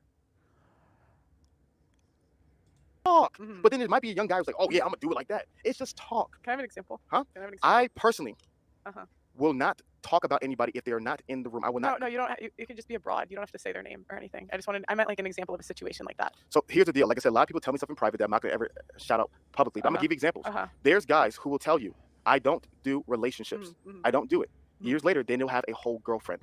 I don't do family. Then years later, they're married. So to me, like I said, this next 10. See, I've been watching male content for so long, and I've seen how this stuff goes. And you just see how it plays I've out. seen the cycle. Yeah. I've seen the dudes that come on the scene and say this and so hard, and I'm this and I'm that, and then you just wait, guys, wait. Let's see how his life really turns out. You're like, oh my gosh, another one. This is another cycle to me, and it breaks my heart because what I love that you said is it's entertainment. Keep it 100. It's entertainment, and you are also trying to help, but it's primarily for entertainment. So don't act like you really believe all these ideals, everything that you're communicating to these men. Stop acting like you genuinely believe all these things because you don't. And let's keep it 100. I would never be. If the Red Pill simply said it's all of our opinions, a lot of it is jokes. We're not really serious about most of this stuff. Some of it we are, some of it we believe, but most of it is just a little funny. I would have no problems whatsoever. But when you say we are the truth, come on, man. Don't let's not do this. Let's not deceive these men. I won't deceive these men. Please don't deceive these men. These are real life human beings and their real life lives and their children's life and their grandchildren's lives that are at stake. Like you said, it's a serious problem going on in today's world. Let's not play around with these men. It is a matter of life and death in the tongue. Do not play with these men and their lives and their legacies. I refuse to do that. So what are solutions to you, Ben? So I love your question. Solution number one is We need to build up stronger, more competent, powerful men who are assertive, who have boundaries, who are respectful, who are financially stable, who are physically fit, who are emotionally healthy, who are spiritually grounded. We need well-rounded men who not only have all the skills that make women happy, but also have all the skills that make a woman horny. We need those men, not just these, these nice guy weenie hut juniors who are doormats. Shout out SpongeBob. See, you watch Little TV. No, I don't. I actually have never. I didn't know that was from SpongeBob. It was. And we don't also need these hyper masculine bravado Gaston-like characters. We don't need either or. We need strong, competent, capable men, and we need to create places where men can come and get those resources. That's why I'm so passionate about the standard. The reality of the standard is when men join the standard, they're around my life. I can't fake nothing. I told the guys this in December when I started. I said, yo, if I'm faking what I'm saying, if I don't live what I preach, you guys will be around. Shout out to JR Garcia and the Andres and the Ryans and all the guys in the standard. They know it. They know it. They're around me all the time. I can't. I'm not faking it. I told you, if I'm fake, they can expose me in a minute because they're around me. So my biggest thing is that we need to go and create communities where we're building up men. We're teaching them how to have healthy marriages because some marriages. Oh, so what I've been doing since 2019. Got it. Just do work. Do a lot of them unhappy? Yes. But some are happy. Let's learn from them. Let's replicate them. Let's learn from your parents. Let's learn from my parents. Let's learn from the people who are doing well. And let's teach the men how to do those things. Let's also protect the men. Protect the men. If you're a guy, you have lots of money, let's protect him. If you're a guy, you're worried about your children losing custody, let's protect them. Let's teach strategies and techniques to protect men as well as women because to me, the best advice benefits men and benefits women. I want you protected as well. I don't want you to be 45 years old and all of a sudden your husband says, screw you, I'm about to get a new woman. Now all of a sudden you're 45 with three kids and now you're like, I want to go back into the mating market after I hit the wall. I don't want to go back into the mating market. That's not fair. We have to protect you as well. So I want to protect the men, protect the women. And on top of that, while we're building up stronger men, we got to build up healthy women because my biggest pushback, why I don't like showing the hoes on your show, the currency of today's is attention. That is a currency. If you ask an 18-year-old kid, which would you rather have, 1 million followers and a million followers and $1,000 or 1,000 followers and $1 million? Well, 1,000 and 1 million. You ask the average 18-year-old kid today. No, I'm thinking like you'd have to make the Nah, the kids would take fucking $1 million. He doesn't. That's a fucking shitty. I think that's retarded. money higher for it to be comparable. $1 million Yeah. and 1,000 followers, or 1 million followers and 1,000. Sorry. Oh yeah, that I'd pick the $1 million. 18-year-old kids know what the currency of today is? Uh-huh. Followers. Yeah. They want the clout. Yeah. They want that blue He's 1,000% wrong. check. Right, They want that followers right. on TikTok. They don't give a thing about the money because they're like, I'll use my followers to get the money. Uh-huh. They think the attention today is the currency. Mhm. So a lot of these women who are doing this foolishness, you know why they're doing it? Because there's attention there. If there was no attention, they wouldn't do it. If these girls, if they twerked on Instagram and they got 2 followers and they got 3 likes, they're gonna stop twerking real goddamn quick. And so my biggest thing is that we need to stop incentivizing their behavior. We need to stop celebrating these women's unhealthy behavior. We need to stop showing them. We need to freaking give them no attention. You see what happens is, and It's like La La Land to me. That'll never happen. well, and guess what? No, also is La La Land, the world that you're describing as well. Because you asked somebody 70 years ago, could the world ever get this bad? They say it will never get this way. It would never get this bad. This will never happen. But guess what? Sometimes La La Land exists, and good and in bad. So the same way society can go down, unless you're saying screw it and screw the. I think in the 70s they would have believed it. What you mean, the free love shit? They would have believed it. Man, that was some hippies in California. Those were some hippies in Woodstock. They didn't think that would go into New York City and Alabama, in Iowa, in South Dakota, and all in Arkansas. They didn't believe it was going to go all around the world like the way it is going right now. My point is, we need to stop it. The people with wisdom need to stop incentivizing those women. I never forget, and I keep on going back to it. Women know I can go in your charm school. I can act a fool. And guess what? My OnlyFans will go up because I will get more followers. The more rude I am on your show, on Wife Academy, I'm the nasty B word. I'm gonna get more followers. I'm gonna get more guys subscribed to my OnlyFans. So they're incentivized to go on your show and act a fool. Screw that. You are not getting $1, a penny, a cent from me. I will give you zero brand awareness. I will give you zero. If you're watching me and you're subscribed to an OnlyFans girl, I just gotta say you're definitely fucking up in life. Okay. Shut up and take my money. You're like 1,000% fucking up. Philip Smith, $20 super chat. Am I incorrect in thinking it's usually easier to get clout after getting the money? You are incorrect. I mean, you could buy clout via ads and, doing certain social media marketing things, right? But like, I'm rich or whatever, and I don't have a lot of clout. I don't want clout. I just, in order to grow my message, I have to grow the channel. But even that, I'm being suppressed, right? Like I have 57,500 YouTube subscribers. There's 137 people watching. These numbers kind of low compared to my regular streams as well, right? So I'm always going back and forth. I'm like, do maybe my live streams just suck? Maybe I'm just a bad, not entertaining content creator, and I just need to do better, or am I being suppressed by YouTube? you know? But yeah, I don't have the clout. And honestly, I don't want it. It's like a necessary evil for me to grow, unfortunately.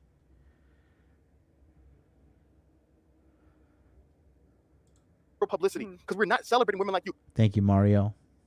We are celebrating the positive women, the healthy women, the women who want to create lasting families, women who actually want to stay through thin and thin, through. Everything he's talking about right now, I told Ali to do. I was like, you need to showcase positivity. You need to showcase good women. Because you need to do the show Wife Life, and she's doing it.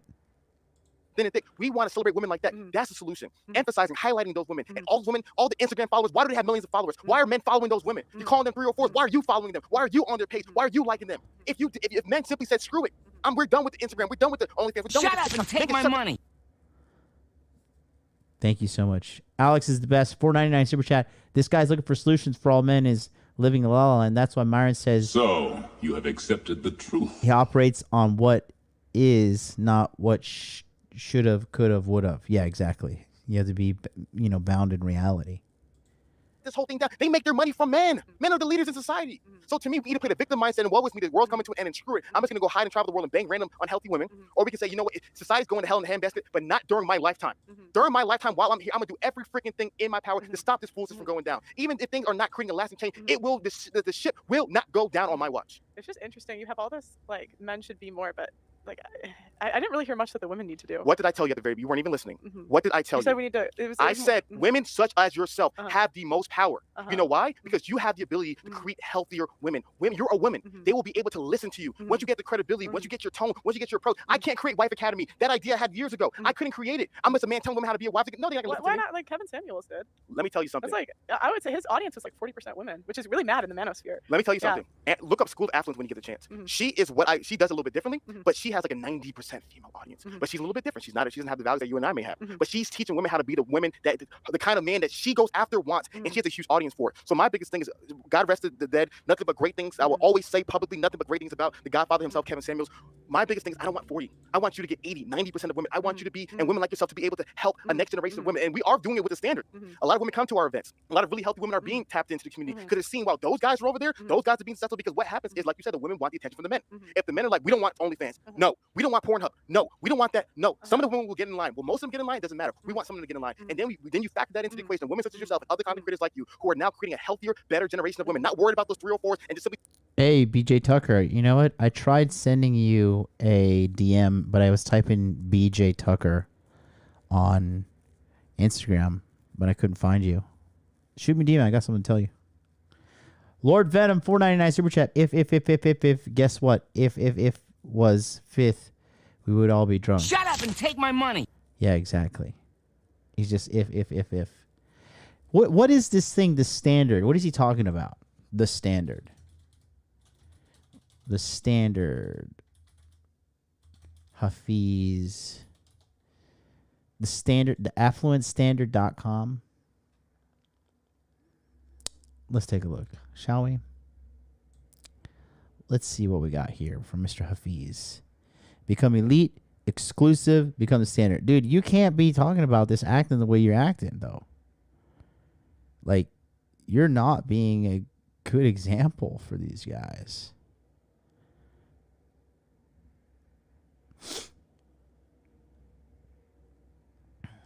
Imagine being part of an exclusive network of men with access to high-level masterminds, private upscale events, industry experts, fitness, style, and income, and more emotional intelligence, and a step-by-step blueprint how to achieve all of it.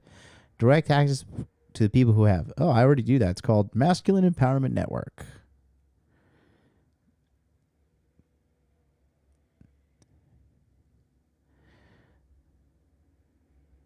Here from our co-founder.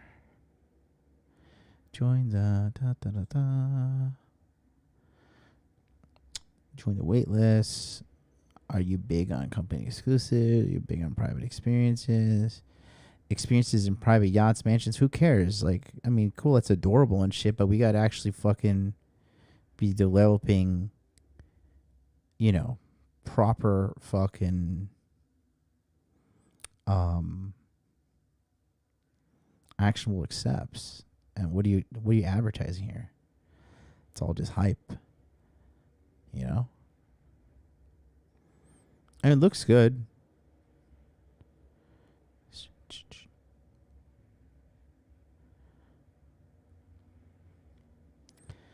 What is party member? The standard Haymaker suits, standard masterclass Mondays, standard membership database, exclusive perception economics course, nothing on crypto, state of the monthly, standard 1% man lookbook, private seminars, weekend experiences, private meetups, standard library, blah, blah, blah. $600 a year? Oh, man, I shouldn't laugh. I shouldn't laugh. I think he's, you know what? I got, okay. I should not have laughed at it. But I think he's doing his best, in my opinion. And that's what matters. Yeah, the Masculine Empowerment Network, bro. We're killing it, dude. I'm proud of what I'm doing. Trying to make mindless content, but actually taking the women who want to learn, give them the tools to be successful. That truly, to me, will create the change in society. But I just think like 40% of, I mean, I think we just see it in a different way. Like I think 40% of like millions is better than 90% of 1,000. Anna Bae, pull up your phone right now. Type in Anna Bae. Tell me how many followers she has. So this phone, you can do it on your phone because this phone died. This is my UK phone, so like it actually doesn't. This phone died. I'm gonna pull up Anna Bae's YouTube channel, and I'm gonna show it to you. Okay. Let's pull up Anna Bae's YouTube channel. Would you say she had the same poll like Kevin Samuels, Andrew Tate, any of them? Okay. How many followers does she have? 1.39 million. Put her videos, see her videos as well. Go ahead, do your thing. Yeah, I'm looking. My point is that the win is. I wonder, do you think she'd do wife school? Trust me, she's doing wife school her way. That's what I'm telling you. She's doing, but she's high society, high class. I was like, I'd pay her for like an episode. No, trust me, you have to pay a lot of money. She's. Yeah, we do. Yeah, no, trust me, I know how much money you make. You guys are doing well. So. Okay. Trust me, I understand. People tell me a lot of things. I know. I've been around the block. I meet a lot of different people. I know you're doing well. My point, the reason why I brought up Anna Bae is because she's doing very, very, very high end things, and obviously she's in Europe as well, which might work a little bit better for you. I think she's in Sweden, by the way. And so my point with her is that she actually has a community of women. She's able to talk directly to women and to be able to influence and change women's lives. And so to me, that is what it's about. We need women doing that. You just cannot argue that she has the same reach as someone like Kevin Samuels, and that's what I'm saying. Like 40% of a million is better than 90% of 1,000. And I don't like. I know she's got 1.4, but I'm saying like Kevin was bigger. Like everyone knew who he was. Here's the reality. Similar to you and I. Yeah. We are both forgetting two fundamental things. Like I said, I don't like talking about individual people. Kevin's not here. The only reason I'm just using it as an example. Like that's the only reason. Here's what I'm saying. Shout out to Kevin Samuels. Kevin Samuels, he would do a lot of things in person. He had to stop because of COVID. But my biggest thing is that the reach is great. God bless the reach. But what's really most impactful, what takes the most time, is to invest your time and energy into actually being with the individuals. Like events you're talking about? Yeah, events, meetups. That takes time. You can't record 7 days a week if you're doing meetups and doing events and traveling around the world. Yeah, because we're trying to set the. I know that. So to me, it goes back to what maximum exposure or maximum impact. There's a balancing act, and the more you want to have impact, the less of exposure you're gonna have, because impact happens right here, face to face, one on one, person to person. You can't only do so much of that. And so my biggest thing is the maximum impact I believe women such as yourself can do is actually one, being the things that you're telling women that they need to be. To start off with yourself. So be like, you know what, women should get married. They should be this, that, and the third. You need to be, that needs to be priority number one on your list. And then once you're able to do that yourself, you'll be able to then help other women get there as well. That to me is a change, because my desire is that a 17-year-old woman can say, you know what, I can either be that Instagram model, have millions of subscribers, have millions of dollars, but no husband, no children, living a depressed life, or I can be just pearly things. Have a beautiful husband, have a beautiful children, have a beautiful life, also have the millions of dollars in subscribers, and do it the right way. When we're able to show a society that there is an alternative, because what's happening in today's world is that the alternative is not more sexier than the other thing. I want to lift up the alternative. That's why I'm so passionate about creating lasting and real change in this world. And women like you, like I said previously, I can't do it. You guys got to do it. What do you think of divorce? Do you think there is ever an instance when someone should get divorced? 100,000%, of course. That's why God put it in the Old Testament and the New Testament. Okay. Of course. You're a better Christian than me. Like I don't actually know that. Yeah. What are the reasons? Adultery? Okay, adultery. Because you left the covenant. Okay. So here's how it works in Christian theology. Okay. You have a covenant with one another. You make an agreement. If one person chose to leave the covenant, therefore it's already over. They've already divorced. So therefore, if the agreement in the covenant is you and I are only going to be our only two partners, you've stepped out of the covenant and went and became one with somebody else. You've already left me. I'm not divorcing you. You've divorced me. So divorce is a situation where there's a place, and there's a lot of more nuance, because in New Testament theology, there's also something called the hardness of the heart, and that's when the other person has done things that are so depraved and they're not even trying to make this marriage work. In case in point example, for like a woman, if a woman has an abusive husband that's beating her up every single day, should we tell her to go back to her husband? You know what I mean? That's foolishness, right? Or a man has a woman who's always trying to stab him with knives and attack him in his house. Should we tell him to go back to that woman? Of course not. So obviously it's a case by case basis. There's a lot of nuance in between. What do you think about when men are in sexless marriages? Do you think they should leave? Here's the reality. Because 1 in 4 marriages are sexless. And that's a problem. Okay. So my biggest thing, going back to, so here's the reality. My dad always said prevention is better than the cure. To cure a problem is huge. Prevent it is right? So I'm all about prevention, right? I'm all about preventing this from happening. If you and your wife get married and you're a guy, you're trying to get married, like we have a lot of practical, tangible advice about getting married. It's not being naive and being like, oh, everything's be happily ever after. It's not being nihilistic. It's going to end in divorce no matter what. It's realism. Practical advice. Here's a practical advice about getting married. You and your wife need to sit down and talk about what is expected and what happens if you don't do the right thing. I know I'm going around the block, but I'm gonna get there, right? Here's an example. Get that. If you want children, yeah. How many children do you want? I would say as many as I can. Let's say you want 5 kids. Yeah, I was about to say 4 or 5. Yeah. You want 5 kids. You meet a guy. You say, hey, you know what? I really want kids. Do you want kids? He said yes. Yeah. Right? You get married. You want kids? Yeah. Year 2 of marriage. You want kids? Yeah. Year 5 of marriage. You want kids? Yeah. Hold on 1 second. 7 years. You haven't had any kids. Do you want kids? I don't want any kids anymore. Did you say married to that man? No. I would. Yeah. Because what happened? He promised you one thing. Children. Yeah. He promised you something that's very meaningful to you. Yeah. And he tricked you. You only agreed to that covenant because there was rules. The rule was we're gonna have kids. That's why I signed this deal. Then all of a sudden you changed up on me, and now you're saying no kids ever, and now I'm gonna be a barren woman and die alone. No, that's wrong. So of course he's broken the covenant. He's broken the promise to you. Same way with the sexless marriage. So if you are a guy and we're agreeing, oh, marriage, we're gonna be having sex consistently at least twice a week, at least once a week. That's what we're doing. That's what we agreed upon. That's part of our agreement. Now you're in year 5, and she doesn't want to have sex anymore. She changed her mind. She's not in the mood. Now 1 month, 2 months, 3 months, 4 months, 5 months, a year into it, no sex. Hey baby, I want to have sex. Hey baby, I want to have sex. I want to have sex. Hey baby, let's do it. No. I signed this deal because you promised me sex. Now all of a sudden you switch up on me. You've broken the terms of this agreement. You've left this covenant. You've left, not me. You've tricked me. You deceived me. So man, no, it's unhealthy. What if she gets fat? Going back, I feel this way. Yeah. If you agreed to stay in shape, I got a lot of flack for that one. No, you agreed to stay in shape. You can leave the whales. You hear it from Hafiz. Listen, I'm not saying leave the whales. You didn't use those words. I didn't say leave the whales. By the way, we're dropping whale merch soon. Oh Lord Jesus! Look at whales. Call them Moby Dicks. No, we call them entitled whales. Oh Lord Jesus! To me, that is not fair. If my woman met me with a 6-pack abs, ripped muscles, looking good, she's always turned on by me, and all of a sudden years later, I'm a fat, disgusting blob looking like Jabba the Hutt from Star Wars, looking like one of those things from WALL-E, and all of a sudden she's not turned on by me. She said, "Hey baby, can you get back in shape?" I say no. Hey baby, can you lose some weight? I say no. Why? That's not fair for her. I agreed for one thing. She's doing. He's right. He's right. Something else. So if your woman promised you, made an agreement, she's one thing, it was a medical emergency and it's a season of her life, but if she's like, I am 300 pounds, that I will not lose a single pound, screw you, you got to deal with it. That is not what I signed up for. And as a man, there needs to be. Nah, Cold Steel, come on, bro. Cold Steel, you just let me know you don't get girls, dude.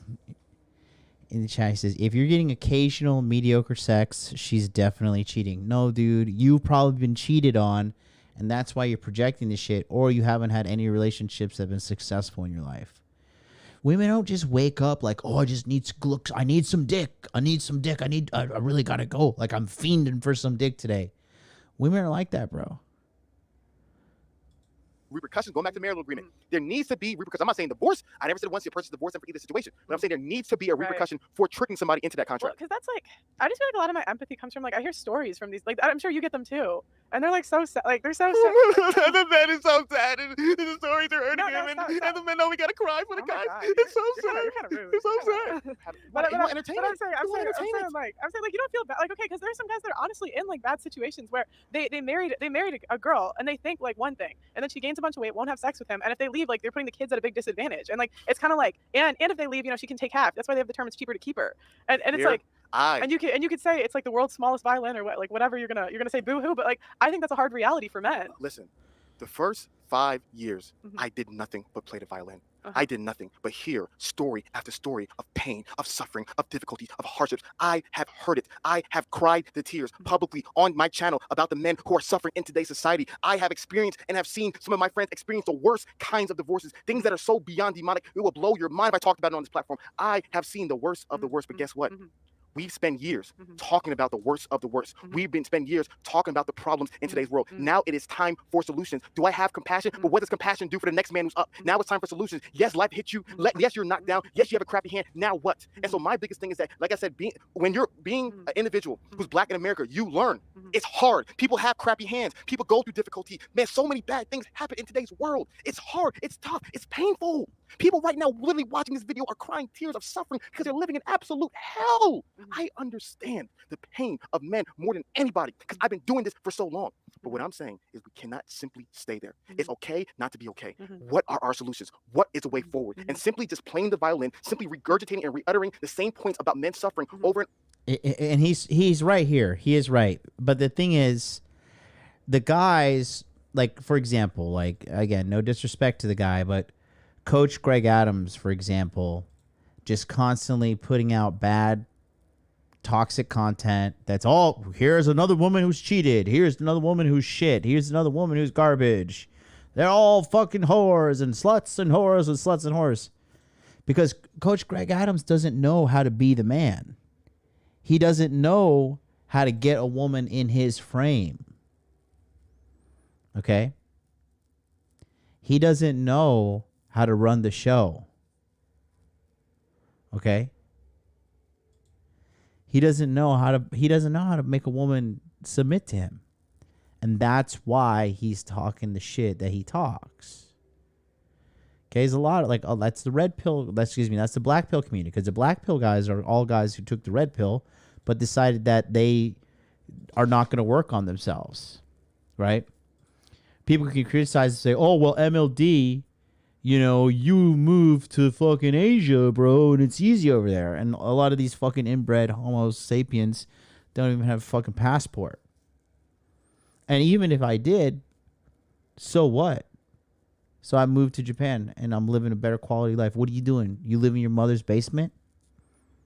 You fucking little worm? And you're trying to tell me some shit? At least I got up and solved my problem. I'm not sitting around crying like a fucking baby. Crying like a little bitch. Okay? Because a lot of men in this sphere are little bitches.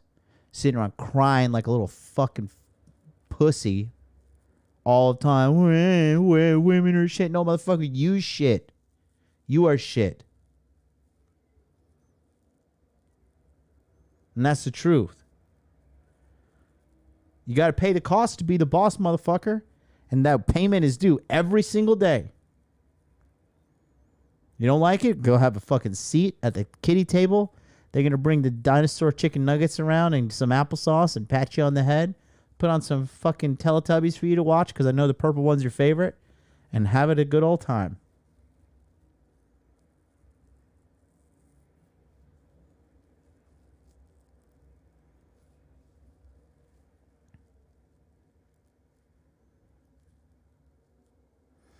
Vader says, we forget this fundamental truth. We live in a gynocentric social order. No, the West is. And the only reason they're doing it is for money and votes. That's why it's happening.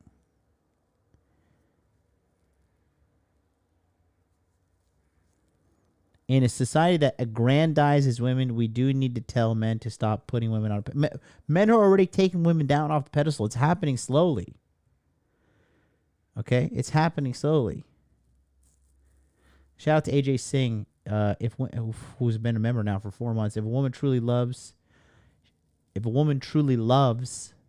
she will try to work it out. That is true.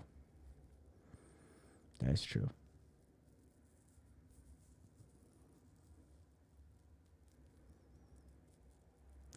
J20 says, you don't have to give the gynocentric social order validation. Live your life your way. That's the thing. Money, muscles, game, frame. Money, muscles, game, frame. Okay?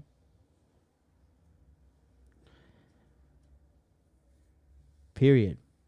Look at that. Send tacos. $5 super check. Dropping the heat. Look what he says. He says, the quality of woman you attract is a reflection of you. I'm talking to I'm coaching one of my VIP clients right now, and I'm telling him that shit. Okay?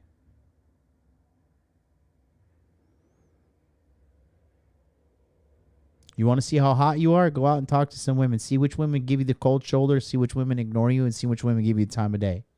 Now you know how hot you are.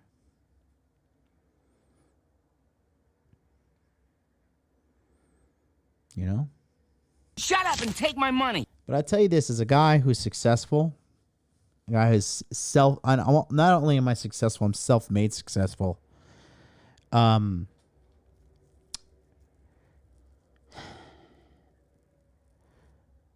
Beauty, to an extent, is overrated by most people in the world. Because at the end of the day, you want a woman in your life that is a good person, a person with integrity, okay, a good human being with a kind heart. And those women do exist. They are few and far between, but they do exist. And that is what's going to make you have a long-term, happy, stable, and healthy life. And if you need to take a step out and fuck some crazy hoes that are hot as shit once in a while, do it. But I'm telling you. Okay? Stop idolizing these hot bitches, bro. They're a fucking mess. I don't care if she's hot. Is she a fucking liar? Is she a good person? Does she respect her father? Does she have daddy issues? Or does she love daddy? Okay?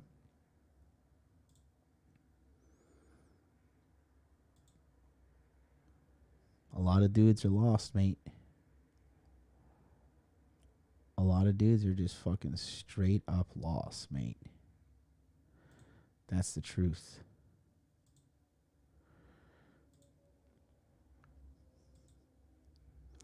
Careful.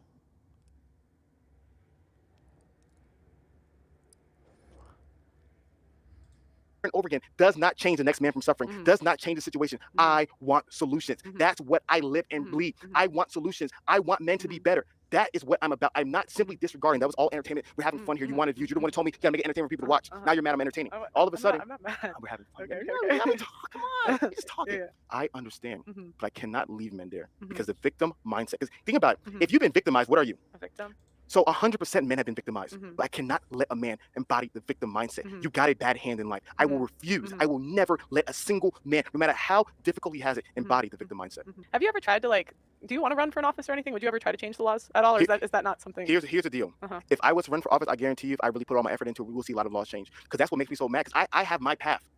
I have my certain path. I know for a fact God did not make me to be a politician. That's not what I'm made to be. My path is to build up the men. My path is to give them everything that needs to be great. My path is one-on-ones, It's like connecting. coaching, That's my path. The standard type stuff. That's Yeah, what yeah, I'm. And so to me, the reason why I'm so mad at some of the red pill guys, I'm like, yo, why won't you guys get into politics? Your path is not my because path. you feel like they're just making money off of views and not just actually doing get anything. into the game. If there was a guy who's like, I spend, because there's a lot of guys in the MRA community, right, who are trying to make a change. I love those guys because they're every day. They're in Capitol Hill. They're fighting for the divorce laws. They're fighting for the custody laws. They're fighting. I love those freaking guys. All power to those guys. And those guys need to be uplifted and share their story. And people need to be sending them money because they're trying to make a change. Shout out all to the amazing lawyers who are trying to make it equitable for men in divorce situations. Let's shout them out. I love those guys. Those are my guys. And so, but to me, I can't be everything. I can't be the politician and the kingmaker and this and that and that. I can't be all these things. I need some help. But when I see all the other guys who are way smarter than me, who have way more wisdom than I do, who have way more tools than I do, when I see all those guys simply spend all the day long on the internet regurgitating the same boring top talking points, talking about the same problems that we already know exist, I'm like, how are you this old and still doing this?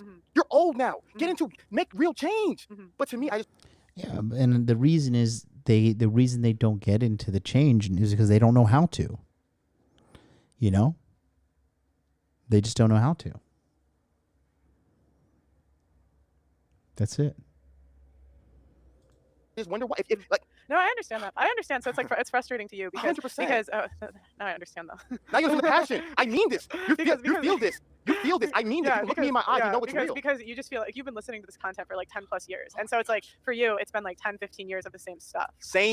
But there's never any actual change. That's what you feel. And to me, I feel as though same with you and your wife's school. You should be able to graduate.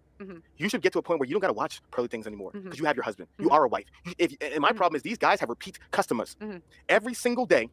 For multiple years, how is the same guy watching your content? How is the same guy going through that same BS? How is the same guy like? Come on, there should come a time in the day where people should graduate from you.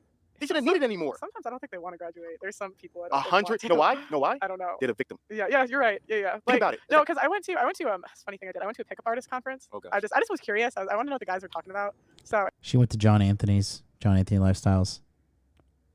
it's kind of like if you as a guy went to like a how to finesse like rich guys conference. It'd be kind of interesting, you know. So I went for like a YouTube video, and some of them did not want to be helped. Of course not. Yeah, I was like, because everything was just everyone else and not. Some of them genuinely were there to learn, and like I was like, okay, that's kind of interesting. Those are the ones I love. Yeah. So when I'm always going at the red pill stuff, I'm not trying to pick a fight with any individual creator, which is why when they do reaction videos with me, I never talk about them. I never respond because they don't exist to me. What I'm obsessed with is that guy you described, that small percentage of guy who's at that conference, who's watching that content, who really wants help. That guy, I care about that guy. I just want to reach that one guy. I hope he doesn't fucking take this personally because I'm just being objective of everybody here.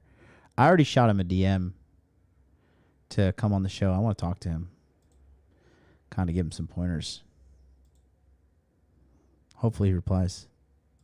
And I want to give him all the tools to be successful. And so to me, you're 100% right.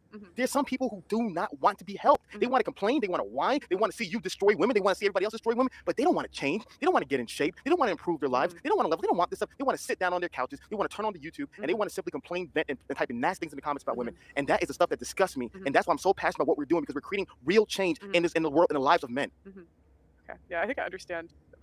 You're very passionate about this stuff. And I love how you're feeling it. Remember this? You said you're very tired. I said, don't worry, we'll get there. We'll get there. You were very tired of me. I'm still tired now, but this is my life. Like that's why people don't realize it's my life. No, I understand. This is what I live. So from your point of view, you've just been listening to this stuff for too long without solutions, and that's like where you're at. Is like you just for years have been hearing the same talking points. And because to me this stuff is like more new, so I don't really. My question is, what year did you start watching this content? Year and a half ago, maybe. 2020, because you found me in 2020. So you obviously. No, but I listened to more of yours wasn't like red pill. Like I listened to your interviews before then. I've been listening to you guys, I think, for longer. But like red pill, I would define as like more AMS, or like it's kind of red pill PUA with the stuff. Very interesting. But that I would say like 2 years, 1 year. My question is, has it changed in the past 2 years? The content? Yeah. I would say the person that was like that changed. Like I think Kevin Samuels did the best job of like moving forward the conversation. 100%. I think it's really a shame that he died because 100%. I actually thought that he did the best job of like moving the conversation forward. 100%. I love what Andrew you Tate too. I think he's changing a lot. Yeah, like he's very different. Like the first video, I actually didn't like Andrew Tate when I started because he had like a cheating party and I was like, that's a bit rude. Yeah. But then like it's like interesting to see his content like evolve. And think about what you just said. You mentioned two people who I have nothing but the utmost respect for. People who started off, their stuff was wild. Kevin, I've been watching Kevin for a long time, boy. Kevin used to be wild. Andrew Tate used to be wild. But they've grown. They've improved. They made their message better. They refined it. They've lost a lot of dollars. If Kevin Samuels wanted to maximize money, he would simply keep on doing the same thing because it was Jerry Springer kept on working. But he was like, no, I will lose the dollars. I will lose the fame. I will lose all the things to be better. Same with Andrew Tate. So nothing but respect for those. You never hear me say anything bad publicly about those two individuals. But what pisses me off is those other guys who are doing the same things year after year after year after year. I'm like, you're too old for this. I get it when there's a new 22-year-old kid who pops up on YouTube and starts uttering the same fools. It's like, yeah, he's 22. He doesn't know any better. But you're in your 50s? You're this old? Come on, man. I think he's talking about Rolo there. Who else is in their 50s, like harping away on red pill content? Is Coach Greg Adams is what? He's in his 40s, right? Coach Greg Adams? Maybe he's in his 50s. Little Tonka truck.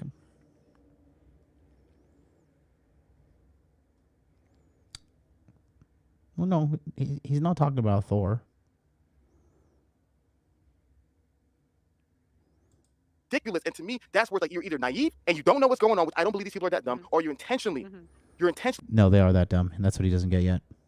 Deceiving these men and leading them down an unhealthy path, especially when you're not even living that life. And that's what pisses me off.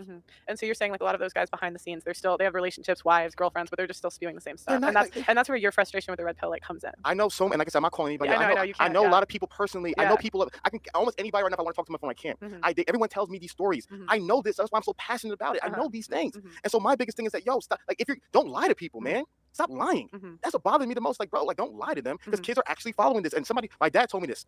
And I want you, if you remember anything that I told you, remember this. What you do in moderation, those who follow you will do in excess. Remember that. Whatever you do in moderation, those who follow you will do in excess. So be careful what you do in front of people.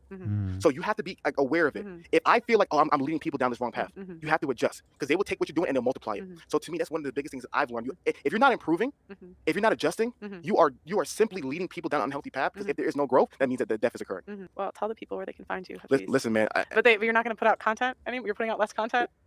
Here's the reality. I don't want follows. No, don't follow her. If you subscribe to her channel, follow her on Instagram. Like I don't want follows. I don't want. Do your thing. If you want to go on the roommates, there's content on the roommates. I don't want any of this stuff.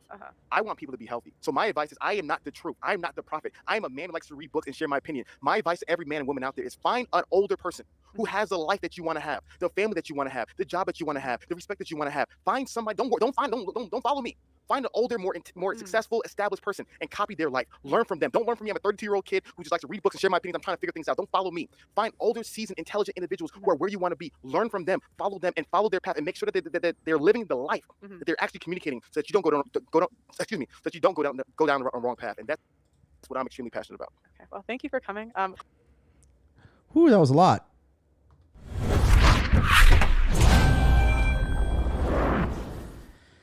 Well, it's important that you have frame control. Okay? That's the big thing there. What's the big thing there? You got to have frame control, and you got to be able to be a little bit more articulate in the sense of Like, you just can't be emoting all over the place and freaking out and expect people to take you seriously, because you're not. You know what I mean? So it is a long breakdown we had to do there. Jesus, 4 hours, huh? Wow. But I just think, like, you know, the thing is, we're all trying our best, and like, you gotta stop shooting for idealism, like people being perfect. Like, you know, could I be better? Yeah, I could be better. I guess I could be more muscular, right? And I could, I don't know, what are some things? I could have been smarter with my money and done things better. I mean, we could all do better. You know what I mean? But we're all flawed humans as well. But I do think that we're kind of reaching a critical point, man, because shit's like, you can't take away awareness, right? Like, for example, with all the elections and all the stuff coming out now with what just happened, right? People, excuse me, it's 3 a.m. People aren't just going to fucking write this off and forget about that shit. You know what I mean? And once enough people are awake, you can't put them to sleep. Things are going to get better, man. Okay?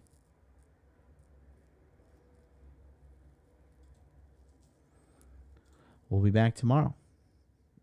Hit that subscribe button. And go unsubscribe from like 10 channels and turn notifications on. Make money. Make muscles. Learn game. Hold frame. Peace out. I am Right Elliott.